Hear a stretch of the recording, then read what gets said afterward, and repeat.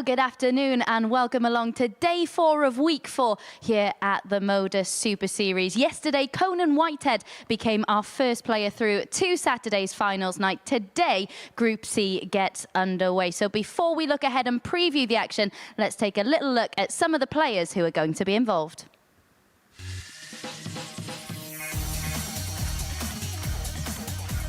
Alan Norris may have finished bottom of Group A this week, but produced some very decent displays, took out some big finishes and will be hoping for better fortune in Group C. Willie Borland returns to the Super Series, having enjoyed some fantastic runs on the Challenge Tour of late, a runner-up to our first man through to finals night in Conan Whitehead back in May. Series 4 runner-up Colin Osborne missed out on a Group B spot by 2 points. He'll be hoping to replicate Wednesday's performance level to do some damage today.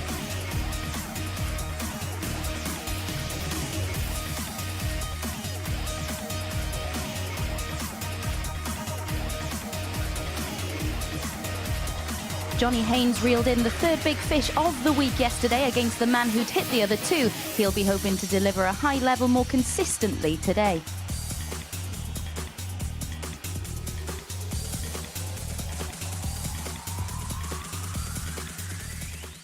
Yeah, and I'm thrilled to be joined by Paul Nicholson to reflect on what we've seen so far and preview this afternoon's session. Of course, Scott Campbell and Ben Payne are also in the field. They're making their debuts here at the Super Series. Firstly, what advice would you give to players here for the first time? I know Campbell has said this morning that he's feeling a little nervous. What advice would you give them?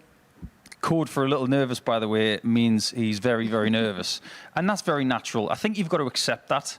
I think you go into the first match saying, it's okay being nervous. This is the infancy of what I might want to do. But you look around you, you look at Osborne, you look at Haynes, you look at Norris especially, you think about the experience they have. They're the people who will feel a lot less nervous and the pressure will be on them. So go out there, enjoy it, and don't put too much expectation on yourself. Yeah, and Campbell was quick to point out that he plays quite a lot with John Henderson back in Scotland. He's taken a lot of advice from him. Not a bad person to learn from, is he? John's got a lot of experience and he's going to impart wisdom in a nice way as well. So I think when Scott comes through to the playing hockey in the next hour or so, he's going to have a lot on his mind. He's just got to channel it the right way to get the performance that he craves. Yeah, let's have a little look then at the group breakdown for this week. Confirmation that Conan Whitehead is our first player through to Saturday's final. Of course, he was the Series 1 champion here at the Live Lounge in Portsmouth. How much of a threat do you think he's going to be on finals night? Because it was really interesting to hear from him yesterday. He was saying, yes, his bull hitting was phenomenal, but his work on the outer ring, that's where he needs to improve if he's to pick up that £5,000. Yeah, I think he knows that. I think we all know that as well, that when it comes to Saturday night, the Monday, Tuesday, Wednesday is an indication of what is possible, but you have to execute everything that you want come Saturday night. The way that Moreno did on Saturday night, he just floated under the radar a little bit with a little bit of brilliance, and then when someone just came off the boil a little bit, he was there to take advantage. But Conan, been there, done it before, vastly experienced, and he's got a lot of success here and in Southampton. I expect him to be a huge threat Saturday night. Yeah, and in terms of the outright betting, we can take a little look at what the bookies think is going to happen in Group C. No surprise to see that Colin Osborne is the 15-8 favourite. But when you look further down that list, Alan Norris, he was very unfortunate in a number of his games. The performance level was often there, just wasn't clicking at the back end of matches. Do you think there could be value in him at 10-1? Yeah, I think there could be, actually. I think Campbell at 6-1 is very, very interesting, in fact. And, you know, to be 4 points shorter than Alan Norris, not sure about that one, but 10-1 for Alan. If you look at his day-on-day statistics, there is a little bit of improvement, especially from Tuesday to Wednesday. So if he can replicate that kind of improvement, maybe not in the same sort of percentage, but maybe half of that, he will still be in a very advantageous position after day 1 for me. And Willie Borland is a name many people will be familiar with, of course. He's played quite well on the Challenge Tour of late, lost out in the final to Conan Whitehead back in May. He should bring a lot of confidence here. Always does. He's one of the chattiest players out there. He's going to bring a lot of smiles to that practice room, but ultimately when he plays on this hockey, he's going to be very focused and very quick. Yeah, let's have a look at the bet builder then for this afternoon's session. These are some of the top picks on the exchange. Our first, Campbell v Haynes, and it is the handicap Haynes minus 1.5. Haynes against Osborne. Osborne to get over the line in that one. And then Payne v Campbell. Total legs over 5.5, and that returns you almost 5-1. Do you agree with those selections? Because Haynes v Osborne, of course, this is their fourth meeting of the week. Do you agree with those selections? Yeah, I think that's pretty close to the mark, actually. I think with Payne and Campbell as well, because we haven't seen a great deal of them or anything of them up until this point, there is a case for that to be a long, edgy game. I expect that to be the case. Yeah, Ben Payne first up this afternoon, so let's get the action underway. He's taking on Alan Norris. Thank you very much, Abby, and a very good afternoon, everybody. Welcome along to the live lounge here in Portsmouth for live action from the MODUS Super Series. We kick off with a debutant on our TV screens in Ben Payne, winning an ADC regional qualifier to play in the Belt Championship match on Saturday. He's going to be taking on Richard North. We'll be definitely hearing a lot more about him as the day goes along. As for Payne, 30-year-old from Uckfield, playing with a Joe Cullen dart, taking on Chuck, who's chucking with Chuck's darts. We'll see how Chuck will go and chuck with Chuck's darts. The 51-year-old is in action. Had his best day of the lot yesterday in Group A. Daily average of 87.6 and was 50% when it came to the doubling. But Ben Payne, the left-handed player, standing very far from the oche. We'll get the analysis of Paul Nicholson on that as the day develops. But up against Norris, whose throw we know all too well by around about now. So what are we going to see in our opening match of the session? We are about to find out. And it's always a good day when I get to say "Howare" at the Super Series to Paul Nicholson. Hello, Paul. Good afternoon, Henry, and that needs a bit of work. There's an O in Howare. You put an A at the front, and you're from Sunderland. And we don't want that. But let's look at this game then. Alan Norris with all the experience and the likelihood of winning this game. But But it's Ben to throw first. with our referee Game Owen on. at the helm, isn't it exciting to see somebody new? I just wonder what we're going to get from Ben. And it doesn't get any better than that with your first three darts here at the MODUS Super Series. Congratulations, Ben. Yeah, there's some bad news, Ben. It goes downhill from this point once you hit max to start. 26. You've got to be a top-notch player to get a maximum with your first three darts in this kind of setting. I'll tell you someone who did. 85. Kevin Painter, back in 1994, when he made his England debut on television, started with a 180. 59. The second best England debut of all time behind Ricky Lambert, who scored on his first touch for England, a header against Scotland just 30 seconds after 100. coming on. This is a good start from Ben. He did say that he was feeling a little bit nervous coming into this game, and that is completely natural. 60. And whenever a player 136. says that, I always communicate to them, it's okay to be nervous. It just means you want something. 60. And it is a huge opportunity for Ben to play in front of the television cameras. It's the like of exposure of which he hasn't seen before. 58. And he will be playing for the ADC 76. Southeastern London Belt against Richard North on Saturday afternoon. We'll be talking a bit more about that as the afternoon goes along. That double 16 leaves double 12 for Ben Age Payne on the to take the first opening leg Ben Payne. in the space of 15. Well, if you're going to start in good fashion, and 15 is the moniker of consistency. Second leg, it's Alan to throw first. Game on. It illustrates as well, Henry, that we haven't had yet a 100 average this week in a full match. You got one in the first leg there, 40. but we have had a lot of people getting close. Colin Osborne being the best of the bunch so far, 99.9. 81. That was achieved yesterday by the Wizard. But you're someone who has seen this week. And what do you think needs to change for Alan Norris to get to Saturday night with Conan Whitehead? 41. Well, if you actually look at his finishing stats over the course of the week, 36 out of 92 all told, he was 50% on the doubles yesterday, 15 out of 30. The issue he's had has been in the scoring stakes. In fact, this game has been a little bit representative of Alan Norris's week. But as far as Ben Payne's concerned, he's having just a smidgen 48. under 109 here. And he has come out the block to some tune. And sometimes we ask the question of ADT qualifiers who perhaps we haven't seen too much in terms of 100. tour events, and maybe the numbers we got are from the Vault, which is a short format, so it can actually either help or deflate your 93. averages in terms of Require in running competitions, 140. how they're going to get on. Well, Payne's come out the traps to some tune. Oh, double 10. Would have been for the most 120. incredulous start you could bear witness to. I'm going to throw caution to the wind here a little bit because I'm talking from 81. Then you an require experienced 20. position. When this adrenaline is pumping the way it is right now for Ben, you can do Games on the things like second that leg. Ben Payne. in the first couple of legs that are almost feeling superhuman.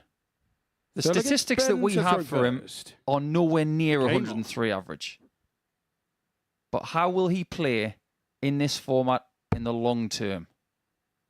He might have an absolutely incredible first match against Norris. 100. But we don't judge them by the first game. We judge them on 10.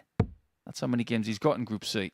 If he makes the top 2, he will be in Saturday night at the first attempt. 100. Well, it's a bit like a footballer, isn't it? He makes their professional debut. You can maybe 60. look good, maybe have a couple of decent touches, but then you're going to get found out over the course of a 90 minutes. And it's kind of a similar analogy here for Ben. Can't be ignored as well that Alan is not playing well in this game. 140. That's his first 140 in leg 3. And you mentioned his doubling stats for the week, 39%. That's really 81. good. But unfortunately, he hasn't got the average to couple with that to make himself more dangerous, albeit through a Group A situation that was littered with experience.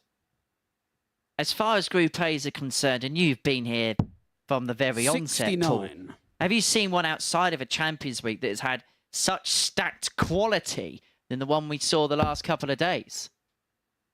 I probably have, but I think what you saw 100. from the league table, when the winner has 20 points or less, that means there's a degree of bunching up at some point. And that's exactly what we had with Harms and West. 100. And ultimately, Then you require 160. Osborne nicking a 4th spot. He should have maybe pushed on and got himself. You got to be kidding me. 140. Is And there you anything that require Ben Payne 92. can't scare in this game? Defensive play here from Alan Norris, and it should be the double-double from here. Oh, well, don't listen to me. 76. Alan nearly puts it right, Then you require as I 20. got it wrong. Ben gets it right, and he's 3-0 up. He's been there or thereabouts. Game on the 3-0 third to leg. Ben Payne. Ben Payne. 17 darts on that occasion. The average is 98. This is a very, very Full good Alan opening to throw showing. first. Game on. Yeah, when things bunch up in a Group A situation, it means that there's been a lot of toing and froing, but I 43. think it's fair to say that Conan Whitehead did deserve to win the group. And to see Harms and West in Group B for later on, that just means we get another double 125. dose of them the next couple of nights, which is tremendous. But I'm going to put something out there, actually, because you know how I feel, Henry, about dart shirts and darts 60. nicknames. I think they've got to be good. There's no point doing anything half good. I don't know if Ben's got a nickname, but I'm going to call, and I've done this with Sean McDonald, he's actually 83. taken this on board. I'd want to call him Clubber. Please explain. Rocky 3, when Clubber Lang is asked, what's your prediction, Clubber? And he says, 98. 10. So there you go. He's clubbing Alan Norris in this first game. So there you go. There's your nickname, Ben. Clubber. 100. But then does he have to go the other way round? He's got to wear smart shoes and all the rest of it. He can do whatever he wants when he's 3-0 up. And this time- 100. He may not have to scare a big finish. And he's been scaring everything apart from a cheater in the Serengeti in this match. 140. This really is some performance. And if he clears that 53 and 2 darts, this is definitively 100. Ben, you require one of the best 53. performances of the week, if not the best. We've not had a ton topper so far this week. 43. And Ben Payne is not going to provide us with And you one here. require May not even 100. win the leg. Noah's back for a ton. And we know that when he gets a go at the finishes, he by and large takes. 80. But not this time. And Payne is back for 5 to set a 4-0 success.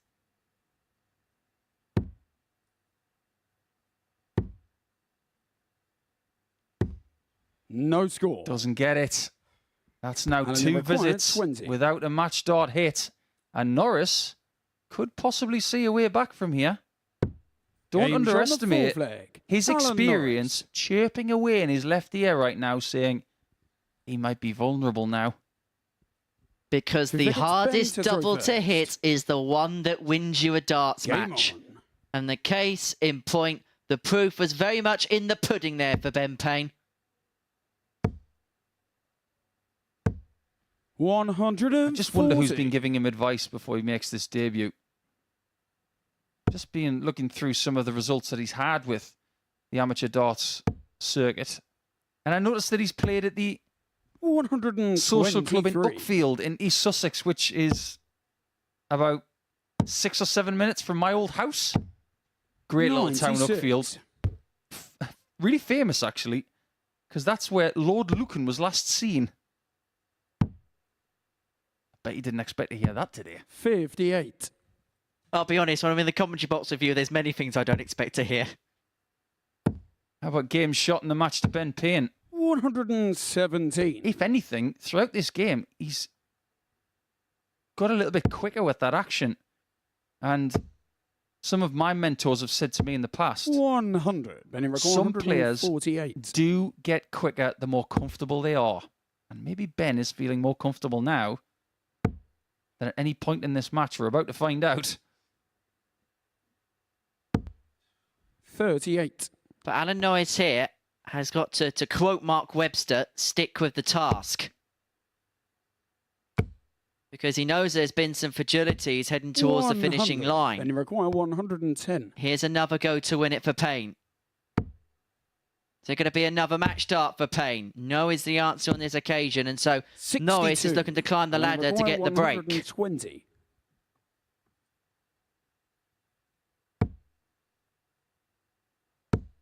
Doesn't get the treble. 40. And throws you a require very, 48. very silly last dart. But that's in, and Ben Payne wins on debut against the very, very experienced Alan Norris, who was disgusted with the way he played. He only gets the one leg and a mid-70s average, but Ben, welcome to the MODUS Super Series with a 90-plus average. You just got to do that another 4 times today. When we come back, it will be a debut for Scott Campbell of Scotland up against the very experienced, also, Johnny Haynes.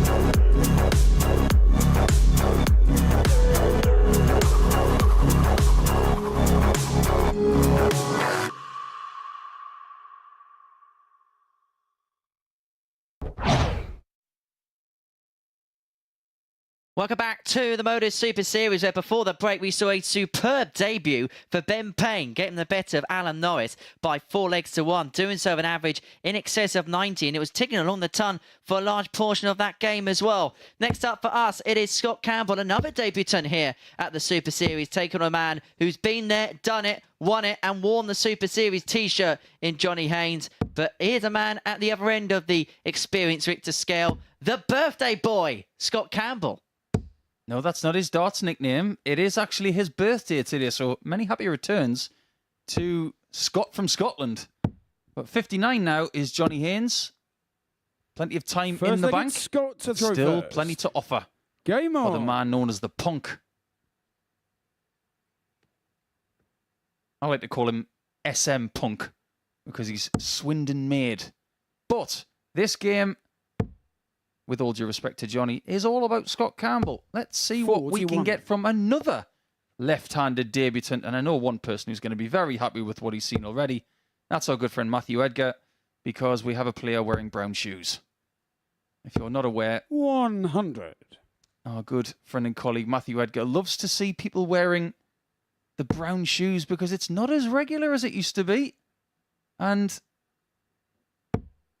I'm quite surprised that we've got 2 lefties in the same group. It doesn't happen very 85. often. Quite rare.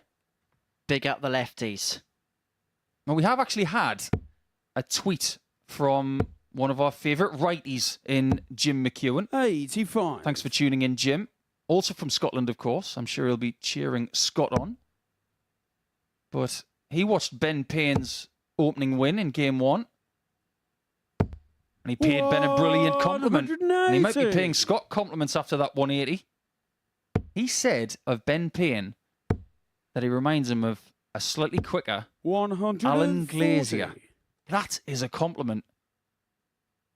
You don't know who Alan Glazier is? He was a huge talent in the 1980s and they called him Ton Machine. He was fabulous. Although we do need to be careful today by keep mentioning left and right when you consider what's happened in the world of politics. But we digress. Scott Campbell was the 6-5 outsider with the Oz compilers before this one got underway. On his debut, maybe the bookmakers not quite sure how to react to his 60. first game on the stage. Haynes 8-13, 62. but a bit like Ben Payne in the opening match, he's got off to a fairly good start. It's getting better as well. Ben started with a 15 darter. Scott could start with a 14. Game shot on the first There leg. you go. Scott Campbell. So far, the debutants are owning Thursday afternoon. Second against Johnny to throw I've got to first. be honest, Henry. Game When I looked at the lineup for the next couple of days in Group C, only 2 players will go through this group, of course, from a pool of 6. 60. My 2 weren't the debutants. I was going with Colin Osborne because he is arguably the GOAT of the MODUS Super 97. Series, and I'm not going to go down that road. Well, you literally just have. Well, he's played more matches than anybody else. He's won just as much as anybody else. 140. He was my favourite to win the group. He might still be the case. But I was going to go for Willie Boland to join him. And they play each other in Game 3, so it'll be fascinating to see what they do in Game 3. 140. But already, Johnny Haynes has got a little bit of a problem with Scott, who looks like he's up for the fight here.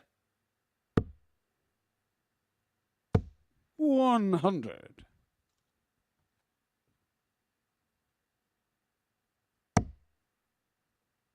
Comes recommended from the great John Henderson, who spends a lot of time with Scott. You don't get a 83. better recommendation than that. That's like Gordon Ramsay telling you about a really good burger joint.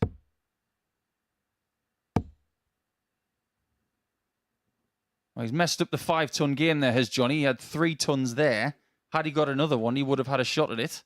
But right 41. now, he's almost second favourite for this leg. Most players would rather be the 181 with 6 darts, potentially, as opposed to Johnny Haynes' guaranteed 3. 43. And they require 160. Maybe that's a little different now, considering that 43 shot. But Haynes isn't going to take out the 160. Can Campbell treat it to a 100. blockbuster finish Scott here? level This would be for the break of throw and a 2-0 lead. And it would leave Haynes in a fair bit of trouble. Going to go for the 2 treble 19s. Well, I went treble 17. Ooh, now that tells me a little something about him. He's not one who subscribes to the norm. 35. He might be Johnny quite requires exciting to 60. watch at the end of a leg. That's a somewhat forgotten route for 138. Double top. Well, Haynes has 50. missed 2 dots at double there. Scott, you require 103. He needed the 3rd, and that tells us that he may be in the same sort of nick as the rest of the week, because he is 1 out of 3 on the doubles for the first 3 days. This is a bad sign for the punk. Double top.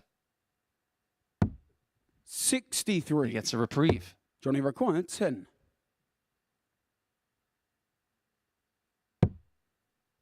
And so the split,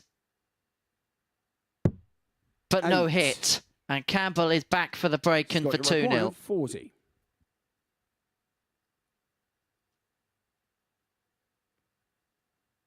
Nice sign of composure there from Scott. He knows this is important because it is for a break of throw. That is not a good guide, but it could be in a second. Game shown the second. Love the way he created the Scott angle. Campbell. If he threw that dart from the original position, he wouldn't have hit it. But by going to his left and opening it up, that shows a bit of darting intelligence. I like what I see from Scott. 2-0 to the good, and it's Game been on. solid stuff so far. Not been anything to wax lyrical and write home about, but it's been enough so far.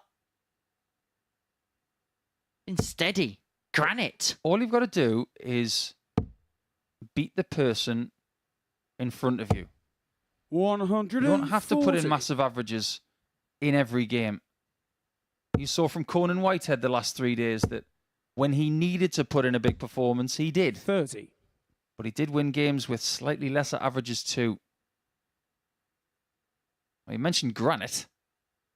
He is from Aberdeenshire, which is known as, well, Aberdeen, the city, is known as the Granite City. 40. Home of the world famous GE Oil and Gas Arena.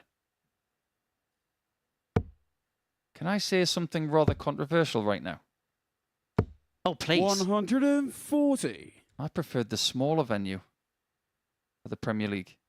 I've been to them both, and I thought the smaller one was better. And, somewhat controversially, a lot of people that I know think the same.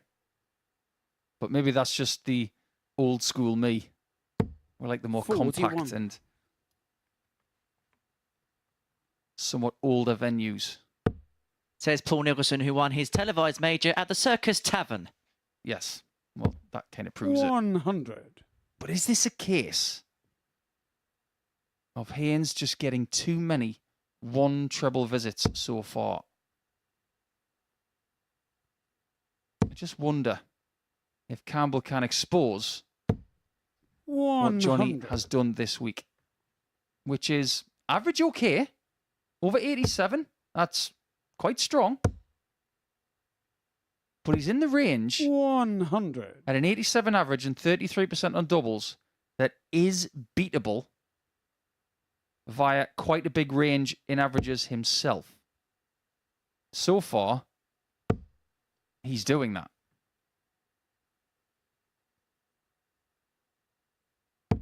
$100. Johnny Rick, 131. So can Haynes find something just a little bit out of the top drawer just to get him going? 131 to half the arrears to 2-1. Not going to happen on this occasion. And so Campbell is back for 80. 41. Should get a dart at top to the very least 80. for 3-0 leads. And it would be a case of the debutants really running proceedings against the old stages, the old timers, 2 stars of the seniors tour. Double Game 10 for show the third 3-0, leg. and he's getting a Scott real Campbell. proclivity of that target. Campbell free up. Haynes in a bit of a haze. Fourth leg, it's Johnny to throw first. It's going to make for a very interesting practice room in the next couple of rounds if the debutants 81. get the 2 wins in our first 2 matches this afternoon. Because what I can tell you is that the practice room was very buoyant over the last couple of hours. Everybody fancying their chances of making the top 2 and joining Conan Whitehead on Saturday night. But right now, the debutants, as Henry said, they are running proceedings. 140. But the narrative in this format tends to change quite a lot. 100. We can talk about strong starts. I remember vividly someone of the experience of Kevin Painter averaging 107 and getting a personal best in this tournament in a first match of a day. But by the end of the day, he left bereft. He wasn't pleased with his day. A lot can change between 1 p.m. and 6 p.m. Well, you're effectively 44. playing a tournament in a day. If you're someone like Johnny Haynes, you're hoping to play 6 tournaments. When you come in here on Monday morning, you're setting yourself a target, of course. 174. However, it's who's holding the cup at the end of the week. That's the most important thing, but you've got to get there. 62. Scott, your As far as this game's concerned, Scott Campbell looks like he's going to get there without losing a leg. This is double 16. And that is a debut win for Scott. Very impressive. And the average as well is almost 94. So, John Henderson told us a few things about Scott. He might have been right, because there, that average is impressive at 16 darts per leg, and the checkouts were not shabby either. So when we come back, it will be another Scott in Willie Borland. He's got experience up against the greatest of all time at the MODUS Super Series, Colin Osborne.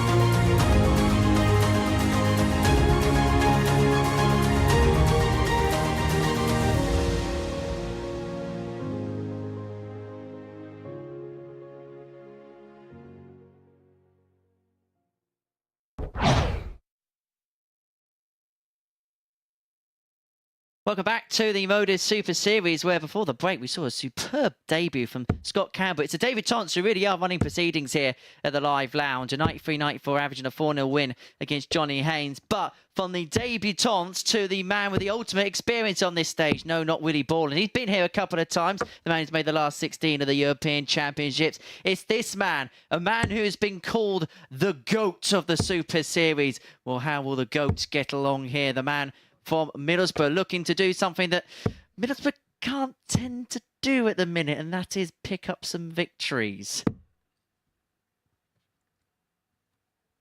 I thought I would just leave a little bit of eerie silence there for our colleague Glenn Durrant. And maybe for Colin as well, because I'm glad he couldn't hear you, Henry. Because First leg, it's Willie to throw first. when we're talking about football, Game on. the last thing you want to do is say something against Middlesbrough. But Osborne this week, even though he didn't 57. qualify for Group B or win Group A, there have been some encouraging signs in there. Best performance of the week from him. And I think it's fair to say, based on statistics and based on what you've seen, Henry, 140. that Osborne was about the 4th best player of Group A. Yeah, overall average 61. yesterday of 88.85, and he had everything in his hand. Well, 4 players had the group destiny in their own hands, but it was a slip towards the latter end of the session, which saw his chances wane in terms of Group B qualification, especially. The one that 100. really did for him was game 12 against Alan Norris, where Norris pinned in 2 ton toppers in a 4-3 victory against Colin, who 59. himself missed 11 darts at double. It was a bit of a mess of his own making, that particular match, but he has got through to a Saturday night through quite literally every single conceivable route and every single conceivable scenario. So if there's 42. one thing Colin isn't going to do over the next couple of days, that's panic. That's true. I think the only thing he hasn't experienced, in fact, there's 2 things. 134. One, he hasn't won an overall Champions Week title yet here in Portsmouth. And he hasn't been involved in a 9-dart shootout. 121. Everything else, he's done it. And you're right about the panicking thing. 57. That is the last thing When he you require does. He's got the 98. patience of a chess piece.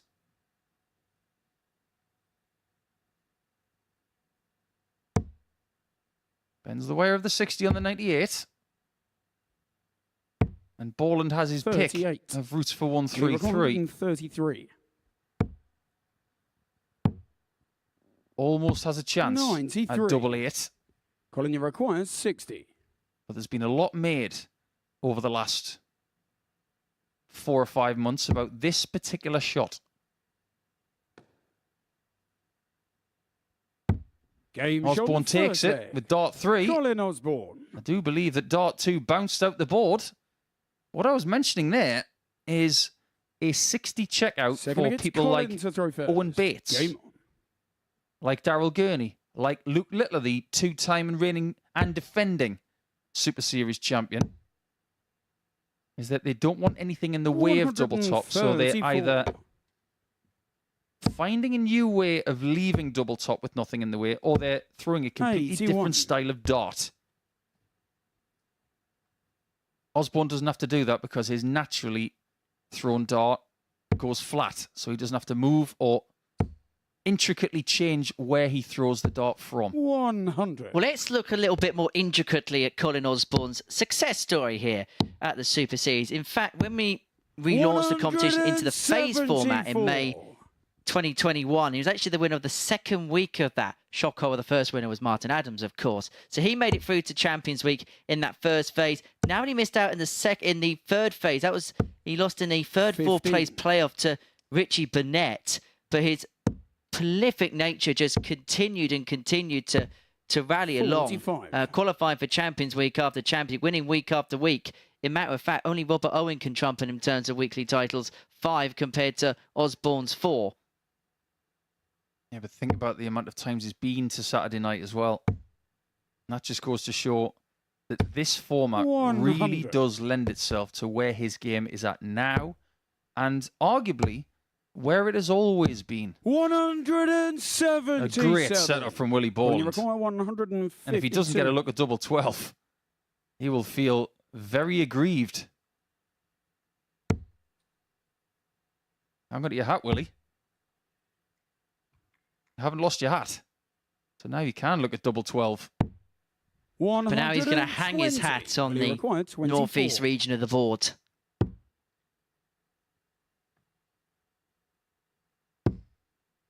Great marker. Game Great shot hit. the second leg. And he knows a thing about hitting double 12 once or twice. But I think it's important. And I've been to exhibitions with Willie Borland. to throw first. I've seen what fans say to him. They keep saying, 60. "I loved your 9-darter against Bradley Brooks at the World Championship." It was an amazing moment. But if he speaks to the right people, it's really important what he does next. What is his next 55. story? He'll obviously go back to qualifying school in January to try and get back on the PDC Tour. 59. He'd love to win this week and this series. But I think deep down, he doesn't want to be known for just that perfect leg. And how hard is it in that 140. scenario where, look, it was such an amazing moment, such an amazing game, and you've been involved in various moments in your career 96. that whenever the public speech is always about that one thing, can you then yourself get lost in that particular moment and the vision in front of you can sometimes become a little bit obscured? I don't think there's any question about that. I think 54. maybe at times in the last 18 months, Willie has maybe hung his hat a little bit on being the man who got the perfect leg at the end of a wonderful match. 134. But I think it's more important now that he kicks on and develops another story, some more success, some more sustained success. 60. Be the player you want to be. 152. Don't be the player that you have been. And one of them on the left, double 16. But that's a 116. fantastic setup to leave himself on double 18, and Osborne can only hit and then hope. Steady enough start this for Borland, averaging 89, 33% when it's come to the finishing so far, but don't expect Colin Osborne to go down in the leg lightly. But double 9 goes inside, and Osborne's got an opportunity to pinch. There's one person this week you do not want to feed shots like this to. It's probably Colin. Game show on the There you third go. leg. Colin Osborne. That's 15 years of experience talking right there. And I'm not talking about me. I'm talking about Colin. Fourth leg, it's Colin Osborne picking up crumbs better than a Hoover.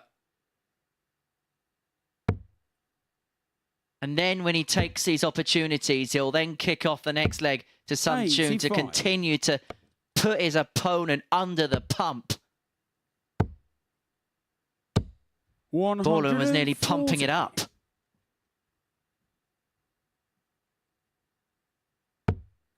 When they first made the stage, I actually thought they were wearing the same shirt. Both wearing black today with a bit of a red trim. You can see Borland's got that definitive lean into his right hip. 57. It's not necessarily a bad stance. He's just got to be wary that he doesn't lean too much into it. You know how I've talked in the last few months, Henry, about the next phase of how dart players can improve. I think it really does lie in one word: recovery. 58. The throwing position of a dart player is not natural.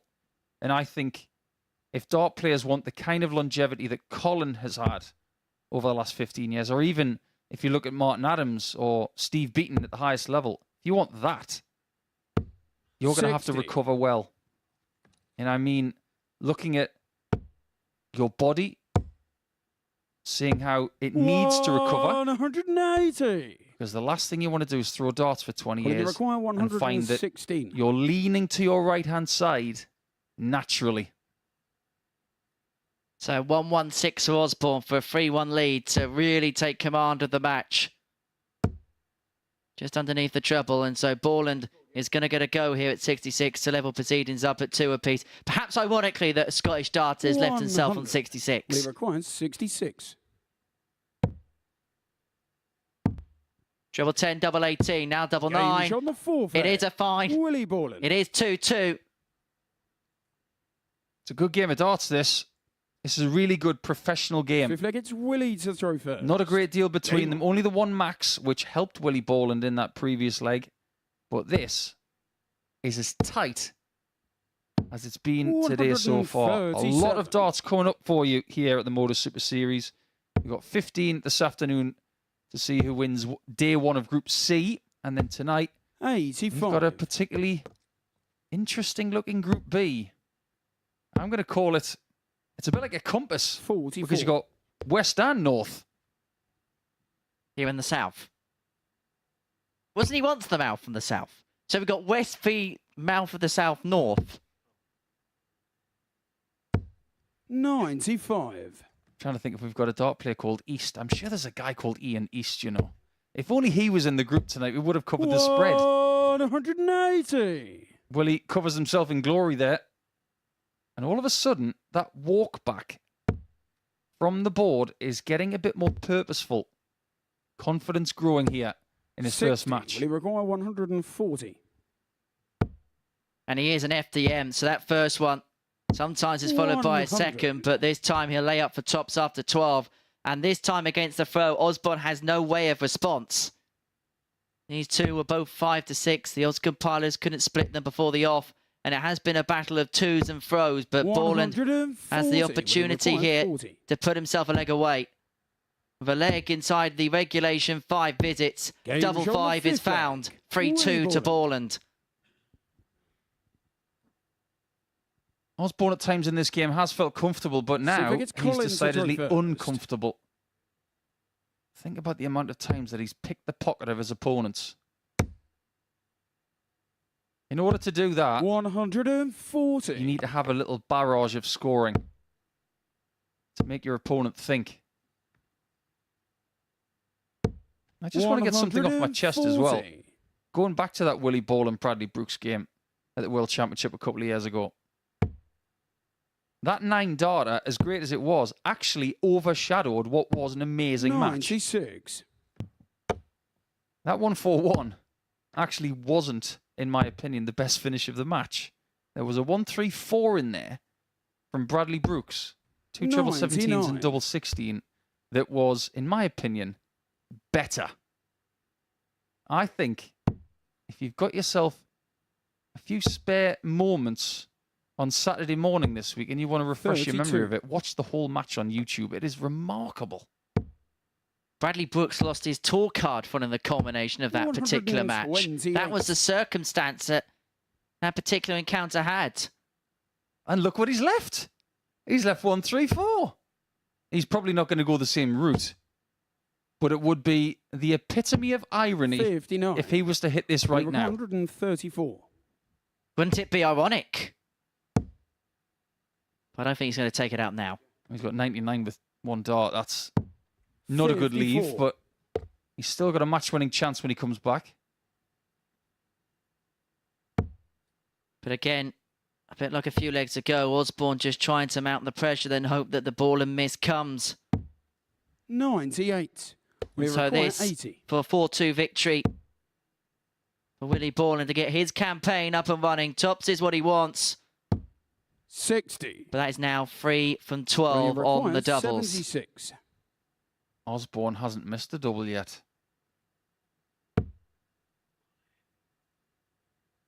Does he get a shot at one at this visit? He knows from 76, you should always get at least 1 shot. And he doesn't get any. 36. And he will be seething inside. 20. Borland will be brimming at the prospect of the win. A win that he gets with a 16 darter. And he does have the better average of the two. Osborne showed patience in Group A to try and get into Group B. He didn't get there, and he didn't get there in this game either. That is another win for someone coming in for their first game on Thursday. Will that pattern continue? Well, as we go into round number 2, we'll find out with Campbell playing Norris next.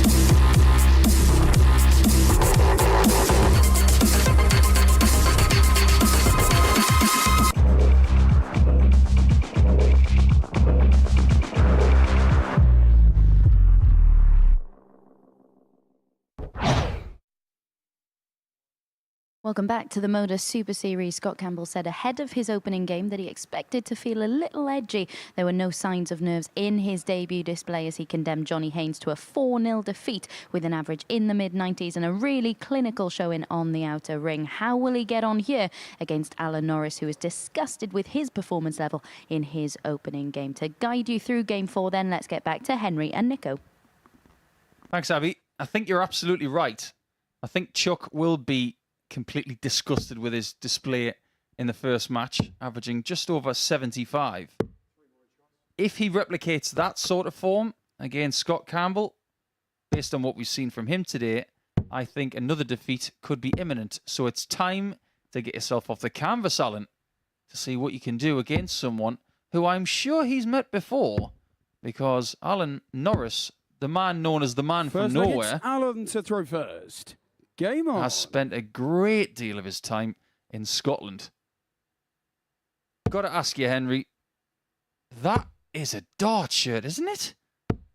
95. And he's got a couple of them. He's got a superstitious dart shirt as well. We're going to see a change of shirt when he takes on Johnny Haynes a little bit later on today. Now, what happened yesterday was this. He started playing in a blue shirt, then realised that there was another shirt that he'd worn for the rest of the week that he beat Johnny Haynes in. And so he changed shirt midway through the session to take on Johnny Haynes, wore it for that one game against Johnny Haynes, beat Johnny Haynes, and then decided to go back to type again. Whether you believe in superstition or not, it really doesn't matter. 58. But if it helps you to perform at a better likelihood, then use it. And here's the thing about Norris versus Haynes. He's beaten him 3 times this 45. week using that sort of thing. So, yeah, keep doing it. But the problem is he's not playing Johnny Haynes right now. He's playing Scott Campbell. And Scott is playing very, very well. 139. Well, if Alan Norris is superstitious, well, he's never lost to Scott Campbell on the Super Series stage wearing that shirt. We'll see if you're saying that in the next 15 minutes. Because Campbell's had another good start. He's got a very measured action here with definitive steps in this throw. Just watch out for that from this angle. Prods the dart, and then there's a little climb of the hand. 89. I don't mind that at all, technically, because the elbow is not dipping. When the elbow dips, that's a problem. When the elbow is slightly climbing, that is more than manageable. 81. So Campbell back for 35 for a breaker throw in the opening leg. And in fact, he hasn't dropped a leg so far here at the Super Series because it was a 4-0 success against Haynes. So this could be a 5-star start for the Super Scott, who breaks the throw of Alan Norris, who residentially now is a Scot, living up in Scotland. Campbell, a leg to the good. Alan Second looks against like he's Scott in to throw pain. first. Game on. Losing hurts. And continuing to lose legs. That really does start to sting inside, physically. 100. Any sports person in an individual setting, or indeed in a team environment,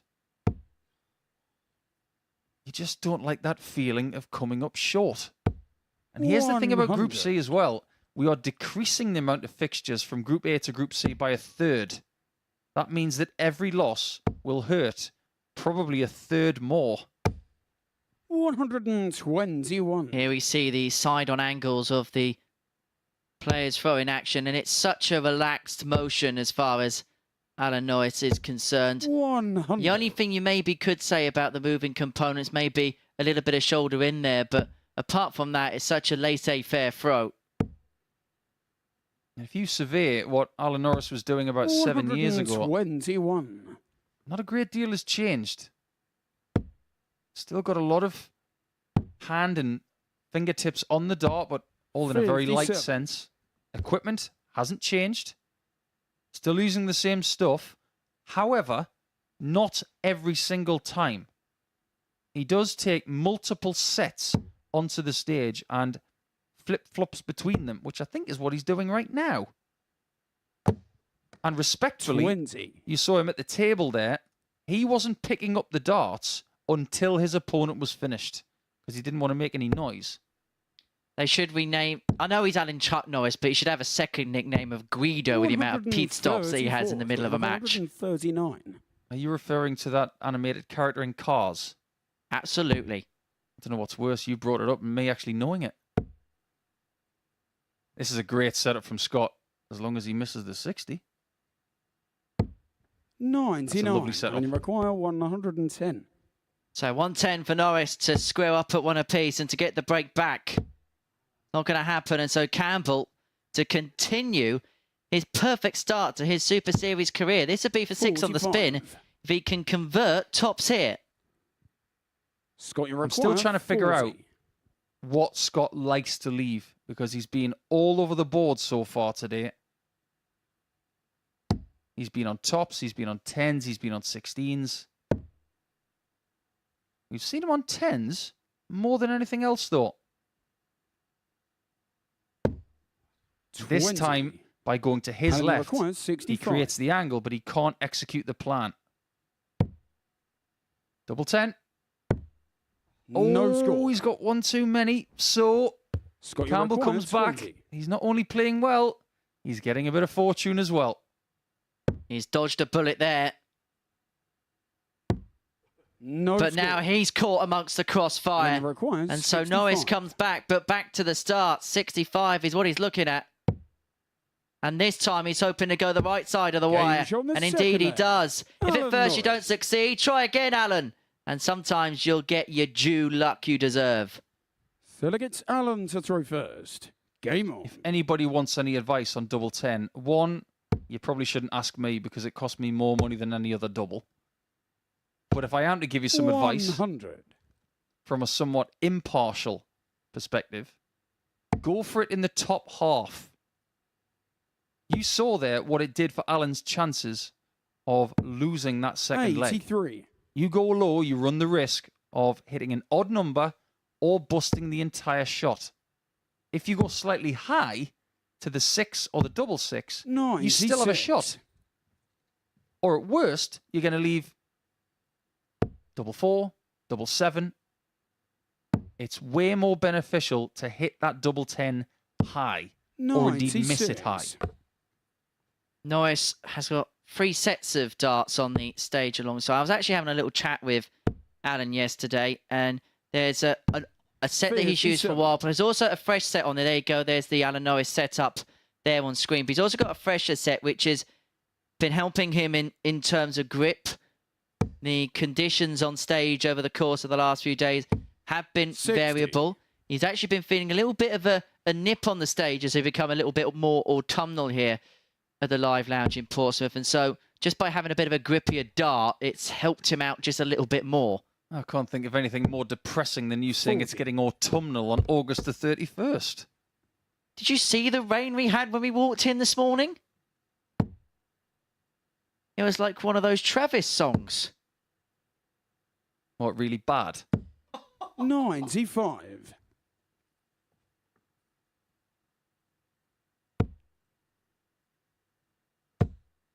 This is not bad. In fact, that's brilliant. 180. He's got your record 167. I think he's quite surprised by hitting that maximum. Don't It is his first of the game. don't change that set, Alan. He's going to come back to lead 2-1. And remember, Campbell 43. had burst his And he score to requires open up a 28. 2-0 lead in the previous leg, and Norris now looking to pick the pieces up. When it's come to the finishing, he's been efficient. Game shot Case the in third point leg. again there. Alan Norris. 17 darts for Alan Norris to lead by 2 legs to 1. They were 2 remarkable darts from Alan Norris Forget because Scott the to throw marker first. dart could Game on. not have been closer. It was magnetized to the outside wire. And then the next shot is magnetized to the inside part of the wire. Just goes to show, it illustrates how fine the 55. margins are between success and failure here on the dartboard.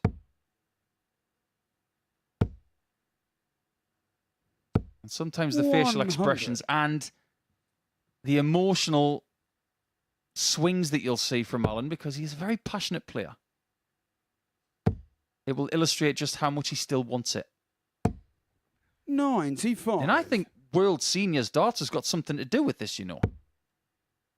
I think people are so much more motivated 100. over the age of 50 now because of the MODUS Super Series and World Seniors, because they've been given somewhere else to massage that competitive spirit.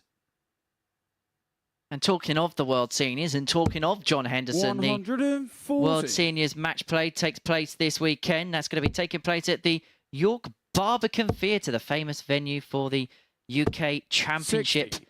snooker event. John Henderson goes in as the odds compiler's favourite to win his first ever event on the World Seniors Tour. But he's going to have stiff opposition up against him. We send our best wishes to Martin 60. Adams, unfortunately, as withdrawn from that event, being replaced by Dieter Hedman. Henderson kicks off his campaign against David Cameron last game on Saturday night, the 2nd and 3rd of September. And there are still limited tickets available for that competition via World Seniors Darts across the social pages 96. and online. But Campbell here looking at 151 to level this game up at 2 apiece. Things have just slowed down for Scott a bit. But are they about to speed up again?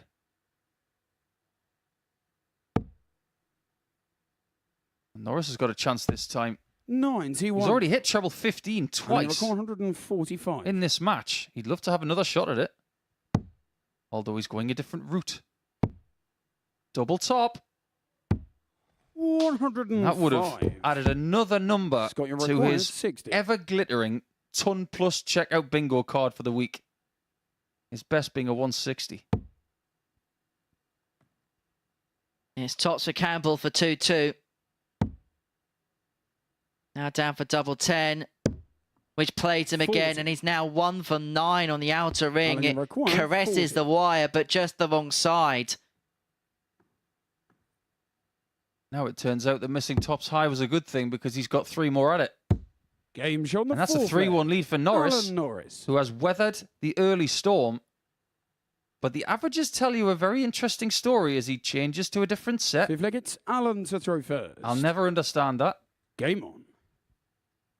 But everybody is different, aren't they? I tell this story all the time. 100. Stuart Kellett of Manchester, great player, used to put his darts in the fridge because he wanted them cold.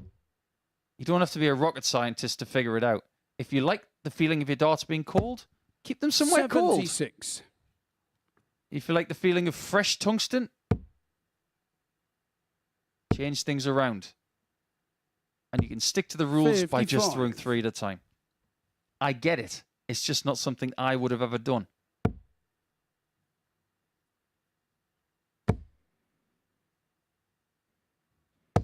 $100.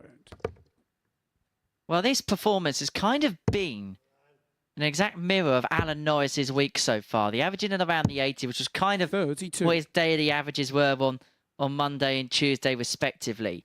But the doubling has been good, 42.86%, 3 out of 7 when he's had the opportunity. And he's had to rely on chances from Scott Campbell, who is 1 for 81. 9 on the doubles and has had chances to win pretty much every leg. And by that token, if we were showing a 3-1 lead here for Scott, it wouldn't be a surprise. 94. Fixtures will be flipped tomorrow, meaning this one will be the second last game for these two players come Friday. I just wonder how important that fixture is going to be for their chances to 100. qualify. There is a risk, of course, based on what happens between now and then, that that game might not matter. They're hoping that is not the case. 60. Scott, your There you go. record, Norris has left himself 144. on another 160. It will be to win the match now that he's getting a shot. So Campbell can't find the Hail Mary. Can Norris chuck in a 160 to complete the job? 87. And you require 160. Done it before. He's got history on this particular checkout this week, but he's not going to repeat the feat. And so Campbell comes back to break back and to bring it back to 3-2. 43. Scott, you require 57. But like Henry said, he's missed 8 darts a double in this match, and he's missed a single twice. Meaning Norris gets a look at 117 this time. The one thing that's going 33. through Alan's mind right now is, 117. why did I only score 43 last time? One route left. No routes left. 52. So he's had 6 starts from Well, he 160, requires and all he could do 24. is leave 65. But it's given Campbell a route back into the match. Double 12. Now Sixers to return the game back to 3-2. And to keep the flame a flickering, Norris watches on, shaking his head in his background. 12. Because the chance has come and gone, and Norris comes Alan back for the requires match. 65. And he's already had his trials and tribulations on the 65 in this game. I just wonder where he's going to go with the first start. It was the same as before. And that result gives him a 4-1 win. Norris. And that erases pretty much everything that happened in match 1. Because now he has got 2 points and he's wiped his leg difference clean. It's only a 75 average, but 50% on the doubles. That is precisely why he got the 2 points there in match 4. Ben Payne started with a bang in game 1. Let's see what he does against Colin Osborne next.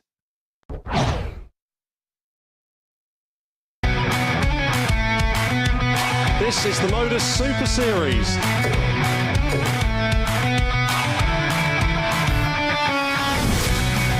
$182.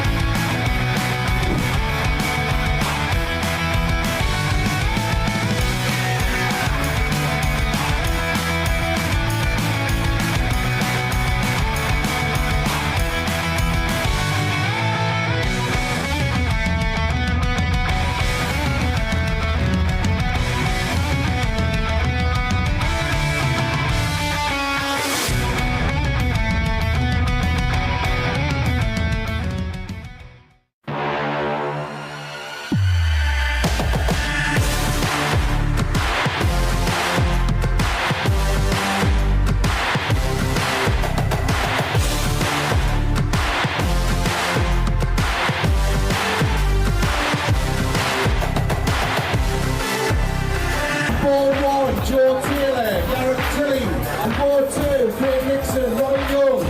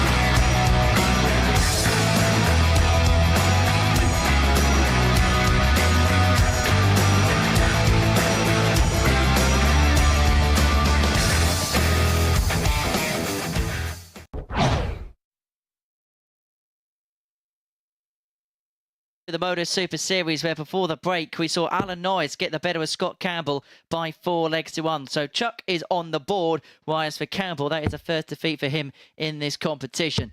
Next up then, Ben Payne in action, who got off to a marvellous start to the Super Series, getting the better of Alan Norris 4-1, doing so with an average of 91.28. He takes on Colin Osborne, who is on the receiving end of a 4-2 defeat to Willie Borland. Now the question is, how much do we read into that performance from Ben Payne first out? Was it a case of, well, he's just flown out the gates as a debutant playing with an air of freedom in the competition, or is there more to there that meets the eye? Based on what we know about Ben so far, that was an adrenaline-fueled First leg, performance. it's Colin to throw first. Game on. But there are a few dots after that statement because we need more information to know what kind of player he is. He beat the experienced Alan Norris at the very start of play, somewhat comfortably 100. by 3 legs. But now he goes up against the most experienced player in Super Series history. 140. And the early signs are pretty good. Not as good as his first 3 darts in the first game, though, where he came up with a maximum. 121. I just wonder what kind of player Ben really is for the long term. I mentioned that we had a tweet from Jim McEwen, 140. one of our good friends here at the MODUS Super Series, saying that he reminds him of Alan Glazier. You can't pay a left-hander a better compliment than that, in my opinion. 100.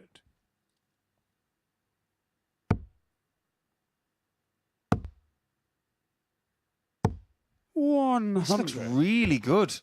And I think here's the thing about taking ADC players and putting them in this environment. It's a great, great thing. Because every now and again, you're going to get a player that just doesn't settle up there. 100. When you reckon 121. We saw it with Jack Waring, didn't we? It just didn't work out for him. That was quite a few months ago. But with Ben, what we're seeing already is that maybe just going up a level, 54. Colin, you might have that extra 80. desire, that extra adrenaline hit. It might get the next level of play out of him. And playing players like Osborne, Game you shot know the you've got to first do the set. right thing at the right Colin time. Osborne. And that just sneaks into the bottom left-hand corner of that double 10, Second leg, it's Ben to throw first. grazing the wire and nearly moving the other side. But it's a 14-dart start for Colin Osborne, 1-0. That was a bit like a Fabrizio Ravanelli penalty, that one, 83. right in the bottom corner. Don't take your shirt off, Colin. Oh, don't try that at home. He really is a wizard. He didn't even look. Did you see that? 85. You wonder why he's called the wizard, because he can do stuff like that. He drops a dart and he catches it in mid-air. You're a wizard, Colin. 134. That was remarkable. And I'm never going to drop that one. Well, he did. But he's in a real zone right now. Look at him. 135. He really wants to get on this 2-point cluster that we've got in the group now. Payne, Norris, Campbell and Borland all on 2 points. 137. Osborne wins this game. He joins them. And it's only Johnny Haynes who would not have points in this group. However, he's got the game in hand next against Willie Borland. That will complete our second round of matches before we then join our friends over at Sporty Stuff TV. Ben Payne himself is averaging 112.5 after a couple of legs here, but he hasn't been harboured any opportunities. The chance may present itself 59. now if Osborne Only cannot require take out the 141, and the way he's been playing thus far, you wouldn't put anything past him. As I was saying. 65. Sensible. Then you require Takes himself 88. below 80, which means the bull shouldn't come into play. But it does for Ben. 46. Colin, you require 76. We saw Scott Campbell struggle in his second game against Norris. What will this debutant do in his second game? Early 60. signs are he's going to get chances. Then you require 42. But opportunities he's going to have to take because Colin Osborne, Game shot on the second leg. you Saints Ben will not Payne. need second invitations, but Ben Payne will not let him have one as he levels up at 1-1. Third leg, it's And we have Colin had a to throw communication first. Game from on. one of Ben's teammates in the Uckfield area of Sussex saying that his nickname is Bungle. 121. That was from Chris Brady. Hi, Chris. Nice to hear from you. But we're not having that, by the way. We're not going to call him Bungle. 120. There might be a rainbow outside, but no, it's not good enough. That gets a 1.5 out of 10 on my nickname-ometer. See, I actually I actually have a rainbow nickname in the commentary box myself. 134. I'm actually called Zippy. Zippy, zip it. 100. Well, our boss is called George.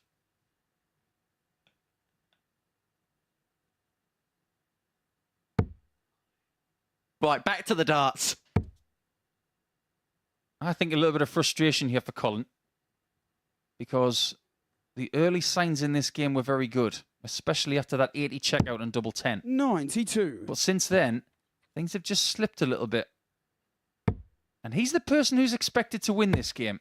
He threw first in leg 1. 100. And if you follow the Well, pattern you've of got today so far, 154. everybody wins when they've got the darts. So in more ways than one, Colin is shouldering the pressure of this 5th match. 94. Great find with the last.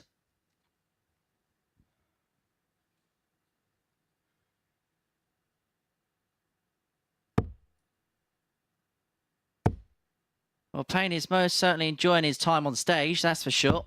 100. Colin, you requires That's a great 60. last start from Ben.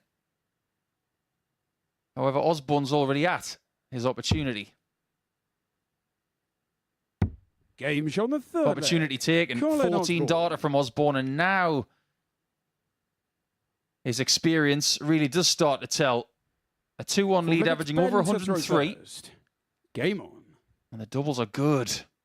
But they tend to be good when you're averaging 103. Well, he's won 60. both of his legs in 14 darts as Colin Osborne, so 28 for the 2 legs that he's accrued. Yeah, 14 data is over 107. You put in a stack of those 85. legs in a day, you'll do a lot right.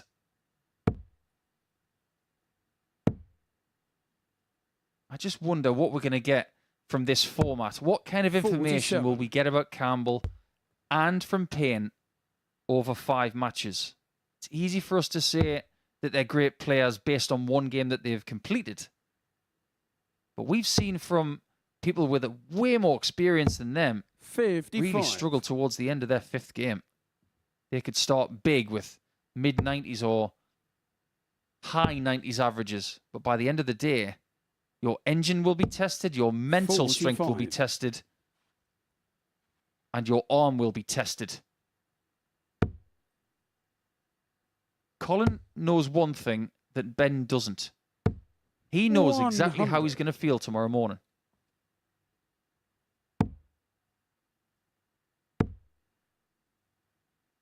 And this is the other thing, you 40. can run off such adrenaline on the first day that you're in a competition. It's a little bit like when you start a new job, that first day, it doesn't matter, you can run through anything, but then you're going to learn how things go along as things go along. 140. This ability level of Osborne is starting to skip along. I think 54. Colin, you when require you look at what he's done in the MODUS 121. Super Series in his career, he will look at who's qualified already for Champions Week at the back end of October and think, I can beat those guys. But he doesn't have to. 81. He has to beat this lot to get a crack at those guys. If you haven't been joining us, it's Matt Clark, Daryl Pilgrim, and Marino McKells, who was very impressive on Saturday night in beating Fallon Sherrick in 97. that final game. Colin, you require 40. Nobody's been more impressive than Pilgrim. Double 10.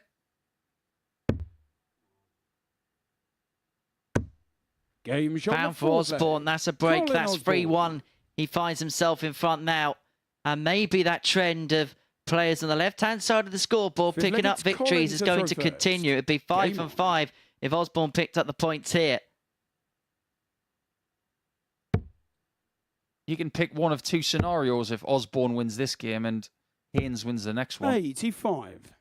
You can say, let's scrub those 2 rounds and start from scratch. Or you can look at it deeper and say, who's got the best leg difference? 100. There won't be a great deal in it, which might be the tale of this group over the 2 days it will be played. You and I have seen over the 60. last couple of years, Henry, that some of these groups can be won by the finest of margins. Maybe even just one leg of darts. 100. Won by one person and lost by another.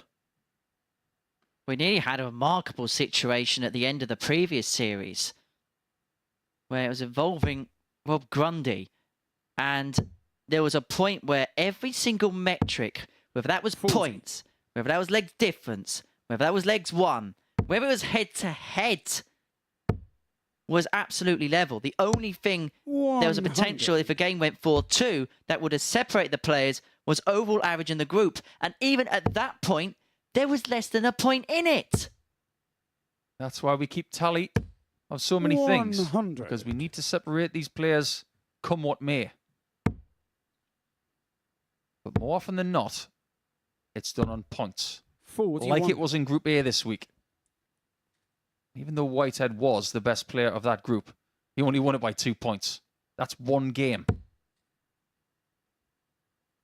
Conan Whitehead, former series champion. Colin Osborne, the last series runner-up. 140. Losing to Luke Littler by Penny record 160. 4 legs to 2 in that final. Payne looking for the 160 to save the match. Osborne's going to come back for 76 to complete the job. 140. Complete a 4-1 victory. And this really has been a solid performance from Colin Osborne.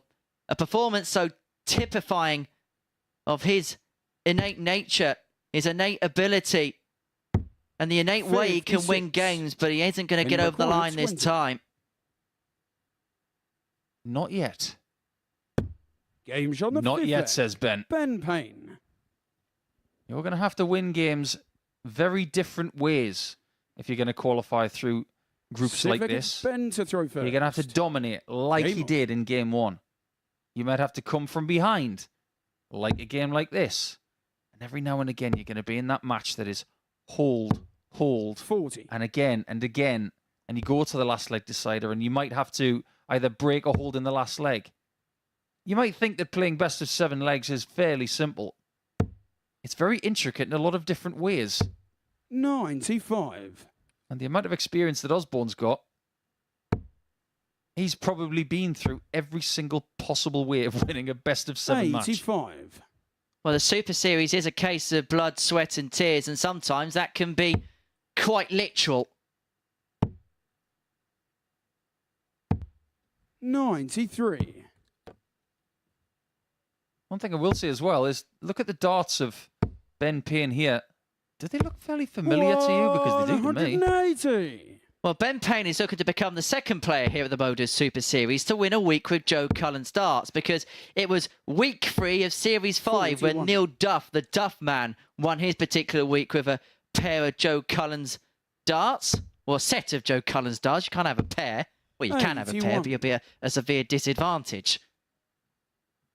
Some people have played darts on this stage and they could have won with 2 darts, like Darryl Pilgrim when he was setting those records in week 2. To be fair, Stephen Burton literally did have 2 66. darts on opening Penny night. record 115. Well, this to send us all the way, and Ben Payne has got the luxury of time. Daniel go for treble 19 to leave himself the requisite double. 77. But Osborne is not on a finish, and so the man from Sussex is going to come back. Another opportunity for us to get information about Ben. 98. Straight for it. Penny record Does he 38. split? And how does he split? He was going for a 6 there. 10. And he might pay the Calling price require for missing 108. double 14. Because this is prime Osborne territory when an opponent has missed darts at a double and a mid-range finish is usually when he 27. pounces, but Penny Payne required comes 28. back for 3-3. Game shot. the That's much sixth leg. better. And Ben now we're Payne. going to find out what he does in the last leg decider. But he doesn't have the darts. And we've already mentioned that everybody Seventh who has and had the final leg, darts it's today Colin to throw has first. won. Game on. 1 leg for 2 points. And it might be, if Colin's not careful, Ben Payne at the top after 2 rounds of 98. play on his own. That's if Johnny Haynes beats Ballin next and he gets the break of throw that he's craving right now. 83. And so for the first time today, Owen Bink says the words 7th and final leg. You sense it isn't going to be the last the way that these groups are conjoined. 100.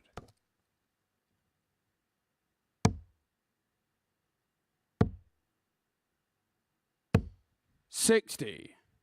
That last dart really should have gone in. It's such a lovely gap between the two darts where it could have smothered 57. the shot and just welcomed it into the lipstick, but just came up short. And now he needs 2 trebles to get himself into a better position. How about 3? 180. And have a look at the Ben Payne roar as well. A real flicker of emotion. Forcing the issue, forcing the hand of the wizard 55. who can't find any rabbits out the proverbial hat. We are learning something about Ben. 138. Is that he knows what to do in this situation against a legendary player in this room. This is for a 13-dart leg 96. to break Osborne require to be on 40. 4 points. To put himself to the summit. Double 10 for Ben. 30. But it won't be Ben 10. Colin, you require 95. He did mismatch darts in his first game. Then he was given another shot. Is he given another one here? He is. 76. It had to be aggressive from Colin. It Then was, you require 10. but it doesn't register what he wanted.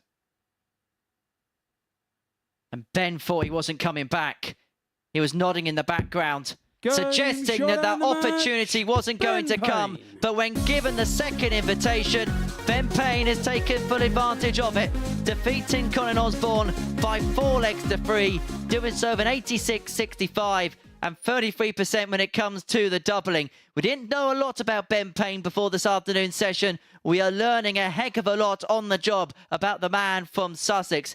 As for the Wizard, well, he has been denied. He has been defied. And coming up after the break, Johnny Haynes and Willie Borland will round off round 2 action.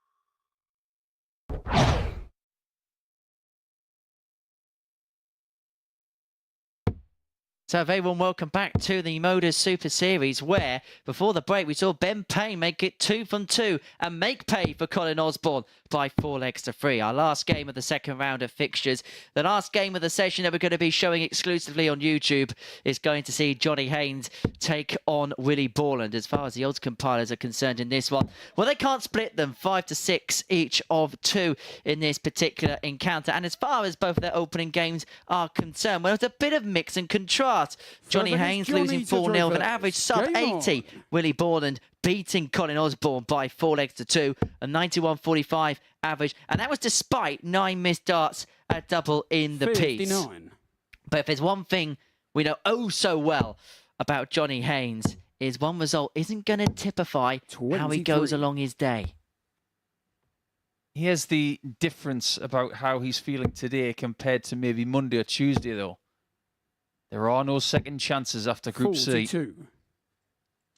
It all gets a little bit more cutthroat on a Thursday and Friday.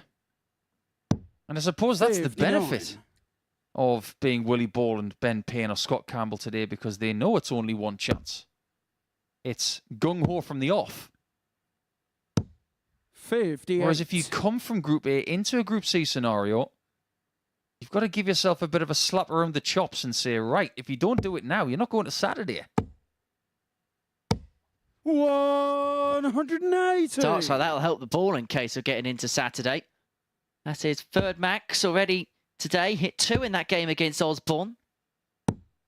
97. I don't think it's going to be his last in this game. He is so swift. 99. That's what makes him very watchable. He's a very good player, but we all say that playing against faster players and watching faster players is just a little bit more exhilarating. 60. Will he require 140? And this would be fairly exhilarating if he takes it. Using those uniform 100. darts where it's grip from top to bottom. They're very much like an old Phil Taylor dart. 85. When he used to use that Will he shape. require 40? Double 10. Game shot. Borland the in first front leg. with an 18 Willie dart Borland. break. And if there is something that needs to stop for Johnny right now, it's allowing Second his against Willie opponents to to throw break him in first. 6 Game. visits. Now, we're talking about the career of Willie Borland, and everybody brings up that game, that infamous game of the World 137. Championship. But he made his name originally at the BDO World Trophy. That was back at the Preston Guildhall in 2018. And his breakout 140. game, ironically enough, was against Conan Whitehead. A 6-1 victory for Borland with a 91.87 average. 140. And he was finishing off the lampshades. He was taking out big finishes, ton-plus finishes, as if they were something that was going a little bit out of fashion. He would then go on to lose to 100. another player we've seen have success here at the Super Series, or in its previous incarnation as the Live League, 60. to Jim Williams by 6 legs to 2. It was a tournament which, perhaps shock horror at that time in the BDO system, was won by Glenn Durrant. You don't have to sound so disappointed about that, Henry. 45. Will he require But if you think about it, 164? Willie Borland really did make a name for himself in that tournament. Everybody knew who he was after that. 40. But now, I've got to say it again, it's not about who he was. It's about who he is now and where he wants to go. 70. I've got Will a he point to require make about both these 124? players, actually, in the next leg, which might not be too far away. 91. Ultimate respect paid to 146. Johnny Haynes there. Some players might have even laid up there. But this is why you don't do it. Just in case your opponent has a chance. 98. Will he require 33? So, Borland for 2-0. Double 16. Game shot on the second leg. Supreme Willie from the Borland. Scot. Borland 2 up. Now, my point about these players is as follows. So look, it's Johnny to You throw go first. through different Game on. independent darting arenas, and you might win a local tournament here and a local tournament there, and they're great, don't get me wrong. Some of them are very, very hard to win. 100. But ultimately, you're going to come up against a person who will ask you, what do you do for a living? 93. Or what do you like to do with your spare time? And you'll say, I'd like to play darts. And they'll ask you a question. What have you won? 140. And every now and again, there's going to be another dart player saying, "What have you won?" Notice how there was a slightly different tone with that. 59. You always want to have some ammunition. And I just wonder what ammunition these guys have got. Because Johnny Haynes, I think, is a fabulous dart player from Wiltshire. 81. He's won a stack of tournaments in the south of England. But there's going to be this little demon on his shoulder as if to say, 60. I want to win something of note. And if you win a series like this, that's enough. 100. Both players are the same. They want that title of note that they can tell people about. 57. This is important. Johnny require 80. Talking of important, this is to get Haynes back in the match. He's going to get a dart at tops. Oh, no, he's not. Oh, no, he's not. He's done the biggest crime punishable in the court of what, Harrington, by missing the big number. It's a good job he's got time on his side. 96. Johnny require 40. And so, back for tops. Game shot. Tops foul, back to 2-1. Johnny Haynes. You and I, Henry, have looked at statistics for the last couple of years, and particularly It's in Willie to throw first. the last Game. year in this building. And predominantly we see doubles hit between 96. 33 and 35% of the time. Johnny this week is at 33%. Yes or no answer, do you think he needs to improve on that 60. to qualify through this group? Quite possibly. 57. You see this fence, it's got a massive load of splinters on it right now. But Johnny's one of those enigmatic players where 140. at any moment, he could go on an absolute blitz. He could go on a frenzy. He could go off and he could pile 115s off the lampshades, Judd Trump-esque, with a bit of naughty darts. But also in there, and we've seen it this week 40. from Johnny Haynes. Well, we saw it today from Johnny Haynes at the 79 against Scott Campbell, is that game that can go the other 60. way. There's maybe one thing that we should look at with Johnny Haynes is, where does he meet in terms of the middle? 85. Yeah, I do get the feeling that his B game is going to 148. have to be a little bit better over the next couple of days. Now, what did I say 92. in the first game, or the first leg of this game? Got to stop allowing your opponent to have 6 visits. That's your job, not to sound like Roy Keane too much. 13. But as a dart William player McGuire, at this 56. level, giving someone 6 visits is not a good thing. 36. Giving them 7 is even worse. But as far as Willie Borland is concerned, every little thing's still going to be all right, you sense, in this leg, unless Haynes can find something. 95. Will he require 20? With that visit, Elisa does something handy, but Game Borland shot comes with back. four He flag. eventually Willie Borland. mops up the pieces to lead 3-1. And Haynes has got it all to do It's from Johnny now. to throw first. Game on. Borland on the brink. But Haynes will throw the kitchen sink. 99. He's one of those players, and this is why he's won so much in competition play. We'll never know when he's beaten until that final 180. dart is sank. But that maximum there for Borland has made that job a heck of a lot harder now. And guess what? Willie 100. Borland, in what could potentially be the last leg of a match, is on a 9. Well, he was. 96. Although, if we're being really pedantic, every player's on the 9 at the beginning of every leg anyway. Bit like how a snooker player is always on for 147 at the beginning of a frame. 140. Now. Johnny Haynes, 2 trebles with his first 2 darts. Stays at the 20 bed, has left himself 58. on a bogey, and Borland will be first to a finish against the darts to seal the 4-1 job. But when you keep hitting treble trees, you might get yourself 94. Will he require 167? out of the doldrums. Unless Borland could have found the ball for ultimate 99. punishment. Johnny requires 68. He was sat left on this in the last leg and never got a go. But he's going to get 2 at double 4. 64. But it moves Willie inside. requires 68. And so Borland, for 4-1 success, wants the target that Haynes has just missed. And he will find, and double 4 will put Borland on to 4 points, getting the better of Johnny Haynes by 4 legs to 1. And already we're seeing a fairly uniform league table. Willie Borland joins Ben Payne on maximum points. A 4-1 victory there with an average just in excess of 84.5 and 40% when it came to the finishing. As for Haynes, well, 2 defeats to kick his day off, and he's got considerable work to do. So Willie Borland, the 4-1 victor against Johnny Haynes in the final game of the second round.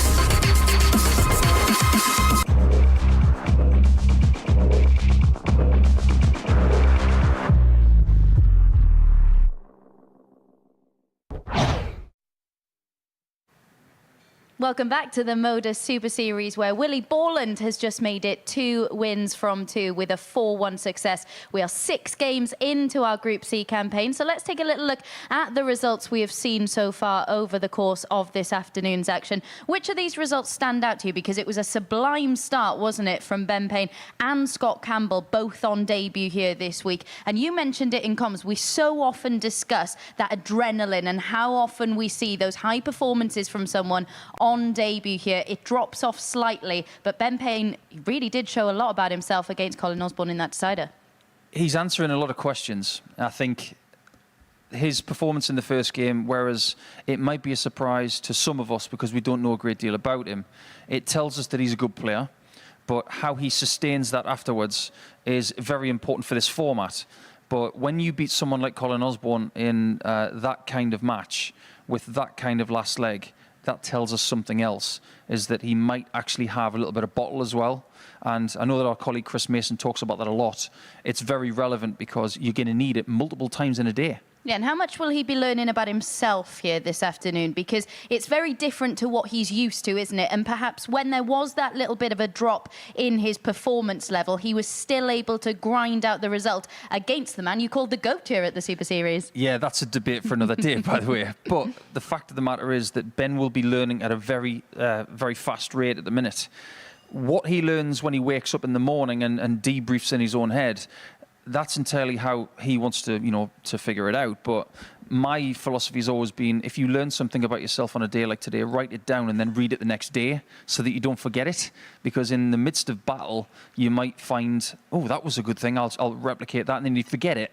But Ben will be learning an awful lot right now. Yeah, he certainly will. Let's have a look at the league standings then. 6 games into our campaign, and it is Willie Borland joint on 4 points with Ben Payne leading the way at the top of the table. You can see there Scott Campbell, our other debutant, in 3rd spot. What have you made of him so far this morning? I think it looks pretty good. I think it's obvious that there's a few nerves there. But if you'd have offered him a win and a loss in his first couple of games, he would have said, yeah, I'll take that. That's something to build on. But now that we have 2 players on 4 points and there's a little bit of a gap between the middle and the top and the middle and the bottom, moves have got to be made. And moves have got to be made more by the experienced guys. There'll be a lot of people out there in the darting sphere, as we call it. And they'll be saying, why are Osborne and Haynes at the bottom with all of their experience? This is a tough school. Yeah, and when Scott Campbell played Alan Norris, there were a lot of missed darts at double from Campbell in that one. Of all the players who have picked up points so far this afternoon, it will be Alan Norris who'll be the more frustrated, do you feel? Yeah, he'll be the one who shows you it too, because Alan wears his heart on his sleeve, and he'd be a terrible poker player because if he feels something, he's going to show you it. And sometimes that will help, because if it's something positive, he will show it to the opponent. It will get them down. But now he's got to grind this out. He's not playing his best darts this week, but if he can grind his way through a decent first day, he'll have a chance tomorrow. He will indeed. Right, then we're going to take a break from talking about Group C action for the time being and show you next week's players. These are the players that are going to be competing in Week 5 of Series 5. Leighton Bennett, one of the standout names there that we need to talk about, the 17-year-old. How important a step is this in his development? It is very important. I think the main reason why he's been given a shot at this is because of the success of Luke Littler. Luke was the first person under the age of 18 to play here. Now Leighton joins him at the age of 17. He won the Cambridgeshire Open at the age of 12. I think there's been a lot of pressure on him for the last 5 years, and I think what he needs to do is come here and develop a little bit more in his own mind and do something positive next week. Not putting pressure on him whatsoever, but I think if he was to make Saturday next week, that would be a huge step in the right direction. Yeah, Owen Bates is another name that stands out when you look at that list of players. He made it to the last 32 of a Players' Championship event in Hildesheim last weekend. How impressed have you been with his development over recent months? I think he's superb. I think when you put him and Cam Crabtree together, it's a bit of a tongue twister. I just think they're a great twosome. They keep each other company on tour, whether it's development tour, whether it's challenge tour, pro tour, or indeed here at the MODUS Super Series. I think that's important. But individually, both of those guys impressed me immensely. I think that Owen is probably the favourite for next week, with all due respect to everybody else. But if there's anybody else that I'm really looking forward to seeing progress, it's Mindaugas Barauskas of Lithuania. I call him Mindy because it's easier, but I think he's got a really good chance of progressing with his own game next week. What impresses you about him? The fact that he looks like Carl Froch. Well, I've got no reply at all to that. That is one thing to certainly be impressed by, I guess, especially when you're Paul Nicholson. Right then, the action here gets back underway from 3 p.m. We're going to take a short break. Make sure you come and join us from 3 p.m. either on our YouTube page or on Sporty Stuff TV.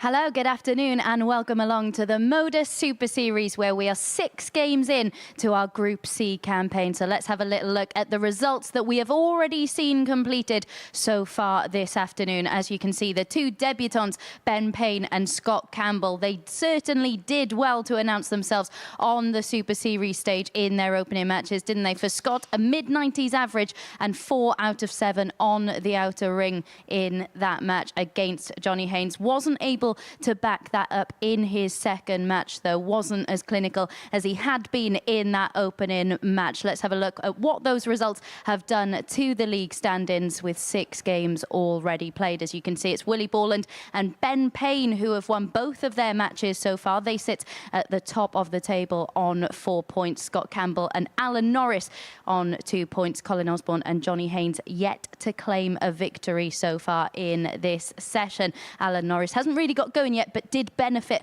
from those missed starts, a double from Campbell last time out. Next up, we've got Alan Norris taking on Osborne for the 4th time this week. The head-to-head in this one for this week is 2-1 in favour of the Wizards. So to see how this one unfolds, let's get back to our commentary team.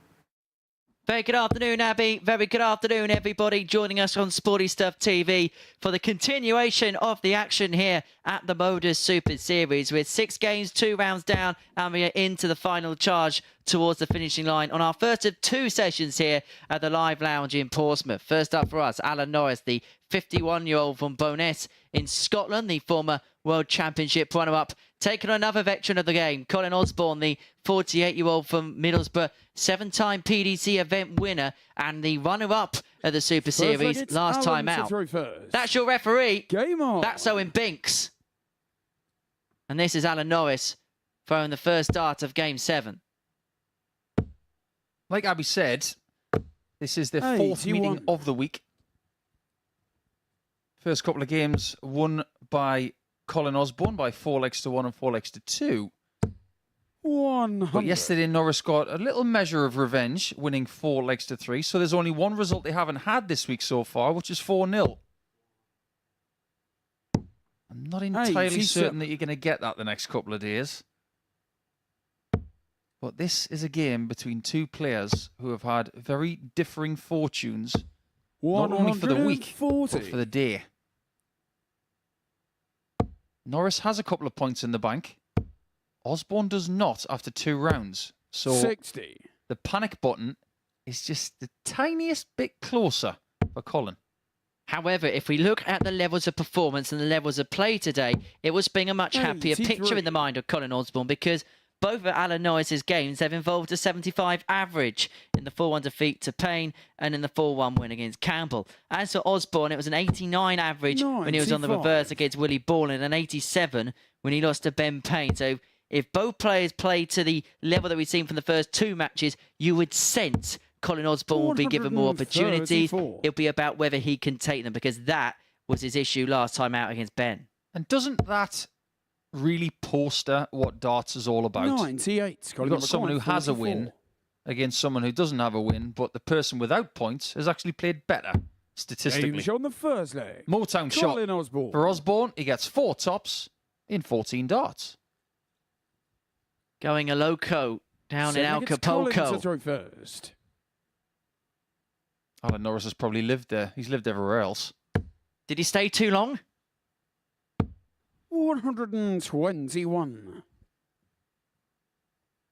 He is fluent in Swedish. Did you know that?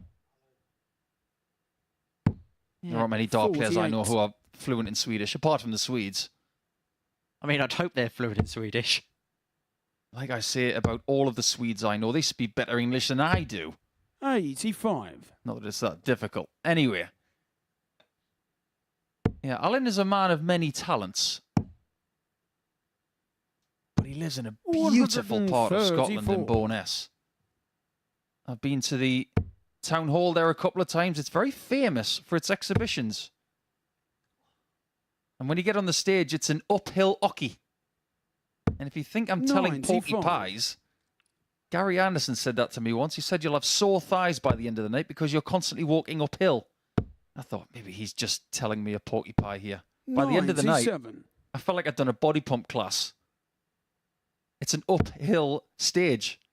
which makes it really interesting. There's actually another one, the Portsmouth Guildhall, which hosts the Untouchables event, and I only know because I've performed on that particular stage in other guises. That's all I'm going to say about that.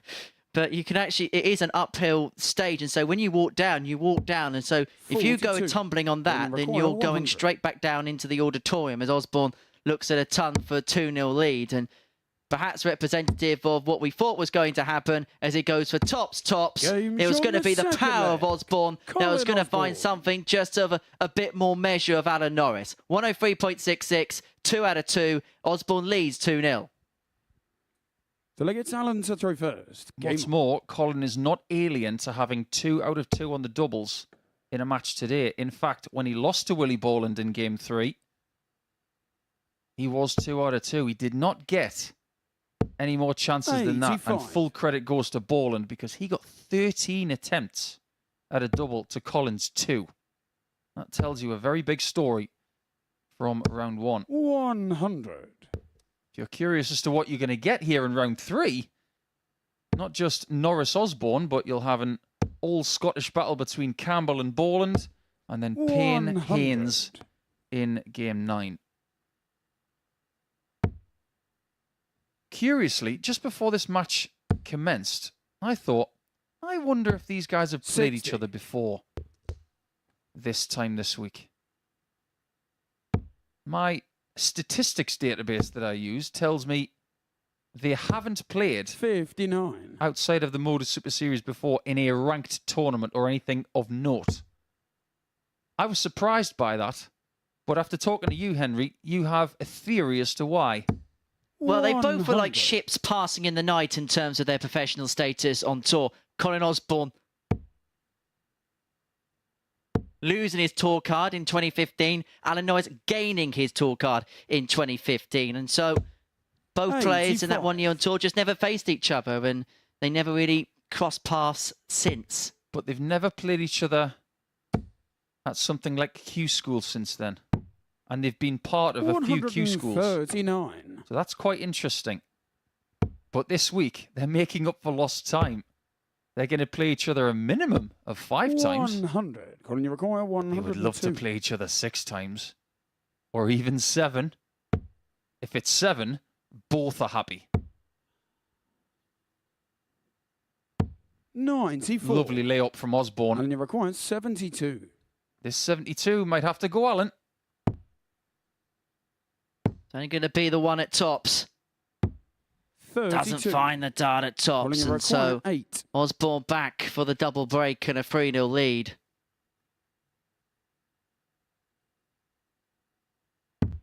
He really is in command of this game now with that double break that Henry just mentioned. Hold here, and we will have 4 different results in 4 days Game on. from these two. Every single number possible in the result column will have been clicked. 120. Osborne's playing like a player who knows that he needs to get a move on. Chris Mason has sat in that very seat that you've got there, Henry, and so has Matthew Edgar, and they say definitively, if you lose 2 games in Group C and win the rest, you're fine. But if you lose 3, you're starting to rely on other people. And I think Osborne understands this with all of his experience. And in case you were wondering what the MODUS Super Series Group C and the government's COVID response system had in common, yep, it's the rule of 3.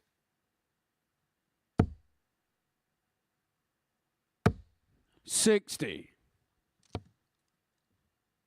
That was a good 60. Very well compacted darts, well thrown. You see no sign of exasperation from Colin. And the reason why is because he's still got a 2-treble lead and he's back at the hockey with the darts. He can just meander towards the finishing line here because Alan Norris has got very little in the way of ammunition. 47. And the 4-7 that the odds compilers gave on Colin Osborne before this game got underway is looking very good odds now. He is on the cusp and Norris has nothing by way of response. 41. And so the Wizard has got all the time that one could wish to complete the job here. At least 6 on 148. Of the 3 people who have come through Group A into Group C, he's got the smallest personal best finish of the week with 136. Because Norris has got a 160 and Haynes has got a 170. 45. He did have a chance in his previous visit of bettering that 136. But now it's all about getting the job done. And like I said, all he's doing is he's meandering towards the finish here. 56.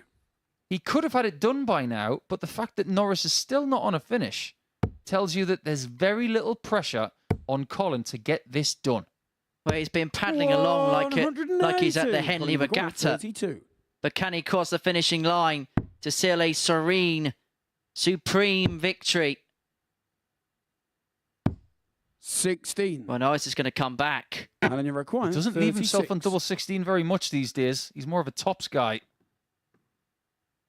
Alan Norris put no pressure on Osborne until that 180 was hit. 27. And that one does not come out of his hand right. 16. Which means that Osborne now looks at double 8 to get this done in 8 visits. Go. There it is. 4-0. And they have completed every possible result this week in their head-to-head. But as far as Osborne is concerned, he gets himself on the same amount of points as Norris now. 77 the average. You can see what Norris is doing today. He is susceptible, but Osborne sticks around that high 80s level, which is good enough to get the points and go to 2. When we come back, it's an all-Scottish affair. Don't miss it.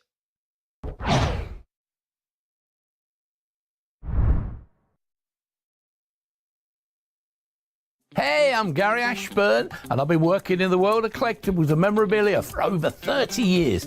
I'd love you to join me every Sunday night at 10 p.m. for Collectibles Guru, where we showcase awesome items from the worlds of sport, music, TV and film. You'll hear the stories behind the genuine signatures and get a front row seat into the world of sport and showbiz. So tune in every Sunday night at 10 p.m. only here on Sporty Stuff TV.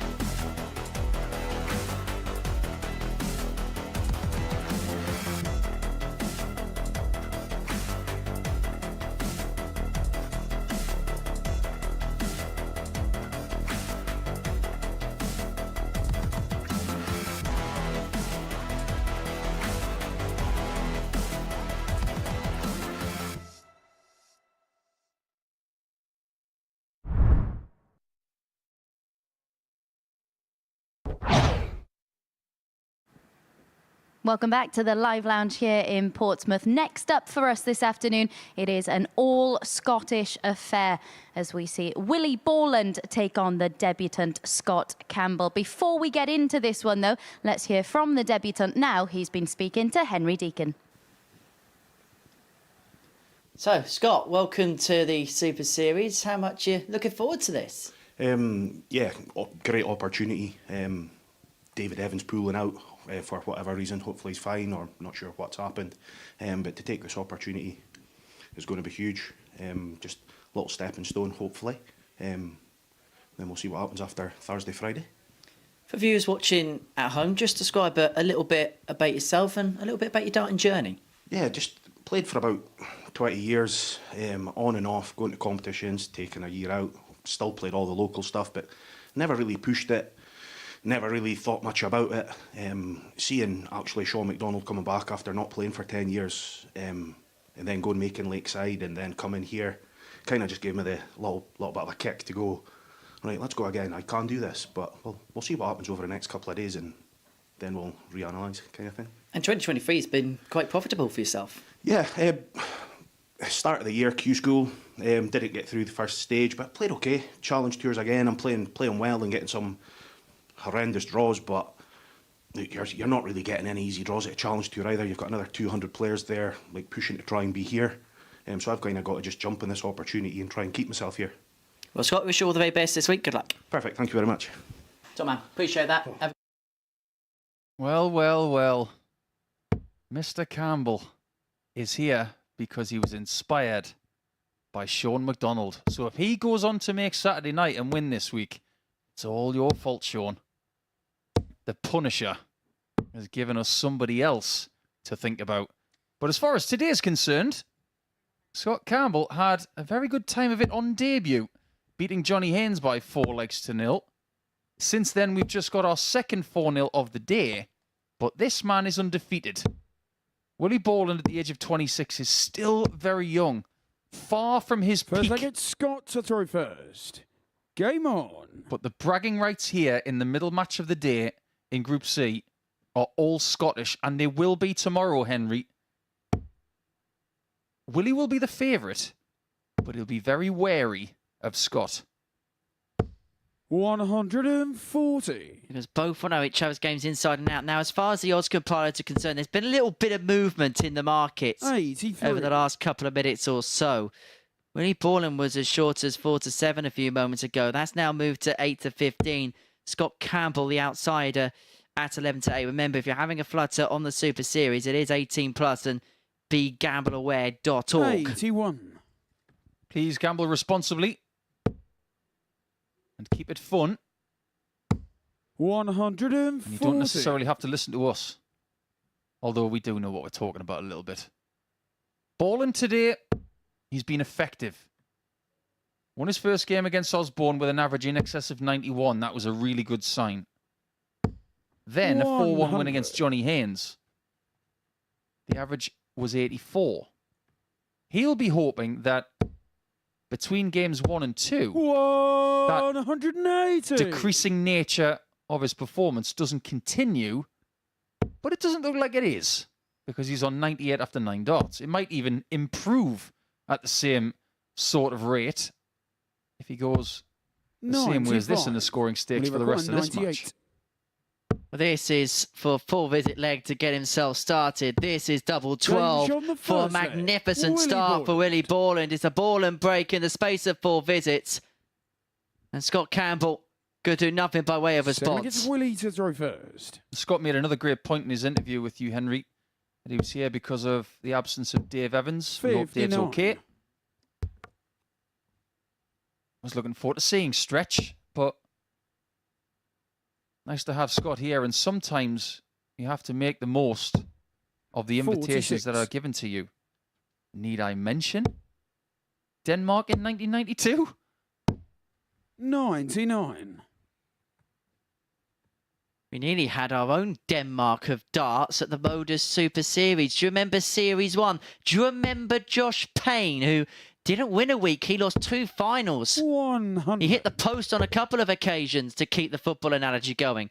But he then played the Champions Week by being the best reserve player 41. because Scott Williams withdrew from that particular competition and he made it all the way through to the semi-finals. He was only defied in the end in a last leg decider by Graham Usher.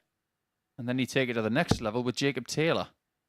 He wasn't even in Champions Week, and he was in a different continent.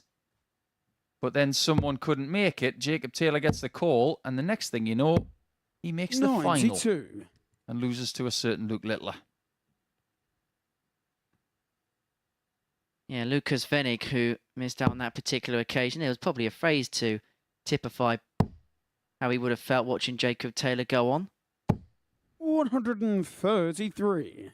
I don't know how it pronounces in German, but sick as a chip, probably. 78. Scott, you know, sick is crank, 140. and chip is something to do with kartoffel. So I'll figure it out.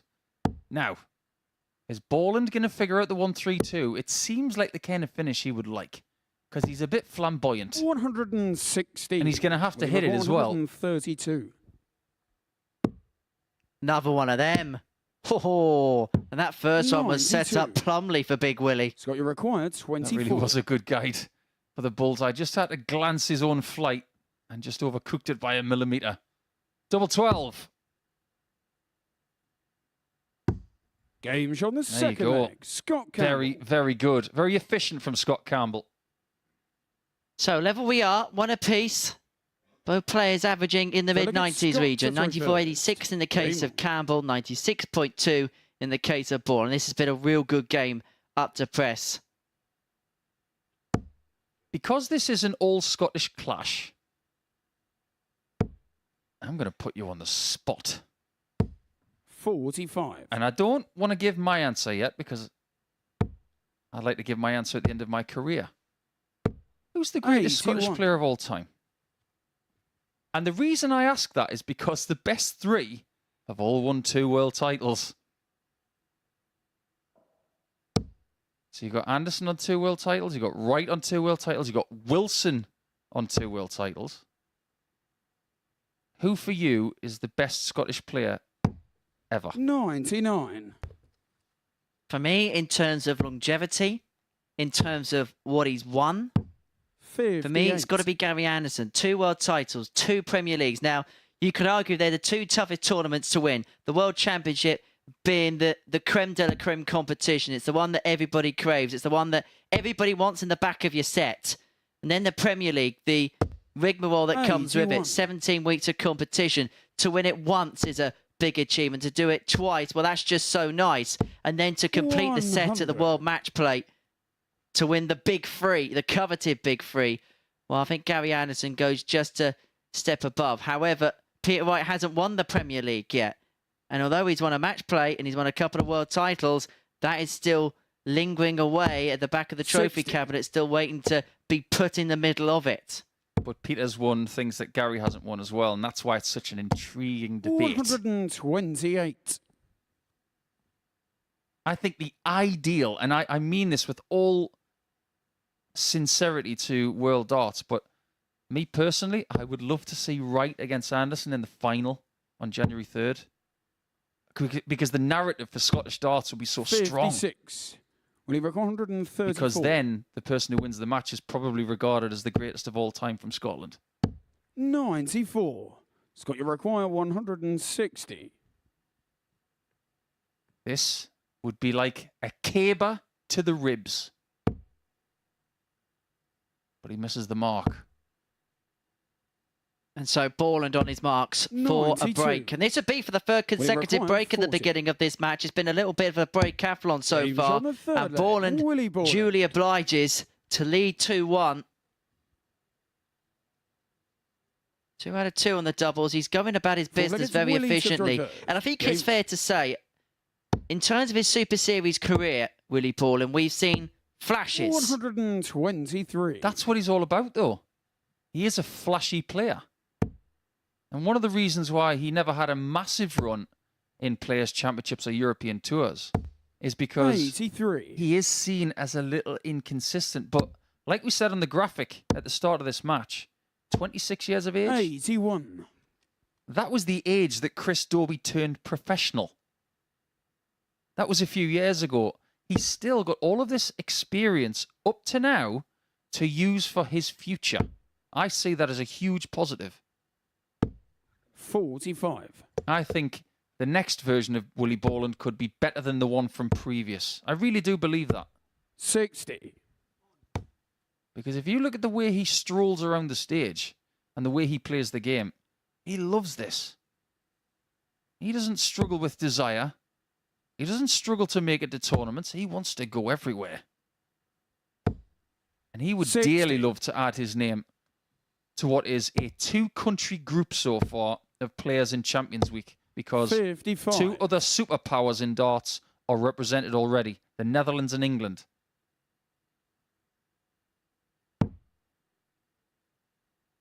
And Scottish representation at Champions Week last time out by way of Andy Bolton, the X Factor. 95. Wiggling his way juicily through to Champions Week.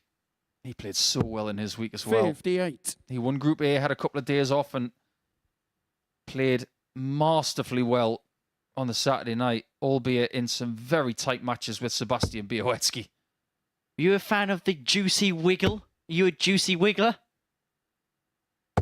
To answer both 180. questions, I'm not a wiggler, 124. but I don't mind a juicy wiggle from Andy. Treble 18, not found. 84. But this is now an opportunity to find out what Scott does on double 19.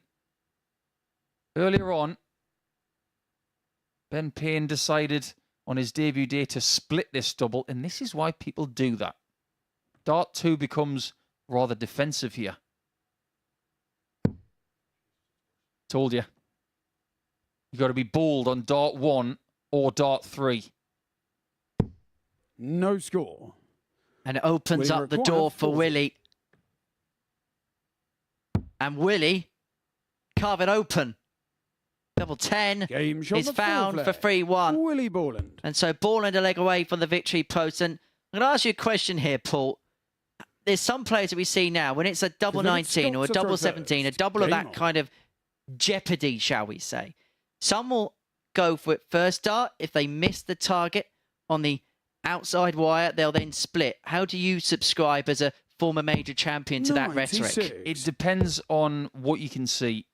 If it's a player that gets their darts to land, like Colin Osborne, for instance, 58. if you miss on the outside, it's probably best for you to go for it with dart 2. But if your darts stand up to attention like Scott's do, then maybe switching 100. to a different plan from darts 2 to 3 is probably the right way to go, because you're covering the bed that you're going for. And you 59. saw that Scott going for double 19 was actually further away with darts 2 and 3 than he was with the first one. So maybe utilising that plan might have worked, but shoulda, woulda, coulda.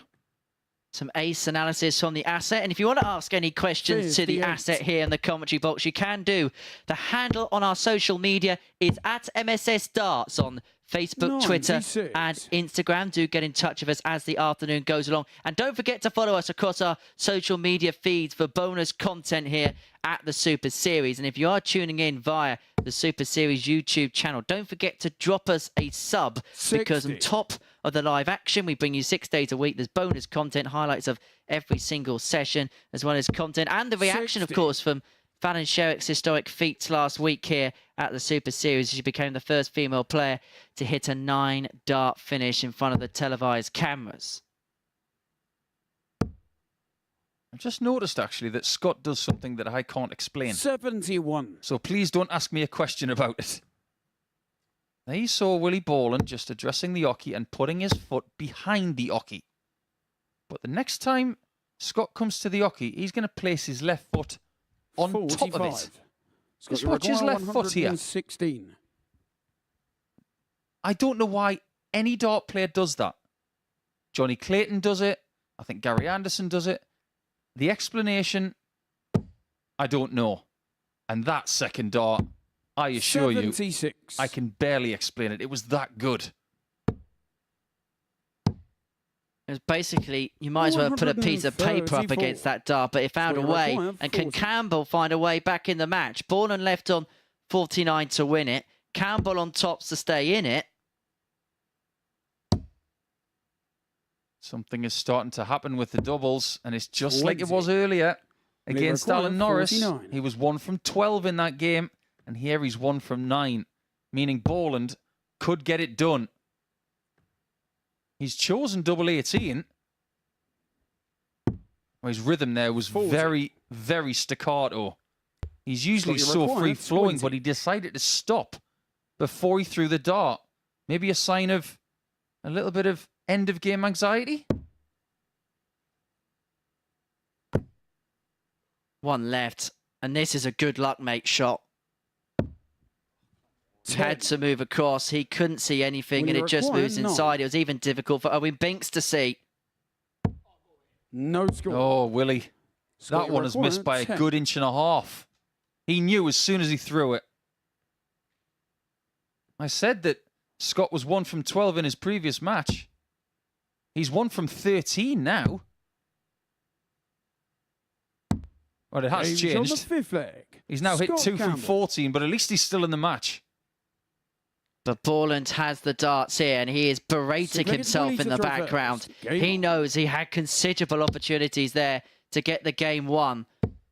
But look at the riposte. Maximum reply from Borland. Now, we've talked about the front foot of Campbell. What I want you to focus on next is the follow-through of Borland. It's an aspect to his game that he gets no credit for. It's one of the best in the world. it's got this elastic nature 91. that is Barneveld-like. It's so smooth. There's no real hyperextension of the elbow.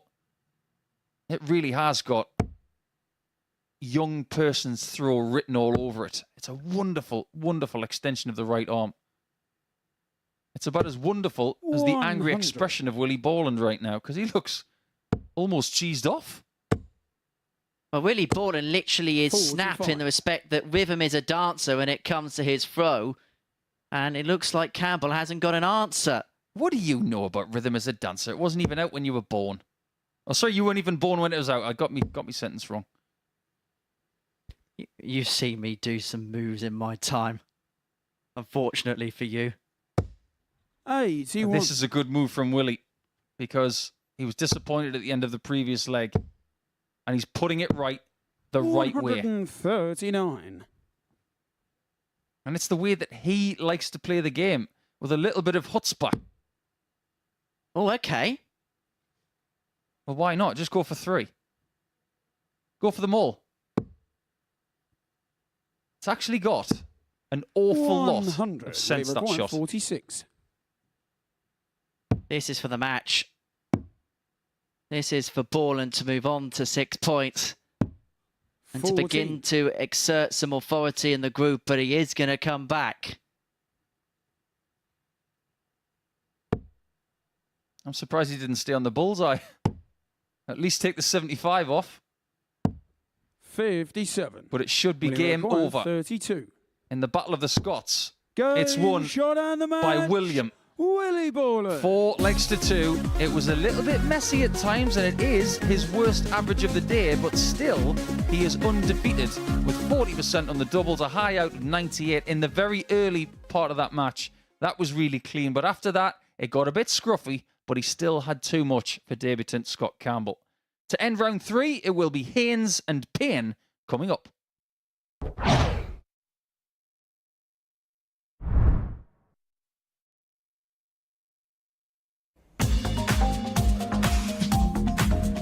Catch the best thoroughbred racing from South Africa alongside 15 live greyhound races at 11 o'clock every Tuesday, Thursday and Friday morning, live here on Sporty Stuff TV.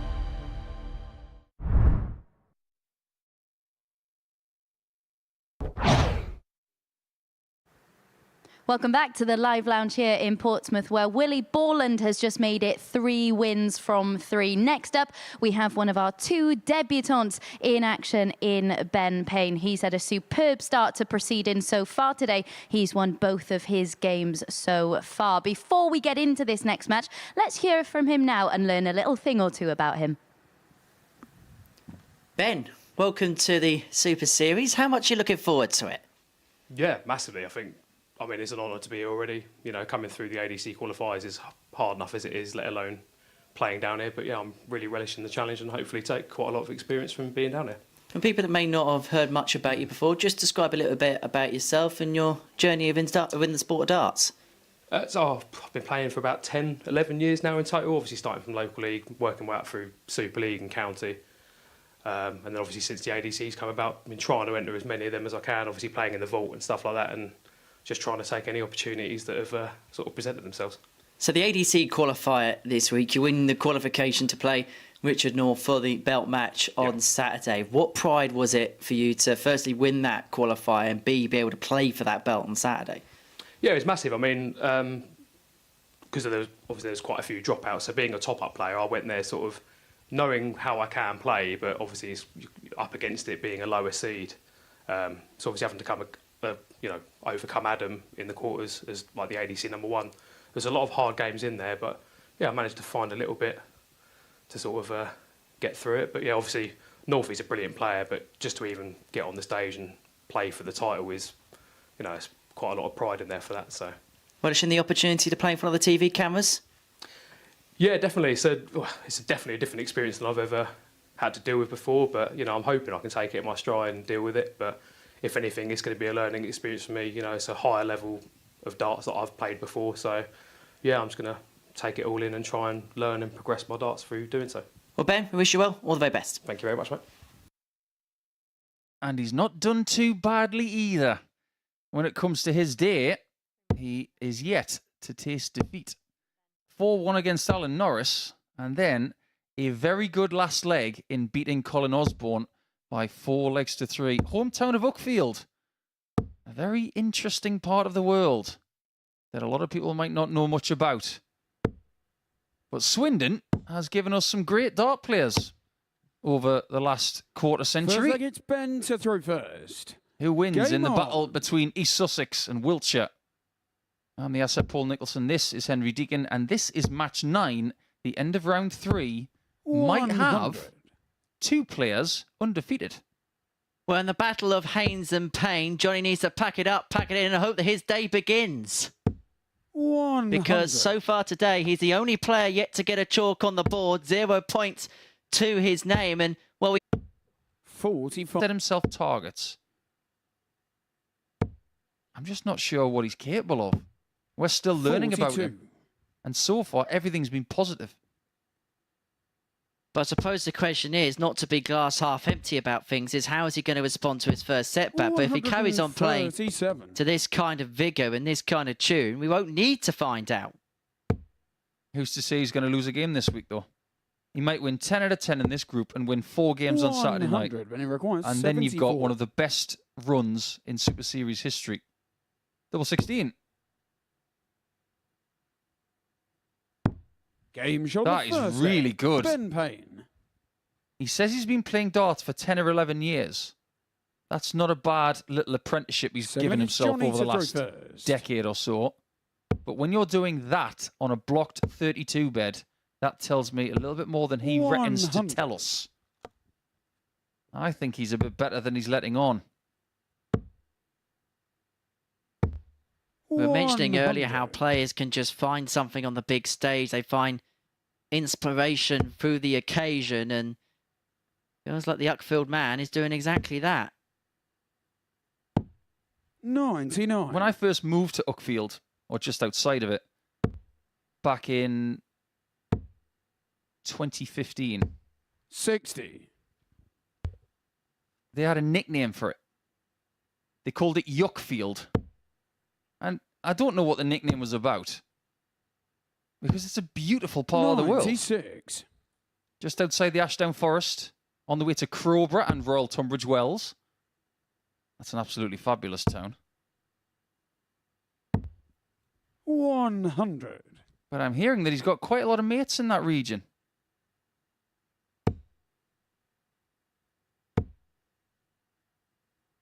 And Sussex darts, 100. over the years, it's had some superstars. Shane Burgess, Adrian Gray,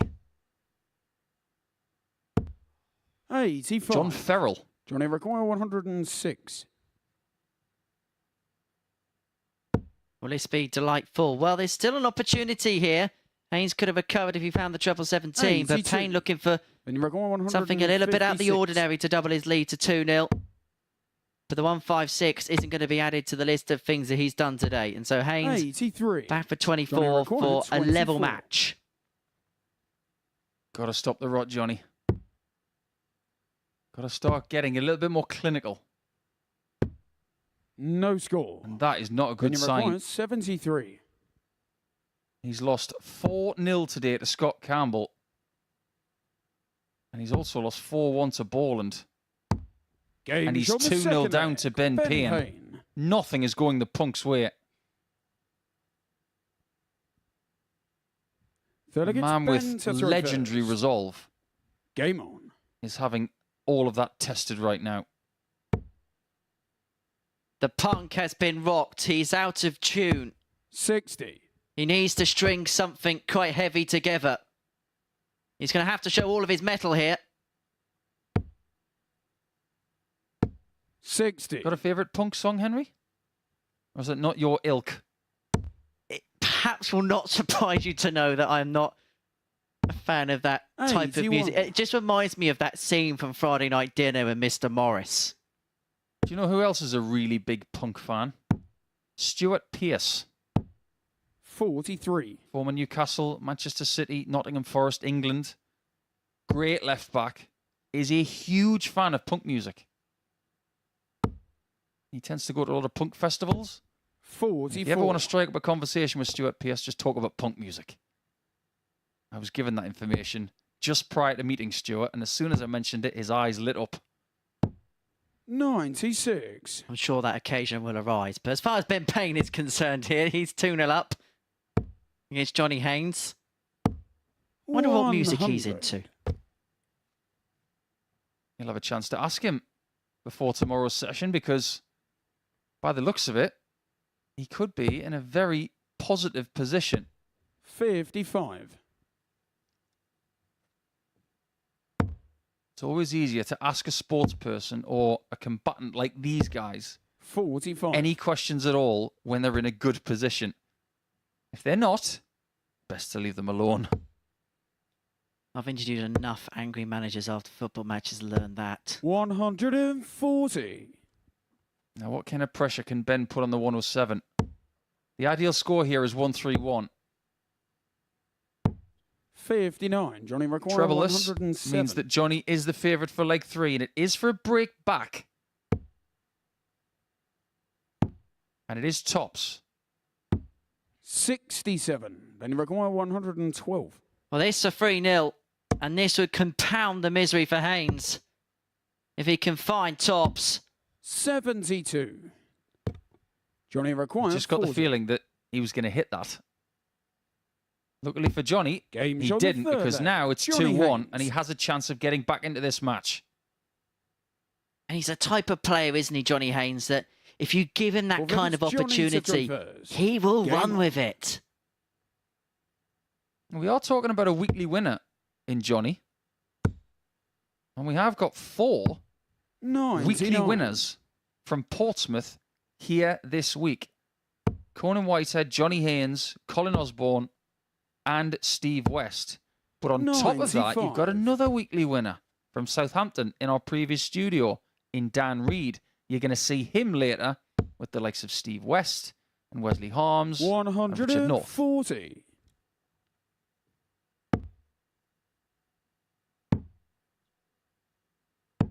Matter of fact, wasn't he a phase champion back in Southampton, if memory serves me correctly? This is where the treasure trove of notes comes into play. 60. Ben was talking to you a little bit earlier about a tournament he was involved in, and he was talking about beating Adam Mould, the current ADC #1. Well, Adam Mould is a weekly winner here. He made a real name for himself at the start of 2023 140. by winning a week courtesy of an ADC invitation. Wouldn't it be something if Ben was to do the same? Adam Mould was actually the first winner of a Super Series week in 2023. Here's Haynes looking for 62 for 2-2. And if it doesn't go, Payne has got to finish. He has found this week. 42. Can Payne go fishing down the Super Series lake? And it would put Haynes' hopes down in the Swanee. 56. Johnny requires This game has changed a little bit now. Ben Payne is averaging under 80 for the first time today. 16. He still has a chance of And you 3-1 up. require 114. He's winning games today in very different fashions. 94. And that one is an overcorrection on his Johnny previous requires shot 4. at tops, which was a good 2 centimetres high. And so double 2 for Johnny Haynes. He has to move across. In fact, it's central and standing upright. Well, that makes it almost impossible. If he finds this, this may well be dart of the week. Oh, Range what a on the fourth find! leg. Johnny Off Haynes. the post and in. 2-2. Just goes to show the mentality of Fifth leg, Johnny. it's Ben to throw first. It's a wonderful dart from him, Game on. but it's just another dart in the double in a quest for 4. You've got to know your angles in this sport. You don't have to be Alan McManus with a cue in your hand. 125. You've got to know the right angle to throw from. We've already seen certain shots today. One in particular from Scott Campbell in match 2 when he hit a double 10, and it was on the 121. left side of the oche. He had plenty of room from that side to find the double he wanted. Whereas Johnny there, he's closed the 140. left-hand side. He goes to the right, and then he can see a lot more.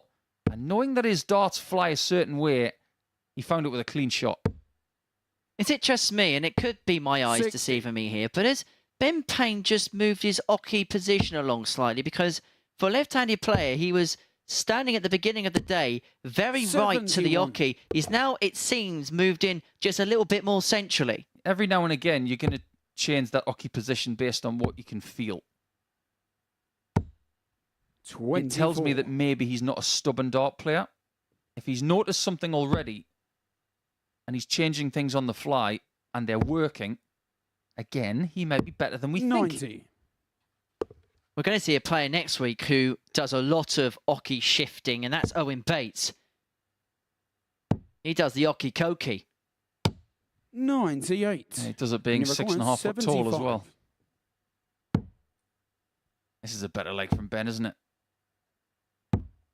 55. He's having a bit of trouble on double top.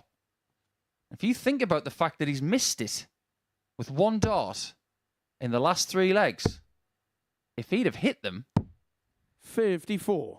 this And you game was require done. 20. He could be on the verge of finishing the game here. He Range will be on on the the verge fifth of leg. finishing the game Ben here. Payne. He's 3-2 up, and despite the mini Haynes clawback, Payne is on the hill, and Haynes has got it all to So I think do. it's Johnny to Otherwise, throw he's first. going to find himself with some serious work to do. He'd be 6 points behind the top 2, and he would already, if we're subscribing to the Wall of Free 135. rhetoric, out of lives.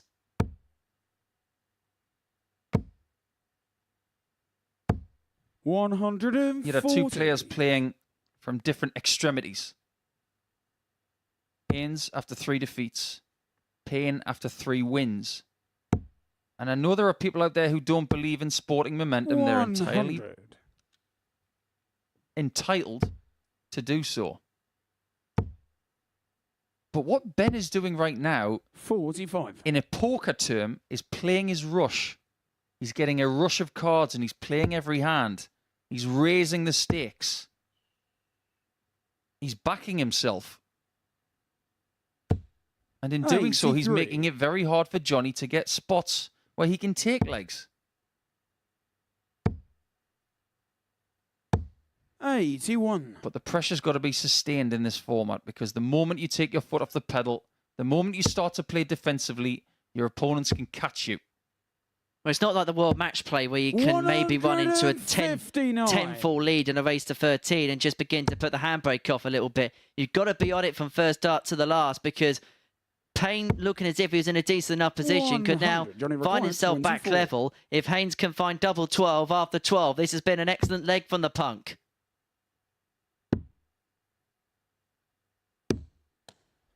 I 12. think that one hit the wire on the outside, And you require 135. which means it's a match shot for Ben.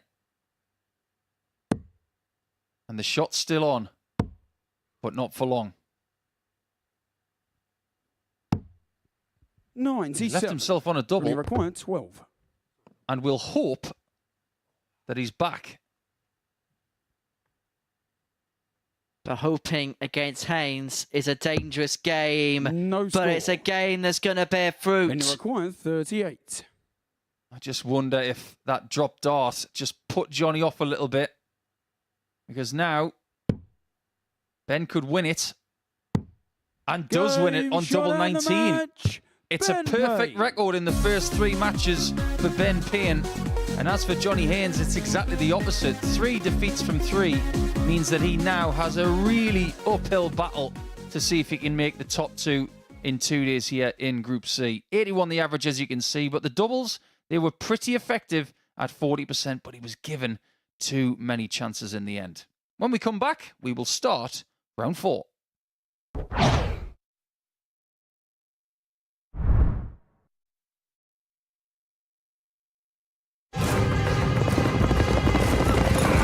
It's the final straight. Your horse is challenging for the lead.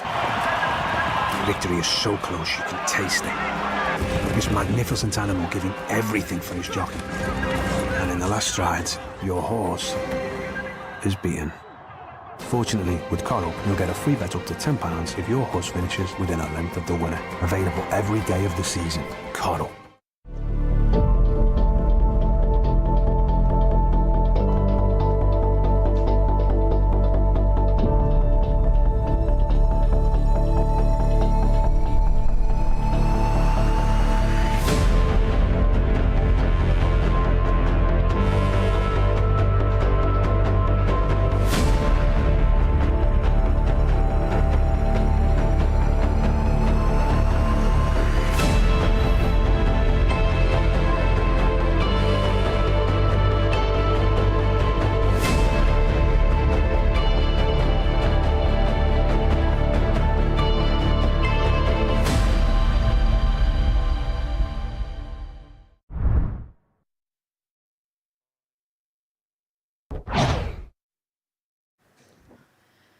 So Colin Osborne and Scott Campbell return to action next. As you can see, the Wizard victorious last time out, averaged just shy of 90 and getting the better of Alan Norris, who just hasn't got going today. His one win came over Campbell, who missed 11 at the outer ring in that one. Both players looking to move on to 4 points in the league standings, and even at this early juncture, it feels like an important one to close the gap on the top 2 to just 2 points. To see who picks up the points in this one, then let's get back to Henry and Nico. Thanks, Abby. It's a really interesting 2 games that we've got coming up because they all involve the chasing pack. It's almost as if it's meant to be. Because Campbell and Osborne, first and foremost, then Haynes and Norris will position themselves as close as they possibly could be before the battle of the undefeated players, which are Borland and Payne in Game 12.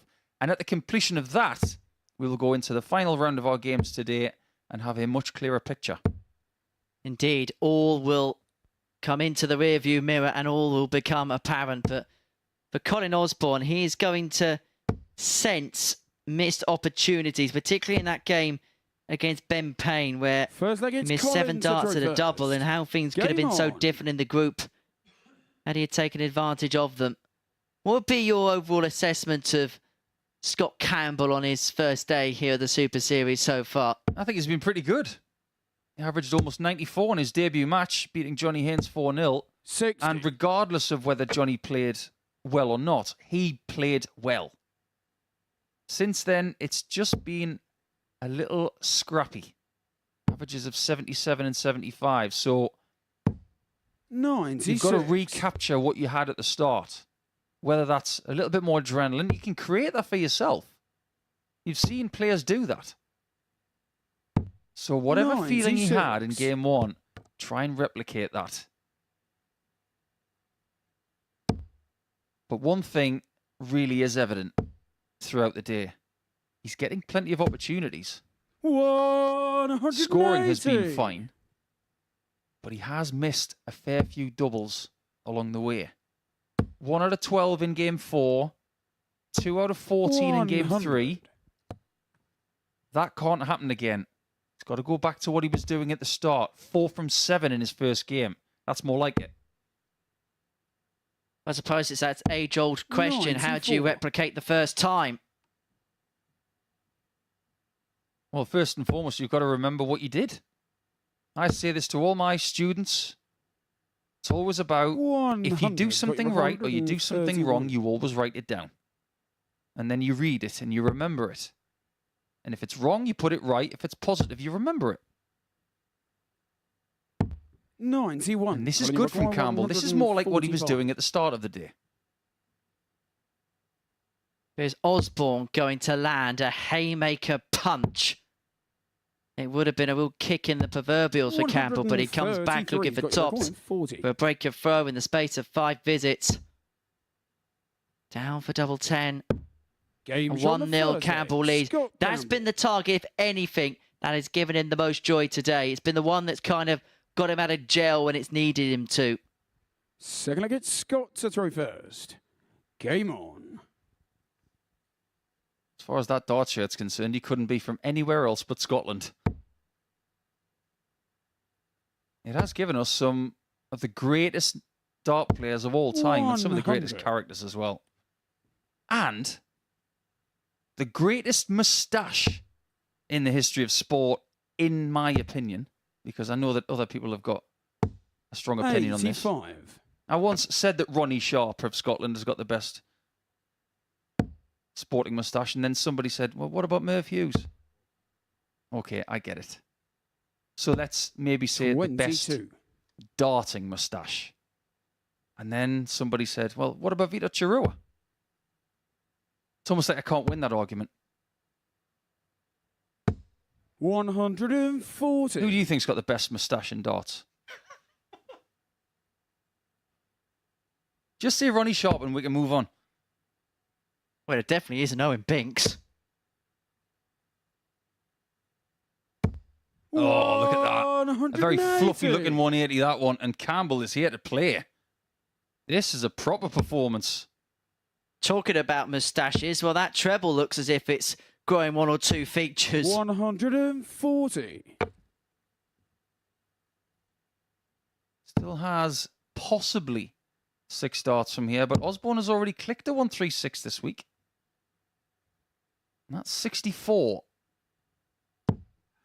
83. I just wonder if he went for the right shot there.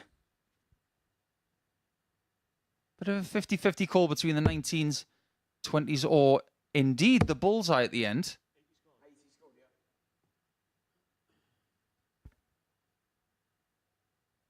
But now it's treble, single, double for 2-0. And for 2 legs in 5 visits. That's to stay there because the treble would have found him a route towards tops. And so Osborne for the break back. Looking for tops. 46. One apiece. 40. This would be for another visit within the space of the regulation 5. Levels, your Devils. It's 1-1. 13 data for Colin Osborne.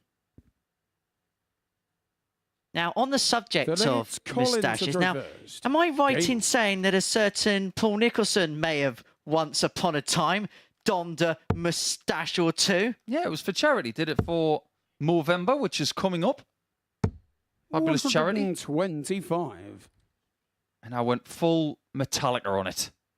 I gave it the full handlebar. And I played with it at the Grand Slam. I think it was back in 2011. 140. No regrets. Raised a few quid for charity. Tremendous charity. And seemingly, judging by Google, there's no proof of it either. I've got a photograph of it somewhere. I'll show you later.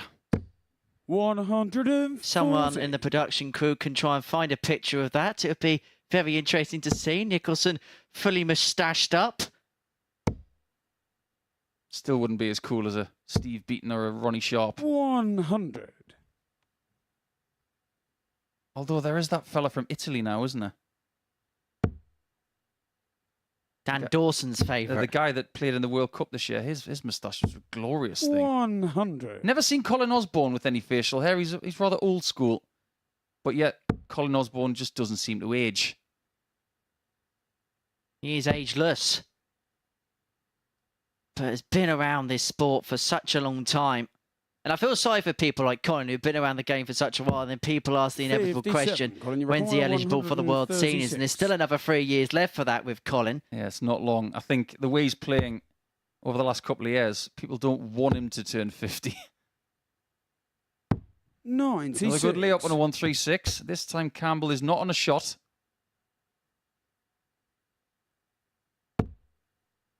One thing Colin has done really well today, on the whole, is hit doubles.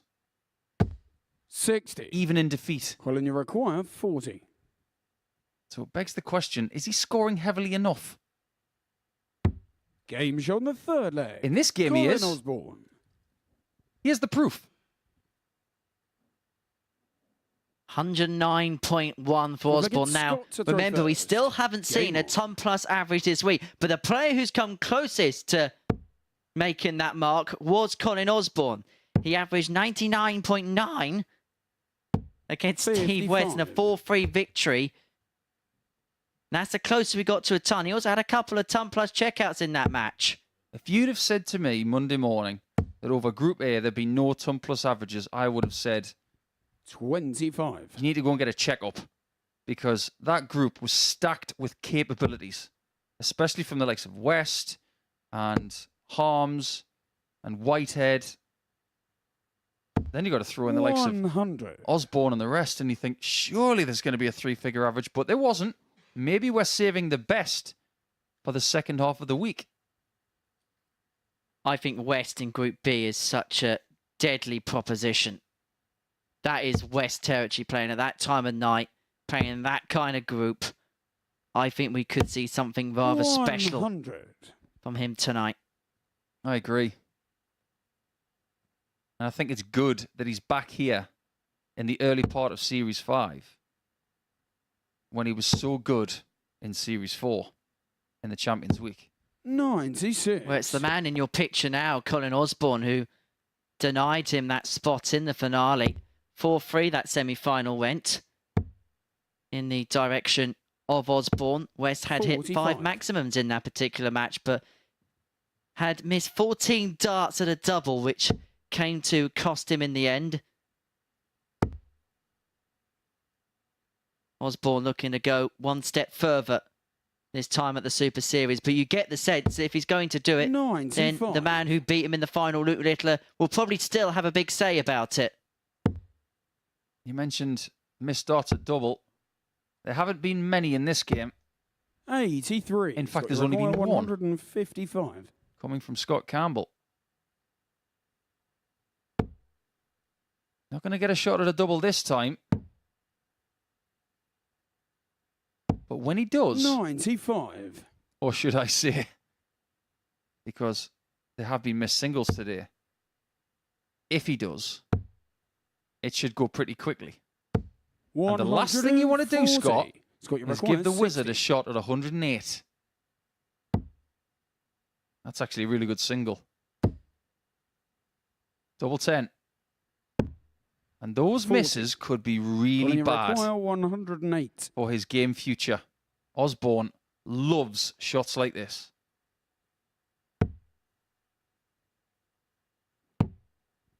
This time he doesn't. 67. How many trials is Campbell going to have on double 10 today?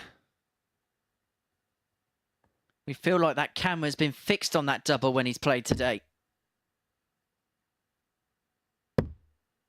But now up for 5s. Moves inside. 15. And you sense that this is going to be 3-1 Osborne because he doesn't pass opportunities up like this very often. Single one for tops. Every day of the week.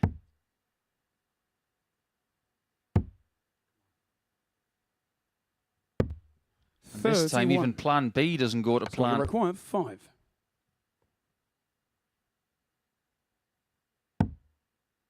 Good single one. Double 2. Is Osborne getting another chance? 1. He is. Colin, you require 10. Well, he was glancing over to one of the screens at the back of the board to see whether the dart went in. Now he heads to the board and finds the 5s to move 3-1 to the good. Seeing is believing, Colin. Earlier in the day, I said that you couldn't give, and I was talking about Johnny Haynes at the time, you can't give your opponent 6 visits to the board. Scott has just given his opponent 8. That could be fatal for his chances, not only in this match, but for this group as well.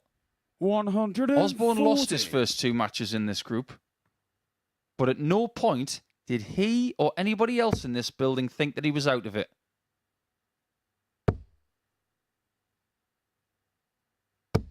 It's all about how you stand at the end of the day. Just imagine how 6 points would feel for Osborne after losing the first 2 games. It will feel better than 6.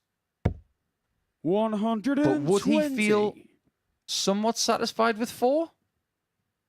As long as getting to second position is still doable. 180. Great leg so far from Scott Campbell in a leg that he has to win the match on the back of the setback in the previous one. Tom 40 Max has piled it upon Osborne. 100. But he's not first to a finish. 180s for sure. Doubles for door. And for the 3rd time today, I look at the stats on Scott's doubles that say 1 out of 9. And that's in an incompleted game. 120. He must hit this 85. 85. Because if he doesn't, he will lose. This is a must-find bullseye, but it just clips the wire of the 25, and you do not expect Scott Campbell to come back to the board in this match because Colin Osborne has been so typically ruthless on the doubles. He comes back for double 10, which has given Scott the Scot so much pain.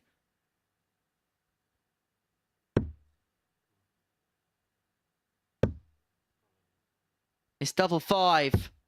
It's 15. Inside. And Scott gets another 25. chance. Maybe a chance he doesn't deserve.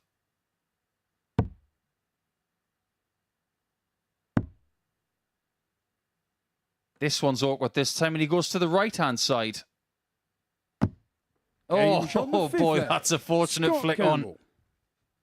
That's probably missing if it wasn't for dart number 2. But sometimes you've got to ride your fortune. Scott to throw first. And after missing 3 match darts, Osborne has got to rebound somehow. Well, that was a double deflection hit, almost akin to the Darren Bent beach ball goal against Liverpool for Sunderland. You just uttered a swear word. 97. I forgot we've got Newcastle here, we've got Middlesbrough here. I don't know whether to go Howe, away, or away. Shall I go away? 83.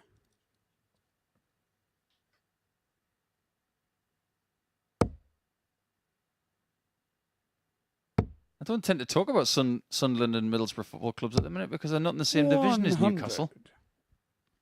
Said that quite smugly, didn't I?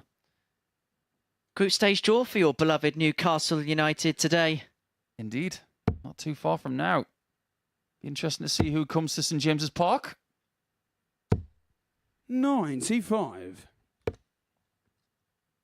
Well, we have our own little Champions League here at the MODUS Super Series, don't we? And it's coming up in around about 2 months' time.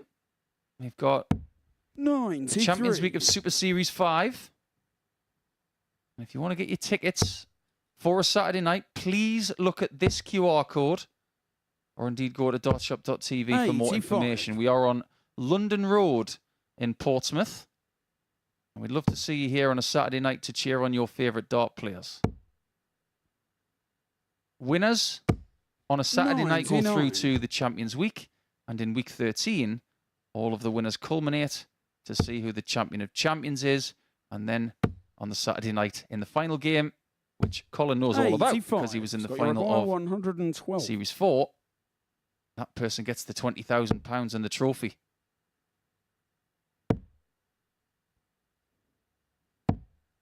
Because the treble was blocked, 153.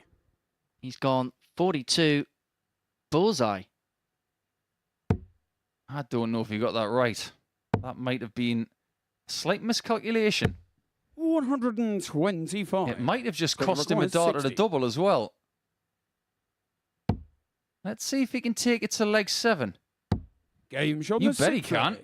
That's a much better leg. 17 darts. It's around about where he's averaging.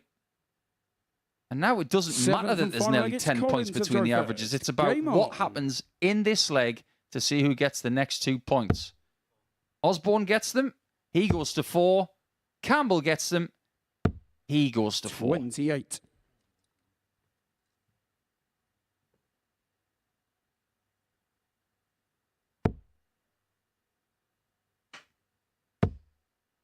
So Osborne kicks off dry at the beginning of leg 7. 100. The ton just gives Campbell the slenderest of advantages.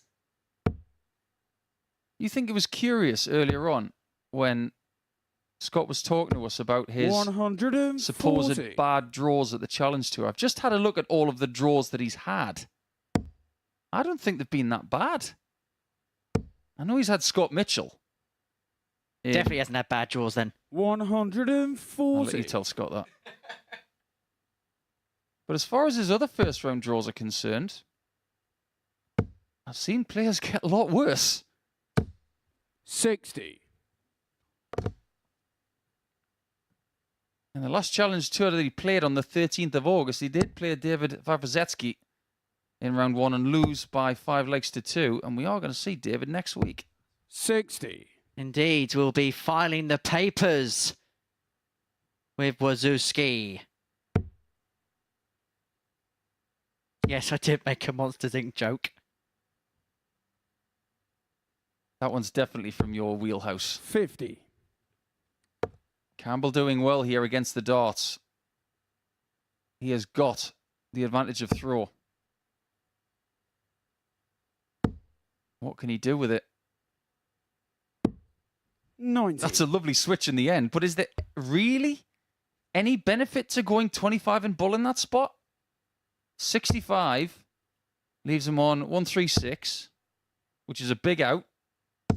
140. Bullseye leaves 111. It's still Scott, you require 60 single. 111. No, I don't get it, but it worked. And he might have to take it. It is the Nelson.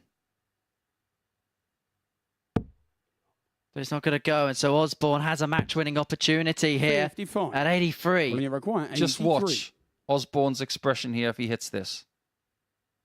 100% he grits his teeth if he hits this shot.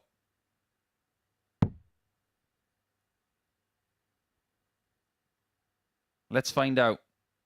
Composure there. He wasn't comfortable. He knows this is the biggest dart of his day so far. 59. Now he might pay the price for that miss. And so from the biggest miss of Osborne's day so far could well be the biggest hit of Campbell's day so far. It may well be him that moves on to 4 if he can find tops. The first one was wild. The second one was pin perfect. And Scott Campbell gets the better of Colin Osborne, who had missed a match start at double 12 by 4 legs to 3. The stats, well, a 92-92 and 33% for Osborne. As for Campbell, well, he needed 4 out of 15 opportunities to get over the line, all told. Campbell a 4-3 victor. It is he who moves on to 4 points. Right. Coming up after the break, desperate times call for desperate measures as Haynes takes on Norris.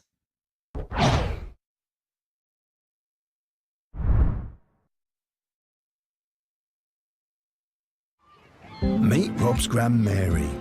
She loves nothing more than a day at the seaside. And an ice cream. And Rob, well, he wouldn't miss it for the world. By taking time outs on his account, he's making time for moments that really matter. Winner. Setting it up is simple. Choose from days to weeks at a time, or customise it. When you play safe at Bet365.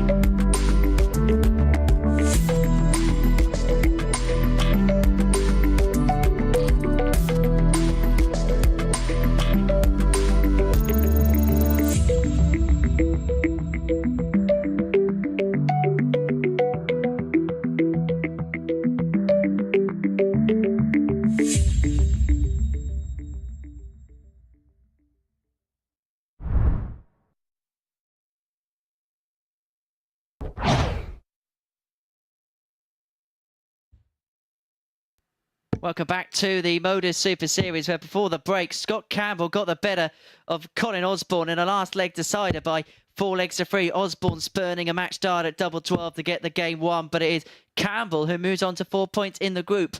Well, for Johnny Haynes and Alan Norris, they are in must-win territory now, especially Johnny Haynes, yet to pick up a point so far today. And one thing that Johnny will hate for a fact is prior to today, the only player Alan Norris beat this week was Johnny Haynes. And guess what's happened? As I mentioned earlier on, Alan Norris has changed his shirt specifically for a game against Johnny Haynes. It's his Lucky Haynes shirt. Let's find out if it's about the shirt or something else. 85. You are right about one thing, though. This is must-win territory, you feel. What is it about this shirt? 140. It's very fetching, don't get me wrong. But Wayne Mardle said something about me once, and I've never forgotten it. 54. It's about what the player thinks of something. Now, at one point in my career, I thought I was the best double 16 hitter in the world. And Wayne's response to that was, on live television, he said, it doesn't matter whether he thinks he is or whether he, it's whether he is or whether he's not. 100. It's the fact that he thinks he is, because that promotes confidence. Does this shirt have anything to do with the wins? No, it doesn't. But Alan 60. thinks it does, which means he feels more confident in this situation than without it. But the question is, if he feels confident beating Johnny in that shirt, why isn't he playing 90. everybody in that shirt? You'll have to ask him that. In the words of the North Americans, he's a bit of a kook.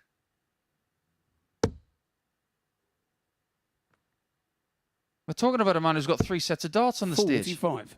He does things his own way. And I'm reliably informed by social media that his dog is watching right now. True story. 132. Alan, you reckon 135. I believe his dog is called Babsy. There's actually a story he was 70. telling me. We'll Johnny talk about it in require the next 40. leg as Haynes goes for tops. Tops is what he wants. Game Tops is what he gets. Johnny Haynes. 1-0 to Johnny Haynes. But yeah, Alan Norris was actually telling me a story about that. It's called a parrot dog to a certain extent because the dog rests on his shoulder. 25. And they go for walkies with the dog rested on the shoulder. Pardon my ignorance because I don't currently have a dog, but doesn't that defeat the point? 96. It's almost as if the dog is taking him for a walk. Quite literally on that occasion. 100. Other interests outside of darts for Alan. He was telling me that he's an avid watcher of the TV programme Countdown. He watches that first thing in the morning before he takes the dog out for a walk. How early does he get up in the morning?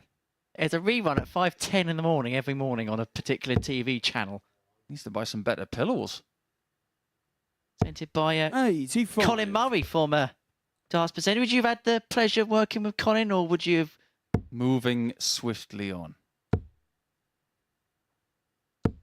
140.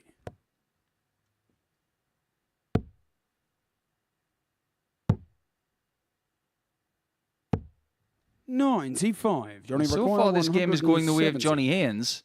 Now, have we ever seen anybody change their shirt mid-game? Not their darts. I'll be honest, I hope we 40. don't see that with the greatest will in the world. Remember Colin Lloyd taking his shirt off at the end of a game?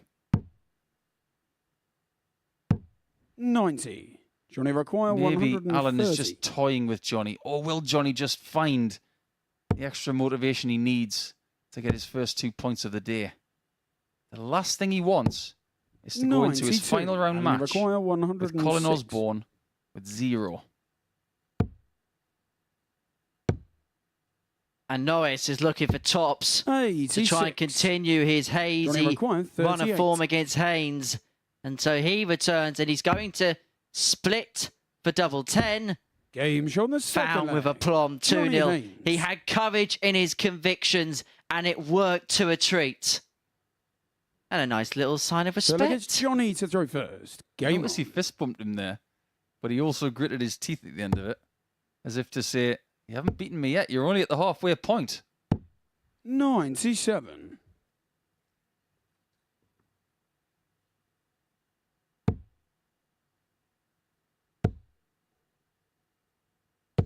What do 140. you think Alan Norris's biggest achievement in darts is, Henry? Because he has had some very big days. He's made a Lakeside final. 140. He's been to the quarterfinals of the PDC World Championship. He has won a European Tour event back in 2016. And he's won a couple of Players' Championship events as well. 44. So what do you think he classifies as his career highlight? Now, if you're me, I'd have the Lakeside final up there just because of the sheer magnitude of the achievement of it. It's a week-long competition, and at that time, it was still a 60. perennial event. And people forget that he ran Stephen Bunting quite close because he went into the interval in that final, tied at 3 apiece. But then Bunting, as he did at the time, as the BDO's leading 180. player, then went on to win 7 sets to 4. Bunting becoming one of only a few champions in the history of that competition 60. to not defend his And then title. require In fact, in history, 137. only John Lowe and Glenn Dubbin never did.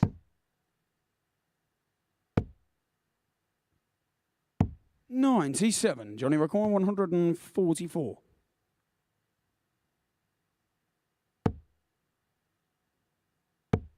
Maybe Norris is going to get this leg right. This is much more like it. 103. Alan, you require 40. Shouldn't miss this. Game shown the doesn't. third leg. Alan Norris. As they say in Australia, nice peg. Fourth leg, it's Alan to throw first. See, there is Game different vernacular to darts around the world. You go to Canada, they say good shooting.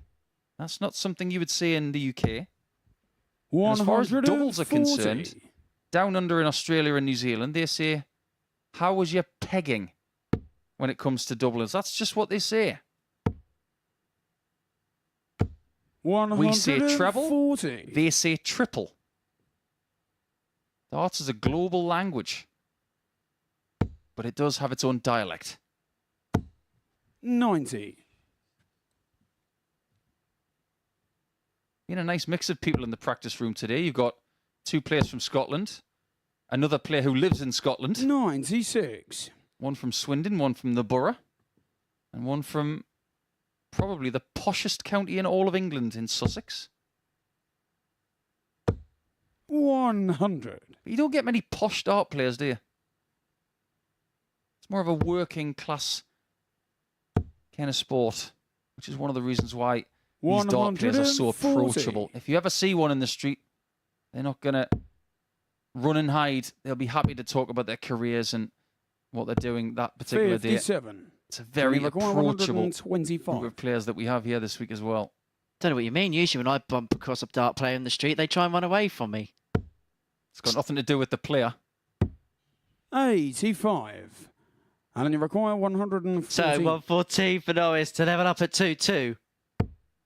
94 left, so we'll go treble 18, which would have harbored him a dart at tops. 56. Well, tops Johnny is where require Haynes 40. is at. This is exactly like the previous leg that Norris won in 13.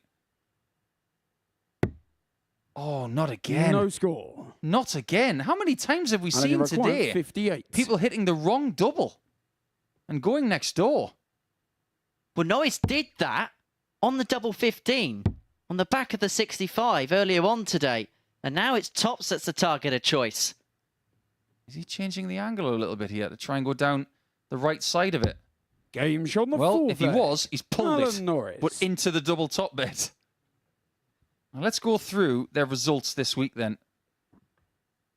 Fifth leg, Norris. it's Johnny to throw first. 4-0 on Monday.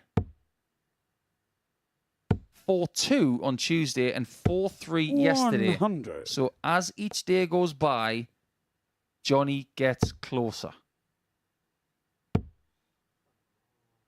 Does that mean that Johnny wins today? If you're a believer of patterns 23. like I am, then maybe he's going to get the 2 points in this game. 100. Or if you subscribe to the analogy that this shirt just wins if Alan Norris every game, you can also subscribe to that such theory. Well, the odds compilers have Johnny Haynes as the 4-11 favourite in running. Alan Norris 2-1 outside. You've also got 2 different pieces of equipment on this stage, which are what I like to talk about. If you went to a dart shop and asked for a Johnny Haynes dart, they're not going to have one. And they're not going to have anything like the dart that Johnny has, because 44. this is a dart of age. 121. It's been battered down to this shape. Now that we can get a look at the stems of Alan Norris, 81. you might notice that they are white, but they do have something towards the top of them. You see there's 2 lines there. It means that they will twist if under pressure. 140. They won't spin when they hit the board, but if they need to move, they will. Game's on the It's 3-2 Haynes. Johnny Haynes. And he does get a 13 darter on tops this time. Carving out a big leg when he needed to find one, and so Haynes a leg away from victory. Norris throwing to stay in it. 94.44 the average for the punk. 3 out of 7 on the doubles as he looks for his first victory of the day. 66.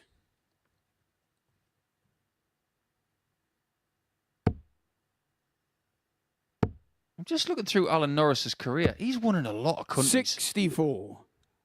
Let me just list them for you.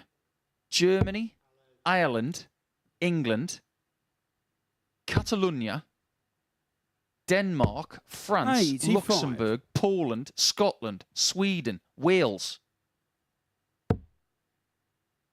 That's remarkable. And some of 42. those tournaments he's won twice in that country, like France and Luxembourg. It's quite a remarkable achievement when you think about it, winning in that many different countries. 93. And half of them is probably the home nation player as well, because he's lived in so many different places around the world. Famously lived, as you say, in Sweden for a while, been in Scotland. He's been 96. pretty much anywhere and everywhere.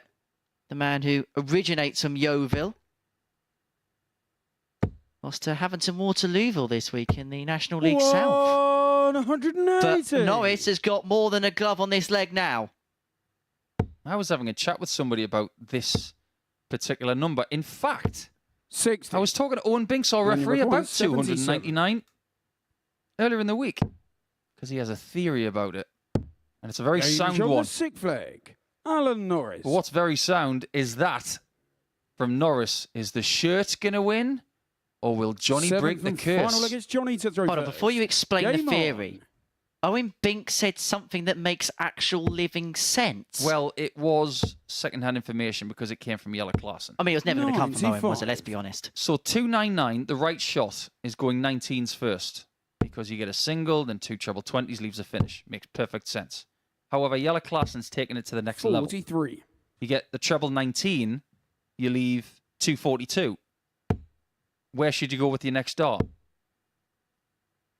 You go to the 18s. 100. Because then you get 4 18s, which leaves a finish. It's genius. And it just goes to show how players from that part of the world think. 125. That kind of thinking could be the difference between 2 points and not getting 2 points. Yellow Klassen is so intrinsic about the sport that he can actually pick. He actually picks out certain parts of stages 60. and he can literally find little quirks, and it can actually be quite off-putting once you're actually on the stage. Yeah, but think about it in another way as well. When you're on 242 60. with 2 darts in your hand, if you get a single 20, you can't leave a finish. If you get an 18, you can. That's the thinking that you need these days to compete with 60. this level of player. Haynes, in this match, on multiple occasions, has left a double after 12. This time, he's not even on a finish after 12, but it doesn't look like he's going to be punished for it. 93. As Norris just come up with a slow burning leg at the worst possible time, and it's Haynes now moving closer towards the finishing post here. What a find for the last dart. What a time for 140. to leave him on 46 for the match. Norris needs one of his own. Can he crowbar another one in there? Yes is the emphatic answer. And Johnny suddenly McQuine, towards the 46. line, both players have found a big visit. And it's down to who can keep it the coolest and the calmest in the cauldron as Haynes looks for double 18. It wasn't his intended target. And he doesn't find double 9 either. What is it with this shirt? For his 4th win against Haynes this week. 2 markers. And the win. Shot on the match. Unbelievable. Alan Norris. It's now a 4th loss of the day for Johnny Haynes. There must be something on that shirt, because every time he plays Johnny, he wins. It was a good performance at the end from Norris, just shy of 90 in the average, and the doubles were excellent for a change. So it's Norris that goes to 4 points in the table, and Haynes has to stay on 0. We will finish up our 4th round of matches next with Borland and Payne, and both are undefeated.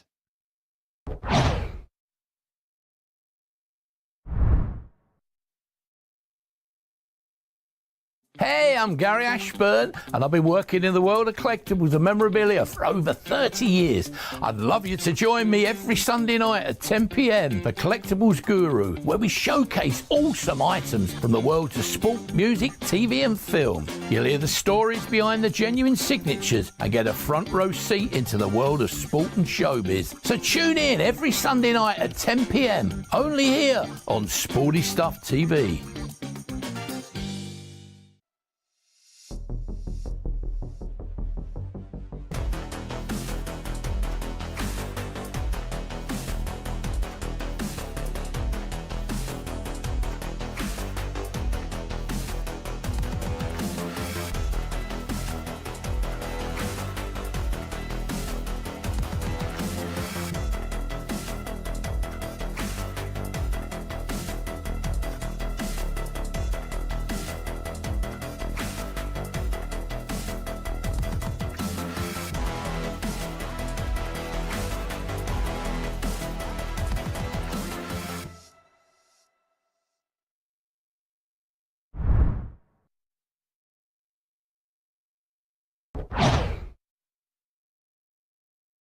Hello and welcome back to the MODUS Super Series, where before the break we saw Alan Norris continue Johnny Haynes' pointless day. A 4-3 victory for Chuck in that one means that he moves on to 4 points. It means he's picked up 4 wins against the Punk.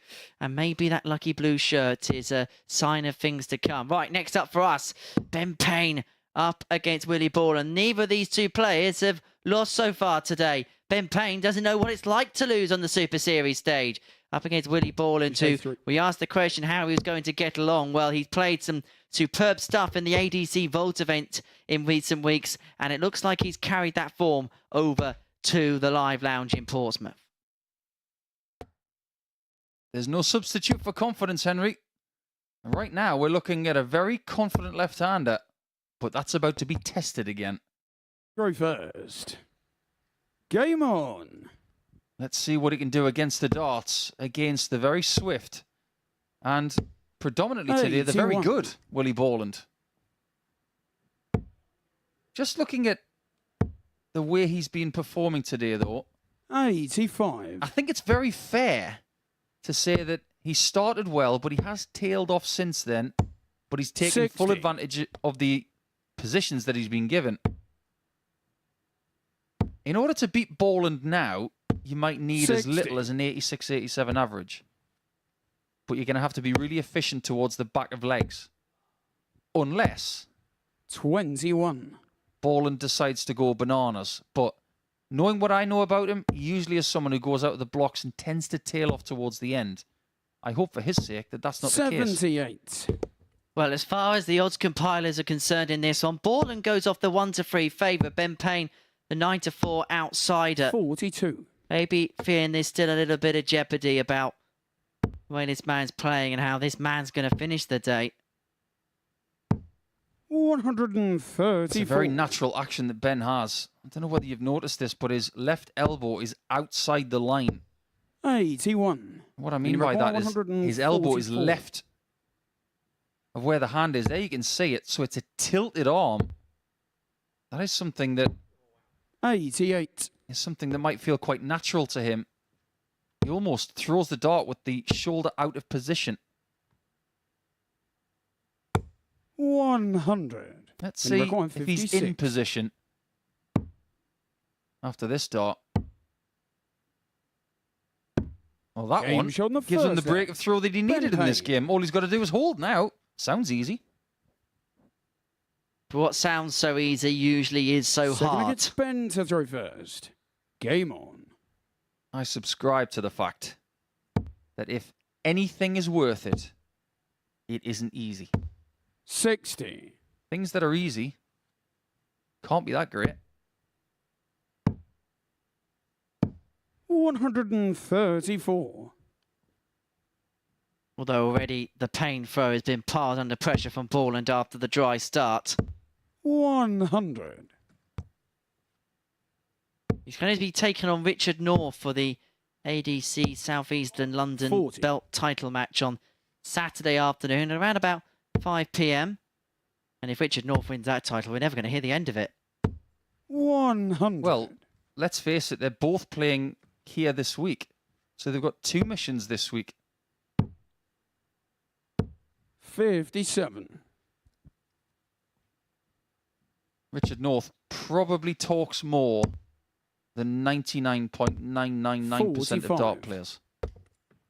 And the exception is Rob Cross or Alex Roy.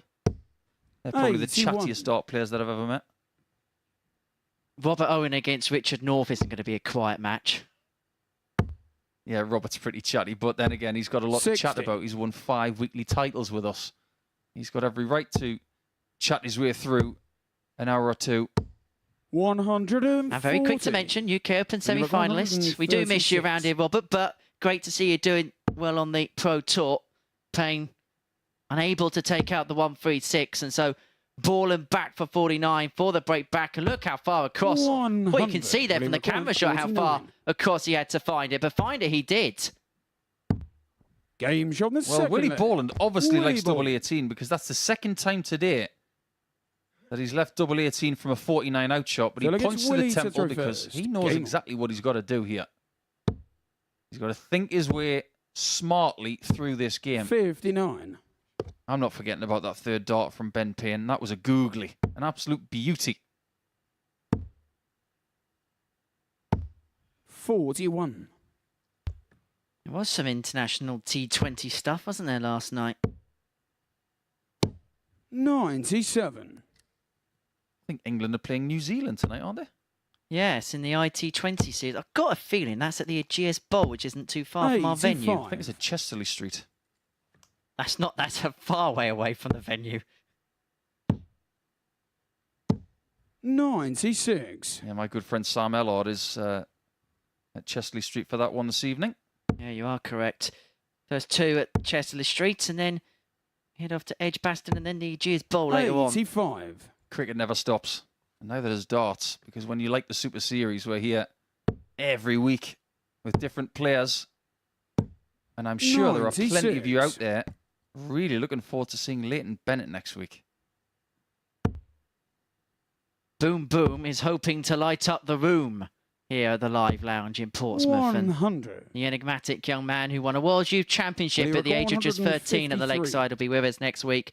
But this is a young talent in himself, Willie Borland. Maybe 10 years the senior of Leighton Bennett, but still has a big future in the game. And he's hoping that his future in this match is a 2-1 lead very shortly.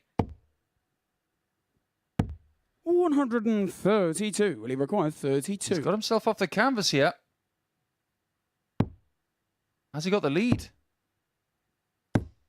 60. That was a really Will he bad require blocker 58? on double 8 with dart 2. How many lives is Ben Payne using up here? He's left himself double 11. And that's the problem with odd number doubles. 50. They are treacherous. Will he require 16? And the terrain may be looking even murkier for Payne if Borland Game can shot find the third. double 8. Willie Indeed, he Borland. does for a hold. If If you are curious, I am Fourth leg, it's Ben to 95% certain that Ben is not related to Josh. Another pain that we've had here at the MODUS Super Series, and a very successful player as well. 81. He came to Portsmouth and to Southampton and never failed to qualify for a Saturday night, did Josh Payne. A most remarkable effort. Well, I actually use Josh Payne as the blueprint for players who lose their tour card, because he played that game to absolute perfection. Okay, the disappointment of losing the tour card doesn't get through Q School. So he uses the then Live League initially and then the Super Series as a vehicle to push himself forward. And that was his focus. 68. He played some competition, but he didn't really play much other than Super Series and Challenge Tour Darts in 2022. But he did enough here. He used enough here to get himself the tour card back. He played the game to aplomb. And I think he could be an example, an aspirational example for a lot of players who drop off the tour. 48. They want to get back on the tour to follow. Someone like Willie Borland could subscribe to that because he desperately wants to get back on tour. But if it was easy, they'd hand tour cards out at the local corner. But they don't. You have to earn them. And then, when you get one, the hard work is just beginning. It's a bit like getting an invite to the Super Series here in 56. week 4. It's all great. Thank you for the invite, but then you got to go to work. That's where the real hard work begins. 75. Will he require 94? So this is for 3-1, and then the hard work really would become heir apparent for Ben Payne. A perfectly pinned bullseye means that he's going to get a dart in his hand now, a double 16. 78. Just moves inside 58. and just gives Payne an opportunity for 2 apiece. Game shot on the That fourth is a leg. sensational Ben Payne. 58 checkout. Just how good was that single? Right in the middle. Always a good sign for the next shot when the single is right in the middle. Fifth leg, it's Willie to throw first.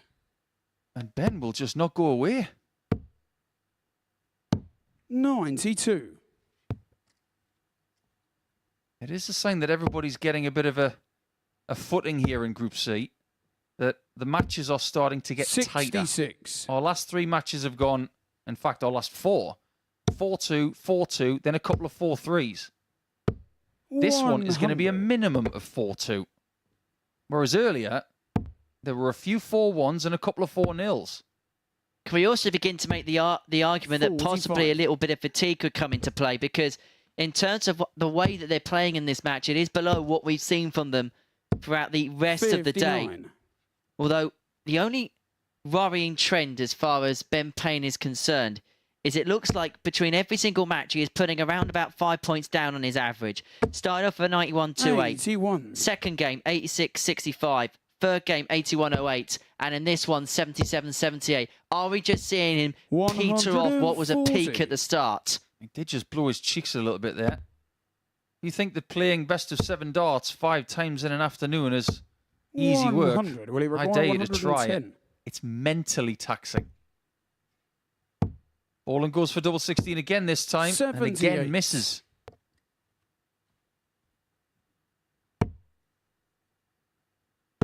I think he is tailing off. He's making errors like that more than earlier. 70. And in order to get away with it, he's playing the wrong person. Game shot on the fifth. There you go, it's a lead for Borland. Borland. He has 2 cracks at Ben Payne to have 4 wins from 4. It's Ben to throw first. Just to give you an indication of what they've got to come after this as well. Payne has Scott Campbell in the penultimate game of the session. Borland's got Norris. 45. Make of that what you will. He is definitely an adrenaline player. You don't need me to tell you that. You've probably watched Borland a few times and seen him quite exuberant on stage. When he gets the bit between his teeth, 100. The bit gets chomped. And he is motoring towards the line now. And you can just see the pent-up emotions, which he may have just been holding in a little bit, are just beginning to come out now. 41. That extra little bit of adrenaline to get him towards the line. You said it earlier, Henry. How will Ben Payne react to defeat? 57. He was never really in trouble against Osborne in that last leg shootout in a previous match. 100. Will he record 130? But he's in trouble this time. He's in acres of trouble because Borland's got 6 darts to complete the job. Doesn't have to go for the ball. He does go for the ball, and he skins the 25. Make of that what you will. Me personally? 105. That was a 50-50 call. Depends on what happens next. Game And for him, it's all good. Willie Borland. Because Borland wins by 4 legs to 2 and inflicts Ben Payne's first defeat on him here in the MODUS Super Series. It's an 83.71 average, and the doubles were good enough, but look at the amount of attempts he had compared to Ben Payne. He gave himself enough chances to get the job done, and he remains undefeated. When we come back, it's the final round of matches.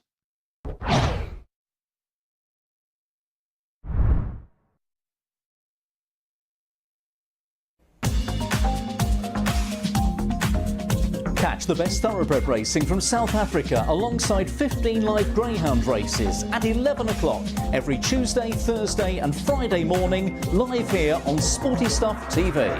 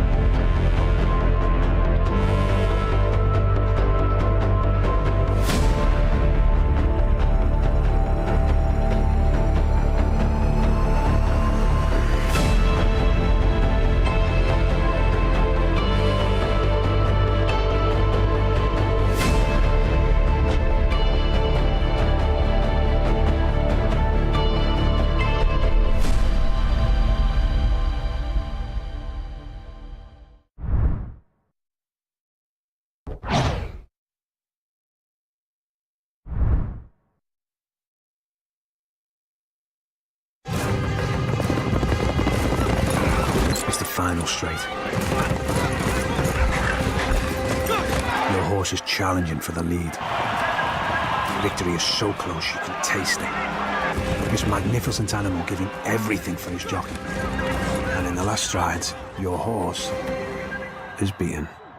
Fortunately, with Coral, you'll get a free bet up to £10 if your horse finishes within a length of the winner. Available every day of the season. Coral.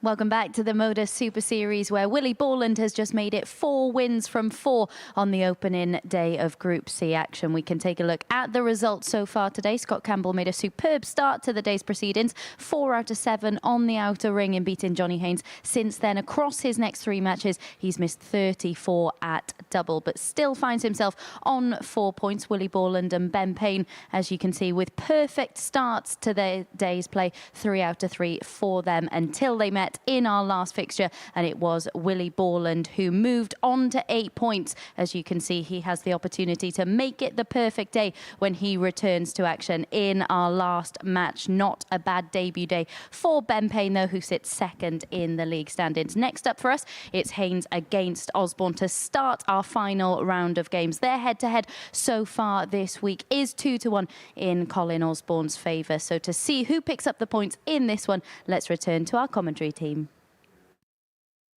Thank you very much indeed. There's something that these guys have in common as well, because yes, it is 2-1 to Osborne this week, but every single fixture has been 4-1. I wonder if that's the case here. And if it is, it'll be the widest margin of victory since Osborne beat Alan Norris today by 4-0 in Game 7. Because since then, everything's been rather tight. First. Game on. Haynes desperately wants to keep Osborne on 2 points. By doing so, he will leave the day with 2 points. And now, at this stage, almost at the 50% mark of Group C, Henry, the guys in the practice room will be hoping to get 2 points 59. themselves. But in games like this, they'll be maybe looking at one of the players saying, you could do me a favour by doing such and such. Oh, yeah, there's definitely going to be 140 favours that will want to be exchanged in these rounds of fixtures. It's the point where people become desperate.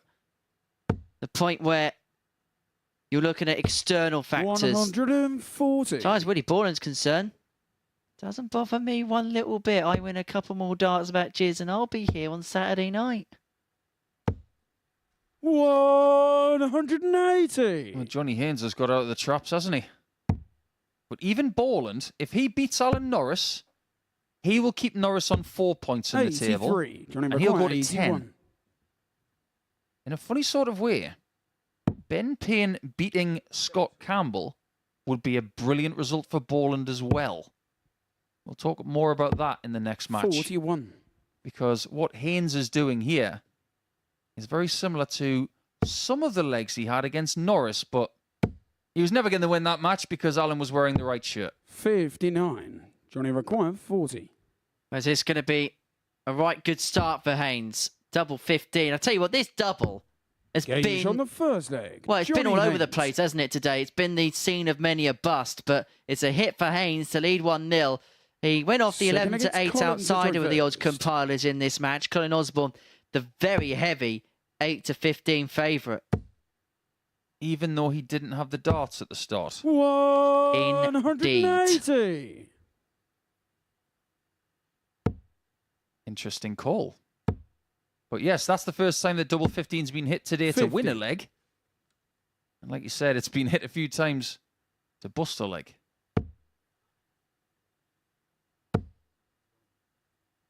Colin has got his way through group situations from behind before.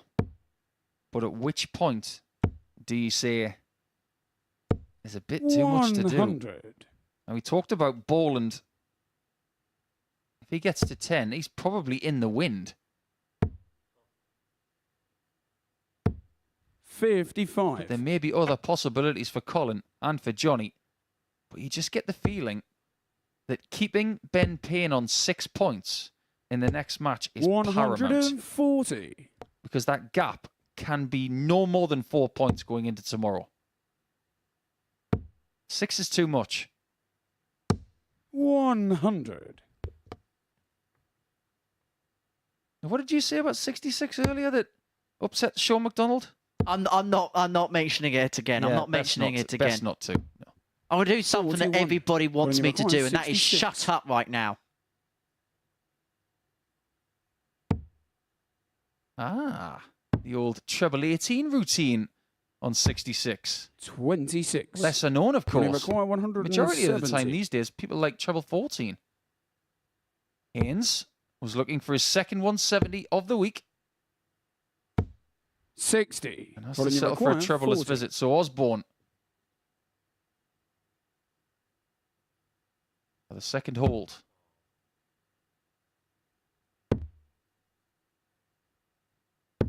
Game's on the second leg. Colin Osborne. And the hold is found, and Osborne levels Proceedings up at 1 apiece. This is what makes this game hard for Osborne, you see, because odds compiling friends, whereas they don't get it wrong 100. very often at all.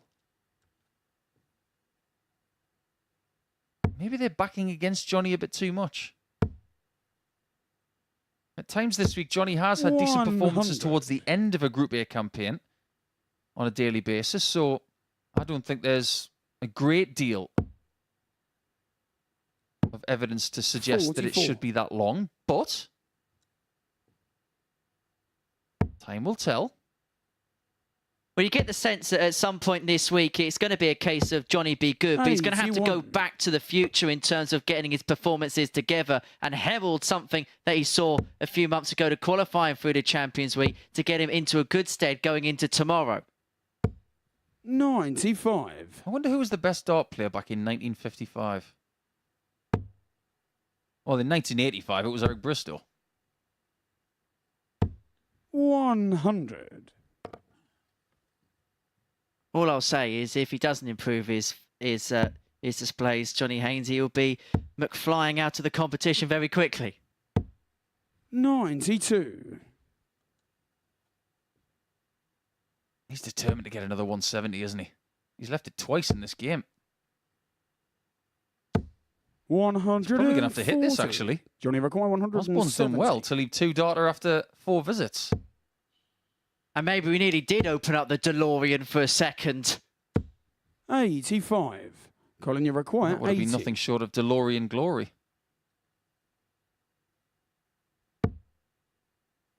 Big single. Leaves tops. The break. And maybe the odds compilers know a little bit more than we do. We thought they were long odds for Johnny Haynes to win this match. Maybe they were right. Osborne gets the break, and now he's 2 holes away from getting 4 points for the day, which to him would still be underachieving, but it's workable, 60. The situation. 6 is par for the course usually on day 1 in Group C. However, let me take you back to Champions League, and admittedly he was in Group B, Colin Osborne, 125. in that particular week. But he started slowly, but built up a head of steam. He lost his first couple of matches, won his second half worth of matches, 96. and then built on the Friday. And Osborne is going to have to do something, well, of that ilk, because he lost his first couple of matches, picked up a win, and will hope to be finishing his campaign on those 4 points. And then we'll hope that on the second day's worth of action, he can make a bit of a kick. 58.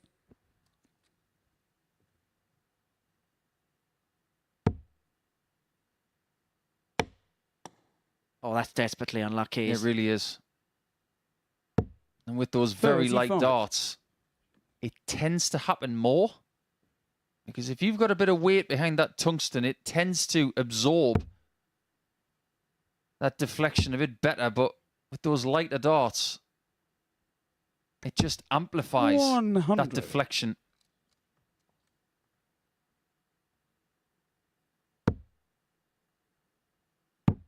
He's looking to get himself on a 2-darter. That's not going to happen. 57. And this is another one of those situations that I mentioned earlier. Would you rather have 187 with 6 darts, or would you rather have 144 with 3? 55. At the moment, I think you would rather be in the camp of Johnny Haynes after that visit for Colin Osborne. And that's why some people love this sport. Wow. That's another reason to love this sport. What a shot from Haynes. That deserves every ounce of respect that I've just given him. Fifth leg, it's Johnny. Considering what he's been through today, that is without a doubt the best shot he's hit. People really love this sport.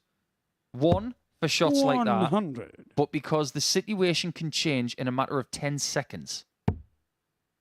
I speak to people about American football all the time. And some people say, I don't like it, it's too stop-start. But when it comes to darts, there's something to talk about every 10 seconds. And in that leg, it proved it. 60. Where is your hat with the NFL this year? Is it a case of Mahomes and the Chiefs again, or is there anybody that could perhaps surprise the apple cart? I don't usually like to make predictions until about 2 months into the season, but I've got a lot of positivity about my Steelers. I think we could surprise a few people. How are the Bengals getting along? 140. They're not bad, but they're not great. Who day? My team, by the way, in case you want to know, is the Seattle Seahawks. So I'll be not enjoying anything after week 18. Ironically, if you were to look up something online to try and decipher which team is actually yours, the answer to this question is the Seattle Seahawks. Do you actually like American football? And then automatically you're a Seahawks fan. Apparently. Tom Brady's going to be doing some commentary this year. 141. As Haynes looks for the 141. Not going to go, and so Osborne back for 114. And this will be for the breaker throw and a 3-2 lead. Colin, you require 114. Well, it'll be touchdown Osborne if this goes. Wouldn't get him 6 points. 94. Would have got him a third leg. Johnny require 41. But now the opportunity is in the leisure of Johnny Haynes as he goes up for tops. And now tens. 21. But he has been luckless on that double. Colin, you require 20. They can't be split. But if Osborne takes this, it's break time. That's awkward. The flight is in the way of the top half. He was hopeful that was in, but it isn't. That Gauge is on the fifth leg. Colin Osborne. not particularly perturbed by the fact that he needed dart 3, but the fact of the matter is, it's more pain for Haynes. To throw first. Game on. And the Haynes pain has literally reached breaking point because that concession of throw means that Colin Osborne can confine him to the darting dungeon. And nobody wants to be in that trapdoor lair. 45. I think we're starting to see why Colin is such a great game-on-game player. And by that I mean consecutive games in a day, a league format. He's made it his own in his career. Winner of the Championship League of Darts back in 2009. Multiple weekly time winner here with us. It's where he excels. 100. But then again, in knockout darts, he's been pretty good as well. He should win this match by 4 legs to 2. And by getting to 4 points, 100. In this leg, he would provisionally go to 3rd position. But a couple of results going his way before the end of the day, post-victory, then he's very much in the mix. Payne v Campbell comes up next, and then Norris v Borland to finish things off for the day. That's a good find for Haynes, just to keep some pressure on this 116 to complete the job for Colin. Yeah, the job's not done yet, but it might be in 2 darts' time. 1 dart to win the match. And that's the only one he needs. Paced himself really well. That break of throw in leg number 5, it was paramount to give himself the chance to serve it out. Colin with a very stoic performance. It wasn't spectacular. It didn't need to be, but that 116 was the biggest checkout of the match from him with his last 3 darts. That 144 from Haynes was a definitive highlight, but unfortunately for Johnny, today was pointless. He will have to try again tomorrow.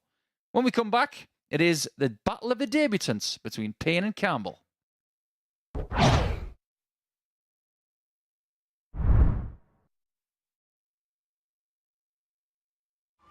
Meet Rob's Gran Mary. She loves nothing more than a day at the seaside and an ice cream.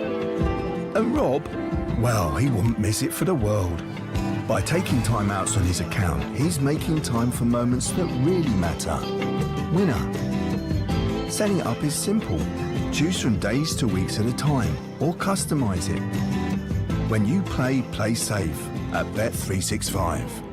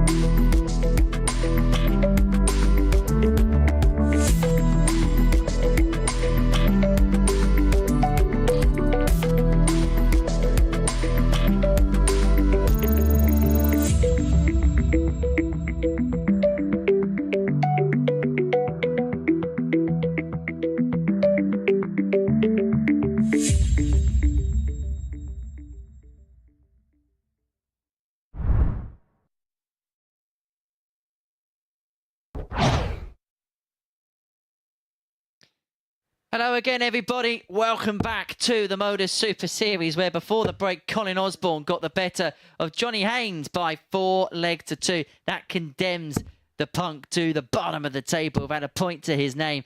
As for Osborne, it keeps him in the race on 4 points, but he'll be seeing what the outcome of these next two games are to see how clear the picture's going to be. A win for Ben Payne would mean that he'd end his opening day on 8 points. First leg, it's Ben to throw first. Put him in a very good position. Game As for Scott on. Campbell, a win here would mean that he'd be on to 6, and them two would be tied. Remember, they're the first game of tomorrow afternoon's action, and it really would open the door for Willie Borland 46. in the final game of the session against Alan Norris to open up a big buffer at the top of the table.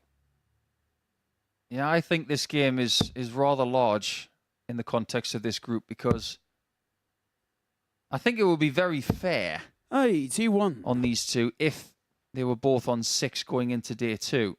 However, now the gaps can start to widen, 100. and everybody concerned has a favourite.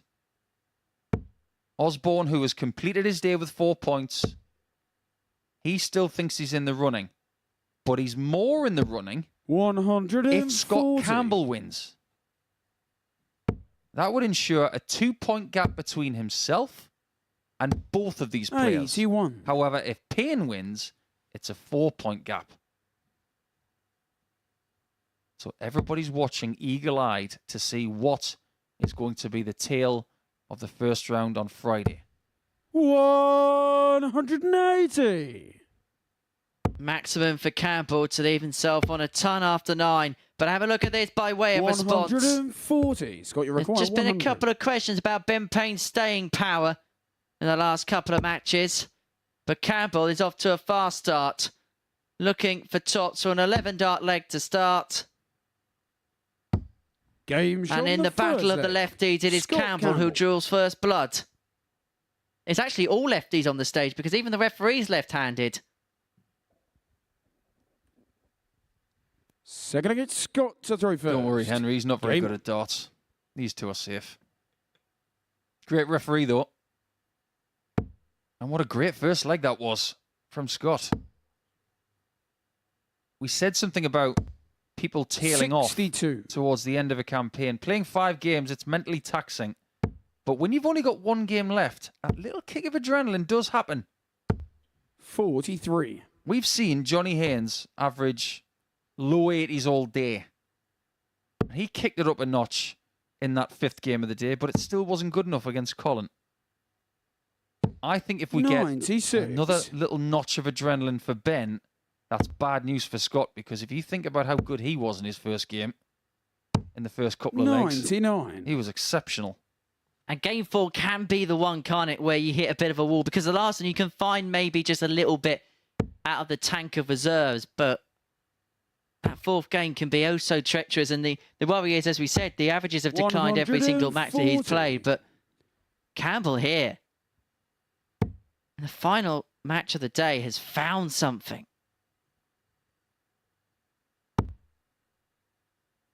But when you find something, you've got to remember what it is. What is working right now that wasn't earlier? Is it something in the grip? Is it a routine thing? 123. Or is it just that you feel good right now? If I was Scott, I'd be feeling pretty chipper. 100 left after 9 in leg 1. 80 left after 12 here in leg 2, and he's got pain on the rack already. And when he's hitting the double that's caused him more problems than anything else today, that's a brilliant sign. 26 starts to depose of the first 2 legs for Scott Campbell. His average 115.62. And Ben Payne has got an uphill task from here. First things first, just make sure he holds the throw, because you get the sense if he gets double broke, then there'll be a mid-afternoon bagel on the offering. One thing that Scott's done really well today, somewhat covertly, is keep his leg difference very manageable. 78. He's all square as it stands, which means there's no minus, no plus. And he's got 4 points to show for it as well. But if he was to get a big win here against Payne, their positions would flip. All of a sudden, Campbell would be in a qualifying position and Ben would not be, which changes the narrative overnight. 60. But like you said, Henry, they'll play each other in round 1 tomorrow, and we'll have a lot more information at the end of round 1 tomorrow than we do at the end of round 4 today. Well, there is a possibility here, if Scott Campbell wins this match, that before anybody else plays tomorrow, Willie Borland could have a 6-point lead at the top of the league standings, because a victory against Alan Norris would put him on to 10-4 ahead. And of course, like Missy Elliott would say, they flipped around and reversed the fixtures tomorrow morning, and 59. it'll be first on the hockey.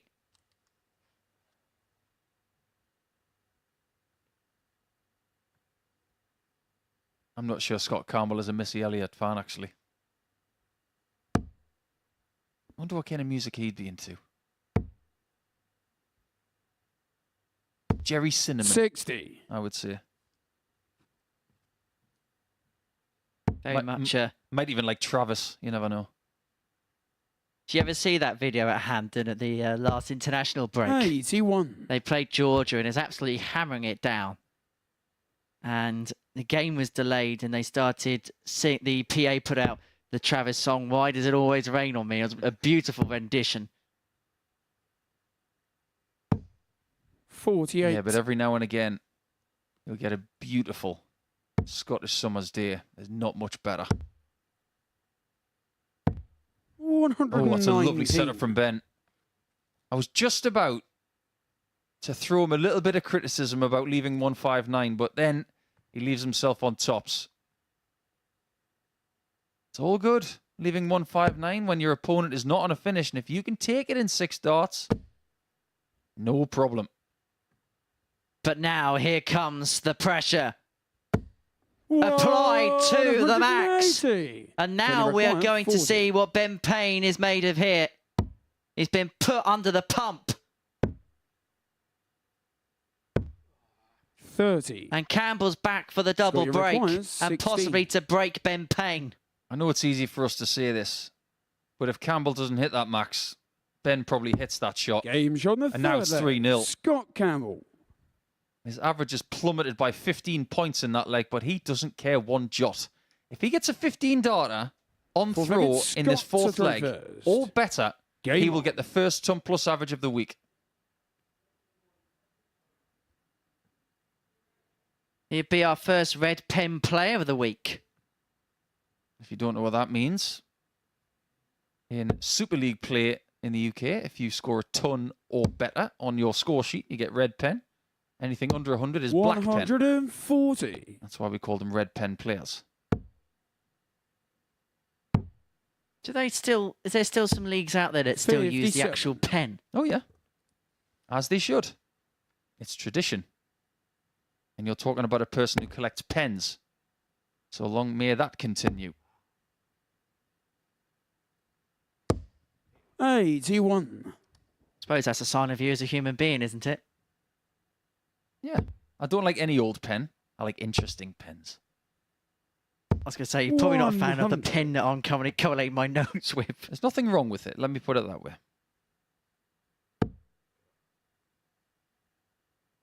There's a bit of compare and contrast, isn't there? 100. Well, Scott has been so good in this game. We'd heard many things about him 45. prior to today. He might be going second in the table in a second. Look how forceful that dart is to bypass that shot in front. That's a wonderful 140. My word, 140 of the day for me. And he is on for the first ton-plus average of the week. 97. He has saved his best Score you performance for require, last. 40. He has found a finishing flourish to beat Game Ben shot Payne and the by 4 match, legs to nil. Scott And he Campbell. does so with a 103.66 average. He does it in the space of 58 darts. Those are the statistics from that one. Scott Campbell with a remarkable display. A 4-0 win against Ben Payne, who's had a good debut day, but he and Campbell will be landlocked on 6 points going into their game tomorrow morning. But next up for us, the final match of our afternoon session sees Norris take on Borland. A win for the Scot would put him top of the lot and on the perfect 10.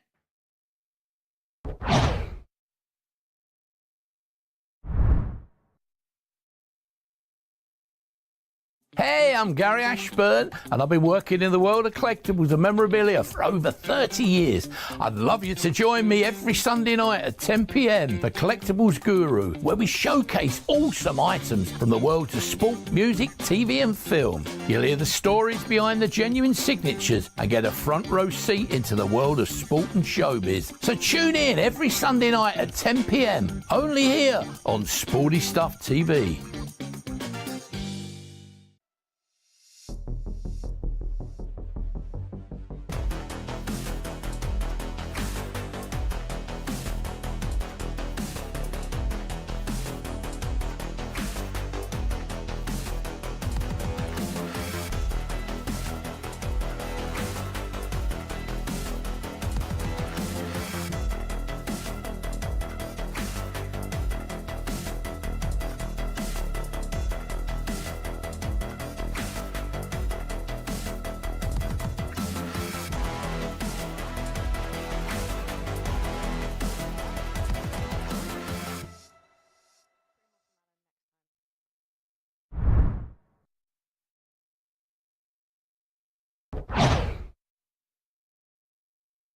And so here we go. The final game of the afternoon session sees Alan Norris take on Willie Borland. A win for Borland would mean that he would be top of the pile on 10 points, having as perfect a day as perfect can be. But up against him, Alan Norris, who himself could move himself back in the conversation on 6 points and would really congeal things at the top of the table.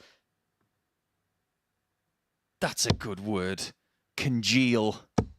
It's a predominantly negative word. 140. But in this sense, it's very apt. I think everyone, apart from Willie Borland, and us, because we're sitting on the fence and nice and relaxed about it, but I think everybody with an interest wants Norris to do a job here to make things a bit more interesting. Otherwise, 83. Willie Borland is on Dream Street. He'll feel like he's smoking Havanas following the first day's action. We don't have any Cuban dart players, do we? Not yet. Well, it's one of those areas, isn't it, that's constantly expanding thanks to a lot of the work 92. being done. I think the CDC have extended out into that region now, and I'm sure we'll see that in the future. We saw some new nations represented at the World Cup this year, the likes of Guyana and Bahrain. Yeah, two of those players for Guyana, though, they are vastly experienced. I think Norman Madu's been around for about 20 years. Yes. I wouldn't be surprised if Alan Norris has lived 78. there. He's lived everywhere else. Well, having said that, being a dart player is a somewhat nomadic profession. 95. Mind you, hasn't he relocated rent-free in Johnny Haynes' head now? Pretty much. but he's still got the shirt on. Maybe it's going to be the case for playing Willie as well. 36. But maybe Willie not. Recorder 106. Ball searches for the break that he needs in this game, and that's not going to help. 74. Alan, you require 72. So 72 for Norris. Another one of them. Would leave them tops. 52. But Draper low and Borland comes back. Willie requires 32. Again, it's another one of those legs Game shot where the you're first affording leg. your opponent Willie a Borland. 6th visit when they throw second. Second against Willie to throw first. Saw William this morning outside of the venue at around about 10:45 a.m. He was 99. chirpy as ever. I've never seen him in a bad mood. He was just relishing the task. If I'd said to him at 10:45 this morning that you'd have 8 points going into your last game, he would have said, 58. yeah, I'll take that. He's someone who plays in a kind of shoe that has become 180. popular again, when in fact, when I was at school, they were frowned upon. Plimsolls. That used to be the stuff that was consigned to the lost property drawer. 82. Absolutely right. Even I didn't wear plimsolls at school, and I was the uncool kid. 58.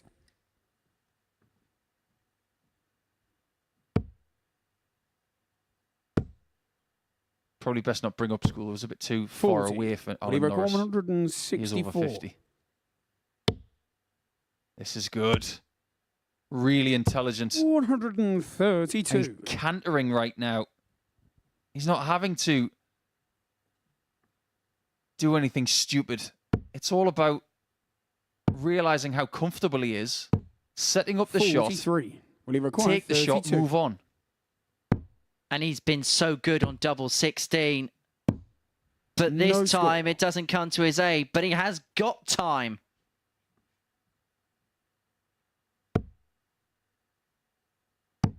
Just thinking about school for a second. I mean to be pedantic.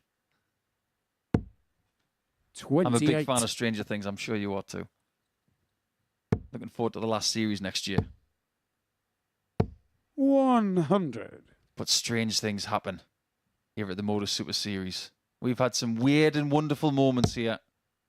What's been your favourite weird or wonderful moment? That Christian 83. kissed Robin Hood was pretty special. That was special. The Miracle Max was special. To be fair, a lot of the weird and wonderful stuff is when 55. we're usually paired together. Give it time. The It's In. The infamous It's In. 95. You're starting to make it sound like a Japanese main course.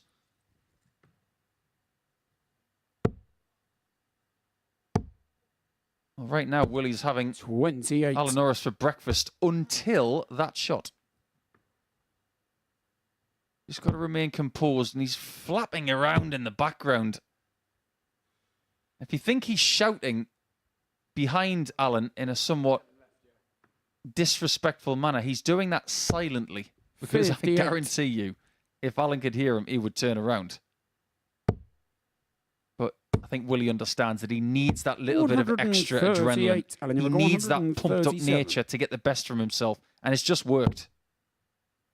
Yeah, really Borland's been going around the stage like a Duracell battery powered by Red Bull in this match. 81. There's been Will he no require questionable 40? signs of the energy levels sapping in this final game of the day. And he could find himself 3-0 Danger up on the third as he there. pins the Willie double Borland. 10 to move himself a leg away from the finishing post. It's the double break on Norris, a little tap of acknowledgement Willie from to Alan. throw first. But it is Game Borland who has the darts to complete the job 4-0. And starting 100. with a ton.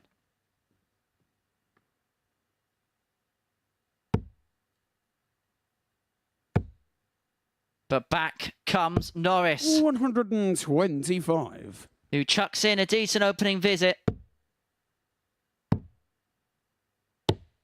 134. Reminder, of course, if you are watching via the Super Series YouTube channel, to drop us a sub on our channel, because on top of the live action, we bring you 6 days a week. There's highlights available of every single 96. session. plus bonus content available on there as well. It is your one-stop shop for all the latest from the MODUS Super Series. And don't forget, we're back at 10 o'clock tonight for the beginning of Group B, a group which promises to dazzle and delight. So do join us for that as Borland looks to round off the Group C action here by completing a 4-0 whitewash job over Alan Norris. And he looks set in the path now. A 140 leaves him on 67 after 12 to complete the conquest, to complete the mission, and to lead the Norris submission. 100. Bit of a yip and a bit of a pull with the last start.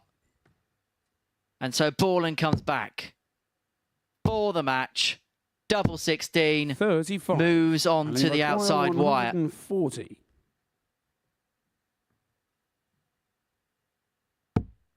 Another. For the ultimate Hail Mary. 130. But a chuckle from Chuck as the last dart moved inside. 32. And he won't expect to come back, because Borland brushes up on double 16 to complete a 4-0 victory over Alan Norris. An impressive end to the day. The perfect day as far as Willie Borland is concerned. 5 wins on 5, 10 points to his name, and the completion of a 4-0 job against Alan Norris with a 91.09 average, 4 out of 10. When it came to the finishing, it was brilliant from Borland. Willie was word perfect on day 1. As for Norris, work to do on day 2, but it is Borland who is top of the pile, having won 5 from 5 following a 4-0 victory against Alan Norris. Willie Borland completes the Lou Reed, the perfect day from him today. But it's quite interesting because he was very good against Osborne in his opening match. His performance level then dipped in his middle 3 matches, came back to his best in that final match. But the most impressive thing for me is that he still found a way in those middle matches. Yeah, we were talking about it in commentary, how you can have that initial adrenaline hit at the start of a campaign and then things can tail off. But towards the end, there's this feeling of urgency. And even though it's not a must-win game for Willie Borland, the urgency kicked in and he owned the game. And at no point Alan Norris looked like he was going to get it. Yeah, let's have a look then at our 15 results that have been completed over the course of this afternoon's action. 2 debutants in the field in Ben Payne and Scott Campbell. Who do you think will be the happier of the 2 players? Because they are both on 6 points after the first day of action. Unquestionably, it's going to be Scott. I saw him just downstairs now. He looks really happy with his day's work and the way he owned his game against the fellow debutant. I think he deserves a lot of credit because, yes, he started well with a 93.94 average in his first match in round 1, but he tailed off after that and grinded, he was grinding really, really well. I just get the feeling that towards the end, he saw that game as a bit of a final against the fellow debutant. He wanted to stamp his authority, saying, I'm the better debutant today, and the stats don't lie. Yeah, it was his finishing that really let him down in the middle part of today's action. But let's have a look then at the league standings at the halfway point in Group C. Willie Borland out in front on 10 points. Scott Campbell and Ben Payne joint on 6 points, and then it's Colin Osborne and Alan Norris on 4. Johnny Haynes, though, a real surprise that he has not been able to pick up any points today. Yeah, it hasn't been his week so far, and I think he can be an immaculate spoiler tomorrow. I don't think he's going to qualify from 10 points back from top to bottom, but the fact of the matter is he's still a great dart player, and you don't become a bad dart player overnight. It's just been one of those weeks where it just hasn't clicked. Alan Norris, how much of a chance do you give him? Because he has cut quite a frustrated figure out there today. Yeah, I think he's been quite frustrated a lot of the time this week. I think, to be fair to Alan, if I was to look at it from a percentage point of view, his qualification in the top 2 now is around about 35 to 40%. But it's very dependent on what he does in the first couple of rounds tomorrow. Right then, let's hear from our table topper now. Willie Borland is chatting to Henry Deacon. Willie, perfect day for yourself. How would you assess things? I played well when I had to. I would say a couple of games that I was trying to force the win. But no, when I had to play well, I hit the scores and I done what I had to do, and now it's on to tomorrow to just finish it off and try and get to finals night. Played some excellent stuff in the Vault series of events recently back home. How much has that given you confidence going into this week? No, definitely the Vaults is absolutely unbelievable. If it wasn't for the Vaults back home, then really it'd be league darts on a Monday, and that's all I would have. apart from Challenge Tour. So I'm grateful that the Vaults events is kicking off in Scotland where it should be. So I'm happy that I've came into here form. So now I'm looking to go on to finals night now and try and, well, tomorrow, see how it goes. Did you feel timing was your biggest attribute today? Because when you needed to conjure up either big last darts at hand or things like that, you seemed to come up with the answer. No, definitely. Timing, I thought my scoring could have been better a couple of times in the games, but like again there in the Norris against Allen today, like the 1-3-8 to leave tops when he was like starting to hit good scores, like my timing was very good, but I feel like my scoring could be a lot better than what it showed today, so tomorrow's going to be a massive day.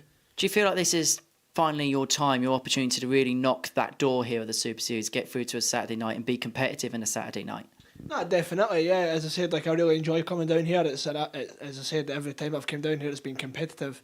So I feel like the way that I'm playing at the moment, I should be like I'm glad that I'm at the top, and that's where I think that I should be. But no, as I said, like tomorrow is still going to be a tough day to continue where I've left off. So hopefully I continue the form and go on to Saturday. Well done today, Willie. We'll see you tomorrow. Thank you very much. Thank you. Interesting to hear him say there that he thinks his scoring needs to be better tomorrow. Would you agree with that? Maybe. I think dart players are never happy unless they're averaging 115 for the day. But with his style of free-flowing scoring, I think he's got every right to feel disappointed with it. His doubles were fine, but for me, I think he's got to score better for him to feel happier. He's got an inordinate amount of capabilities in his locker. He hasn't shown us that yet, but the fact that he can win 5 games from 5 and still improve is just a sign of what he's capable of. Yeah, it certainly is, and he is looking very good heading into our second day of Group C action. But of course, Group B resumes this evening, or even gets underway this evening. So let's have a little look at some of the players who are going to be taking part in tonight's action. Richard North, of course, comes into the field. Scott Walters as well, 2 semi-finals in Cyprus back in May, and the quarter-finals in Sweden earlier this month. So he'll come here with a lot of confidence. Dan Reed is someone who really interests and excites me, though, because he made it to finals night the last time he was here, lost his 2 group games 4-3, but he's someone who's just improving every time we see him, isn't he? Yeah, he's an interesting talent, is Dan. We have seen the great from him in Southampton. He had an average of about 117, so we know what level he has got over best of 7 darts. But as to what he will bring tonight in what is a stacked group, we can look at anybody in that group and pick 3 names from it. Harms and West obviously will be favourites, in my opinion. But as far as the other one, well, it could be anybody. Never underestimate Richard North. The only time we can actually get him to be quiet is when he's on the stage. So he's going to let his darts do the talking. Yeah, it would take something quite spectacular to stop Steve West, wouldn't it? I think so. He's just in a good place at the minute. His personal life's great. I know that things aren't ideal with his impending surgery on his hip, but the fact that he's still here competing, it just goes to show how much of a terrier he is, and that's why we love him. I can imagine as well Richard North may be watching this and seeing it as a challenge now to still be noisy on that stage. Don't do it, Richard, whatever you do. There we are. You have been warned. We will be back underway from 10 p.m, so make sure you come and join us for the start of Group B. But this afternoon, it is Willie Borland who has shone here at the Super Series.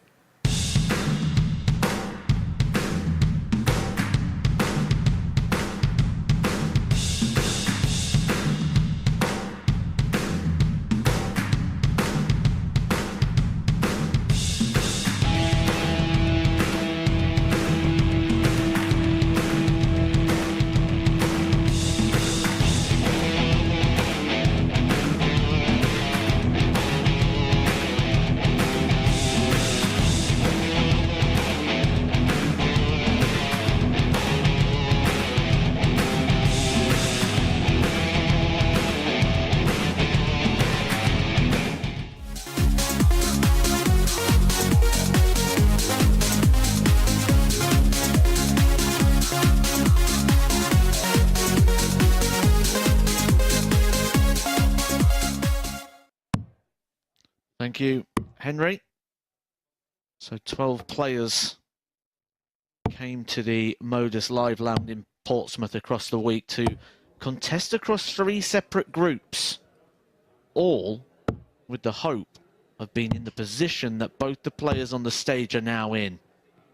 Luke Littler, 16-year-old on debut, gaining TV experience at every juncture. He's played in the UK Open and the WDF World Championship, taking on a man who has plenty of experience on the big stage. First leg is Luke to throw first. Game on. Richard North signed off the last match with a weekly best for him, and also the third best of the week, that 105 average, giving him a running average for the night of 93.55. Luke Littler not yet found his best, a running average of 85.19 and a checkout percentage of 30%. But if there's one thing we know about Luke Littler, he knows how to win titles. I certainly won't want to be tasked with dusting his trophy cabinet. Yeah, and you almost just wait for him to find that extra gear, which he did ultimately find in the end 81. against Nathan Gervin in the other semi-final. I've seen all week when someone's gone and posted a big 100-plus average, 96. When they come to the next game, they've not been able to replicate it. And the longer that break was going on for Richard North, I think that could be more of a negative, because he'd be having that little bit of time to sort of cool off. He would have just wanted to have gone back, got Luke, said, come on, pal, let's get straight back on the stage again. Yeah, that's exactly the point I was making with Henry upstairs, is he would have wanted to just get straight on with it. He wouldn't wanted to, like I say, time to cool off. It would have been a case of, right, get me straight back up there. I'm hot. Game shot on the first Speaking of hot, leg. this is a very hot start from Luke Littler, a 14-darter to hold. Richard North is going to break. He's going to need to find a 12-darter to do that one, so he can sort of just roll with the punches of that. Richard through first. Game on. Do you think their final group game has any kind of relevance in this? I don't think it does. It was played in a completely different atmosphere and environment. It was quite jovial and friendly. 47. If you haven't seen that game, I'd advise watching it back. It was fun. It was a fun watch. 140. It was great to see the players' personality coming out. 180. Aren't you supposed to be nervous in finals? Not him. That is his 9th 180 of the night. He's only played 3 complete matches in a best-of-7 format. Might be about to hit double figures. 140. We know he's got this in the locker. We've seen it many places before, but to see him delivering it like this under these circumstances is incredible. 140. Luca 134.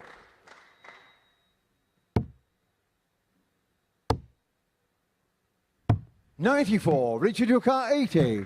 Will he go tops again? Tops again. He does. You've got to be careful not to throw this one off the board. Much safer dart there, and the right thing for Richard North. That's a huge mistake, followed by a second huge mistake. He's not even left a double here, just in case Luke Littler misses. But the way he's playing, there's no sign of Luke Littler missing. That is a 14, followed by a 13, which equates to an average of 111. He's doing to Northey what Northey just did to Merckx. Game on.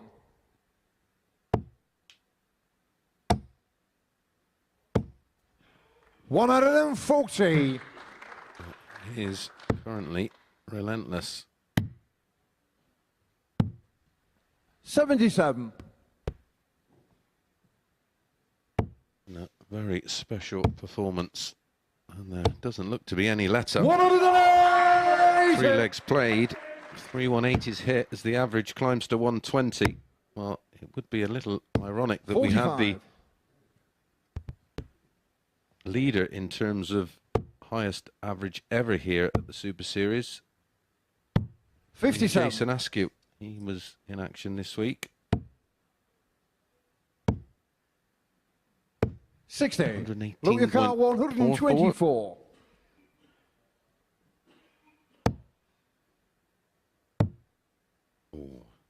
84. Well, he's not thinking about averages. He's thinking about winning this match. If he was thinking about averages, he'd have gone 14 ball. I think the only thing he's probably thinking about right now is what he's going to spend his £5,000 on, because... Well, you could buy a lot of stuff for that when you're 16. Game shot on the third leg. Luke Littler. 13 data. This is incredible. Average 112.72. If there was any doubt about the sheer pedigree and quality that Luke Littler possesses, we say all the time, you don't always need your A game, you need to be able to win with a B game. That's what he's done tonight. He hasn't got to this position tonight by playing his brilliant best. He's got to this position by being a winner, by using that B game, and now he's in a position that he goes, 46. Now we'll press the button, now we'll hit the afterburner. 41. And how? 14, 13, 13. 139. I was just about to say, and a 180 in each leg. Maybe I'll put one in here. 45. You are watching a very special dart player here. One that we can't really compare to too many other people. 59. But one of the people we can compare him to, the story, the journey he's on and the way he's doing it, is a multiple-time world champion. One 98. Of the greatest players that has ever lived, Michael van Gerwen. He is on that journey. Yeah, his pathway. 140. Could be very similar. With performances like this, 41. Who's going to stop him on Champions Week? 117. So he does have 6 darts to book his place there. Game shot on the match. He completes the job in 15 darts with 117. Check out an average of 109.31. The only thing we've seen like that was from Scott Taylor. He's going to be as good as Phil Taylor. Who knows? But it is Luke Littler who gets it done in emphatic fashion.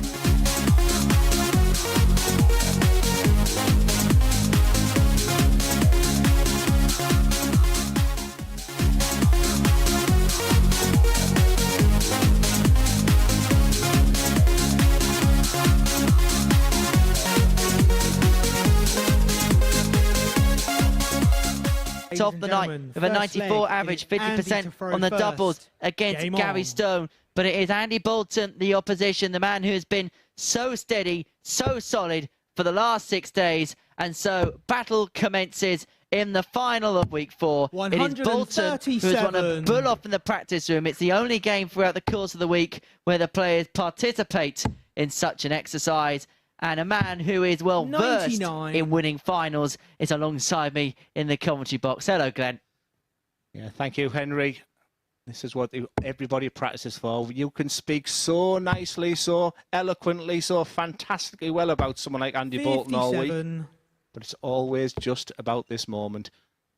Scott Taylor is the type of player who can spoil the party, who can spoil the headlines. I think he's up for this. 134.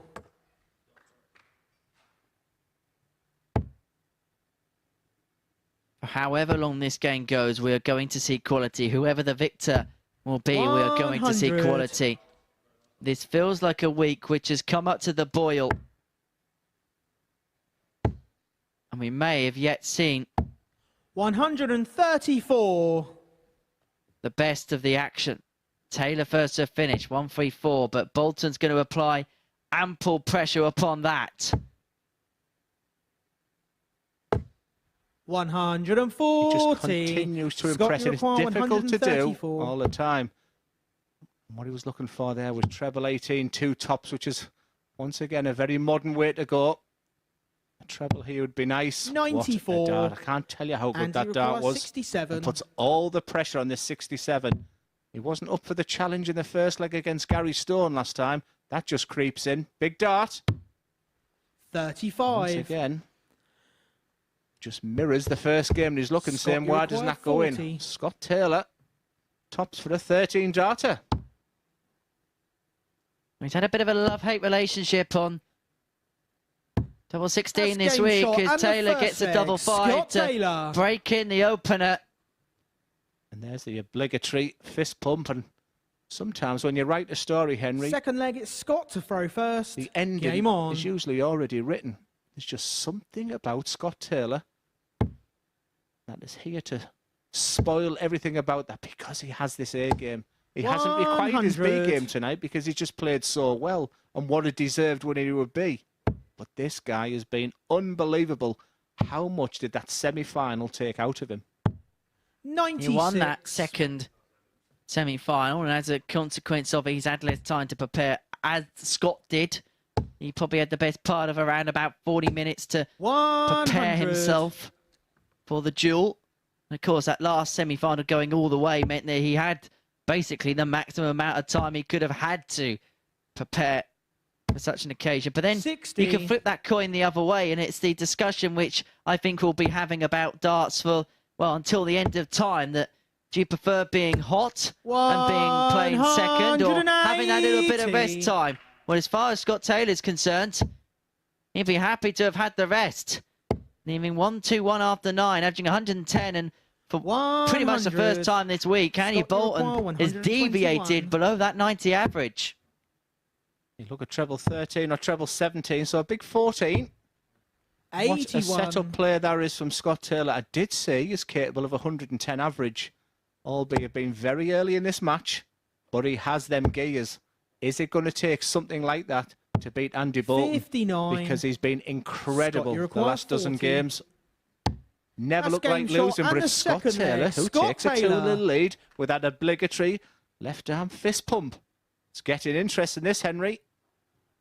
Very, very Third much leg is so. Andy to throw first. Game on. Andy Bolton, I think he's just gone back and a little bit of a chew on a sweet or something like that. Maybe just something to kind of get him going. 57. He's done that all week, not necessarily when he's behind. It's just maybe just a little bit of sugar he requires. He's using all his experience he needs to get the best out of himself. 134. What a performance this is. It's an inspired display from Scott against the Scot. 100. At 9:30 on Monday morning, Chris Murphy asked, who's your winner this week? I said, Andy Bolton. He said, who else stands out for you? 180. And anyone who knows what my tips are like will realise that's usually the poison chalice. But right now, 100. this is sensational. Look at them numbers. Quite frankly put, he's playing pretty much unplayable darts. 100. When his timing's right, it just makes the game look so easy. How on earth did he have a 66 average against Kevin Dowling? You just think it's two different players that you look at. It's similar to his shirt there. 59. On the yellow is his Scott, A you game. require 87. And the black is just that B game that's just non-existent. This is insane. He's getting better. That's game shot and the third That's a leg. 12. Scott That's a Taylor. double break. It's 112.72, the average. We said maybe the best might be saved for the final. Fourth leg Well, is Scott Scott to Taylor throw first. is Game saving on. his best for the final. He is not just running his way possibly now to the £5,000 top prize. He's got into a Formula One car 96. and he is in fifth gear going through the parabolica towards the finishing line. Para what? It's a famous corner. I know. 140. I'm an egghead.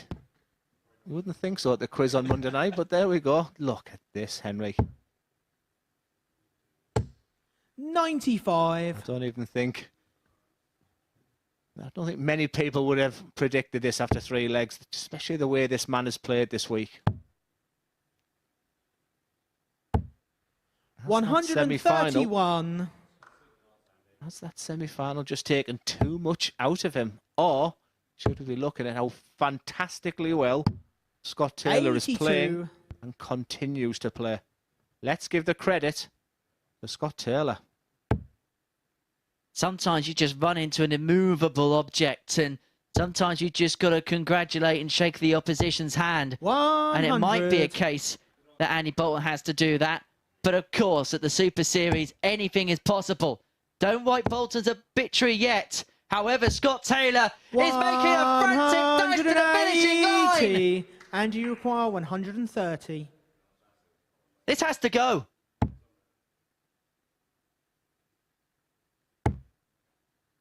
It's bull for Bolton. 105. Scott Taylor, 48. Scott, you require 48. For your biggest win of your career. Double 16. That's game, and it is shot, Super and your week 4 Scott winner of the MODUS Super Series. Scott Taylor has produced an unbelievable performance to qualify for Champions Week. It is an average of 109 to get the better of Andy Bolton.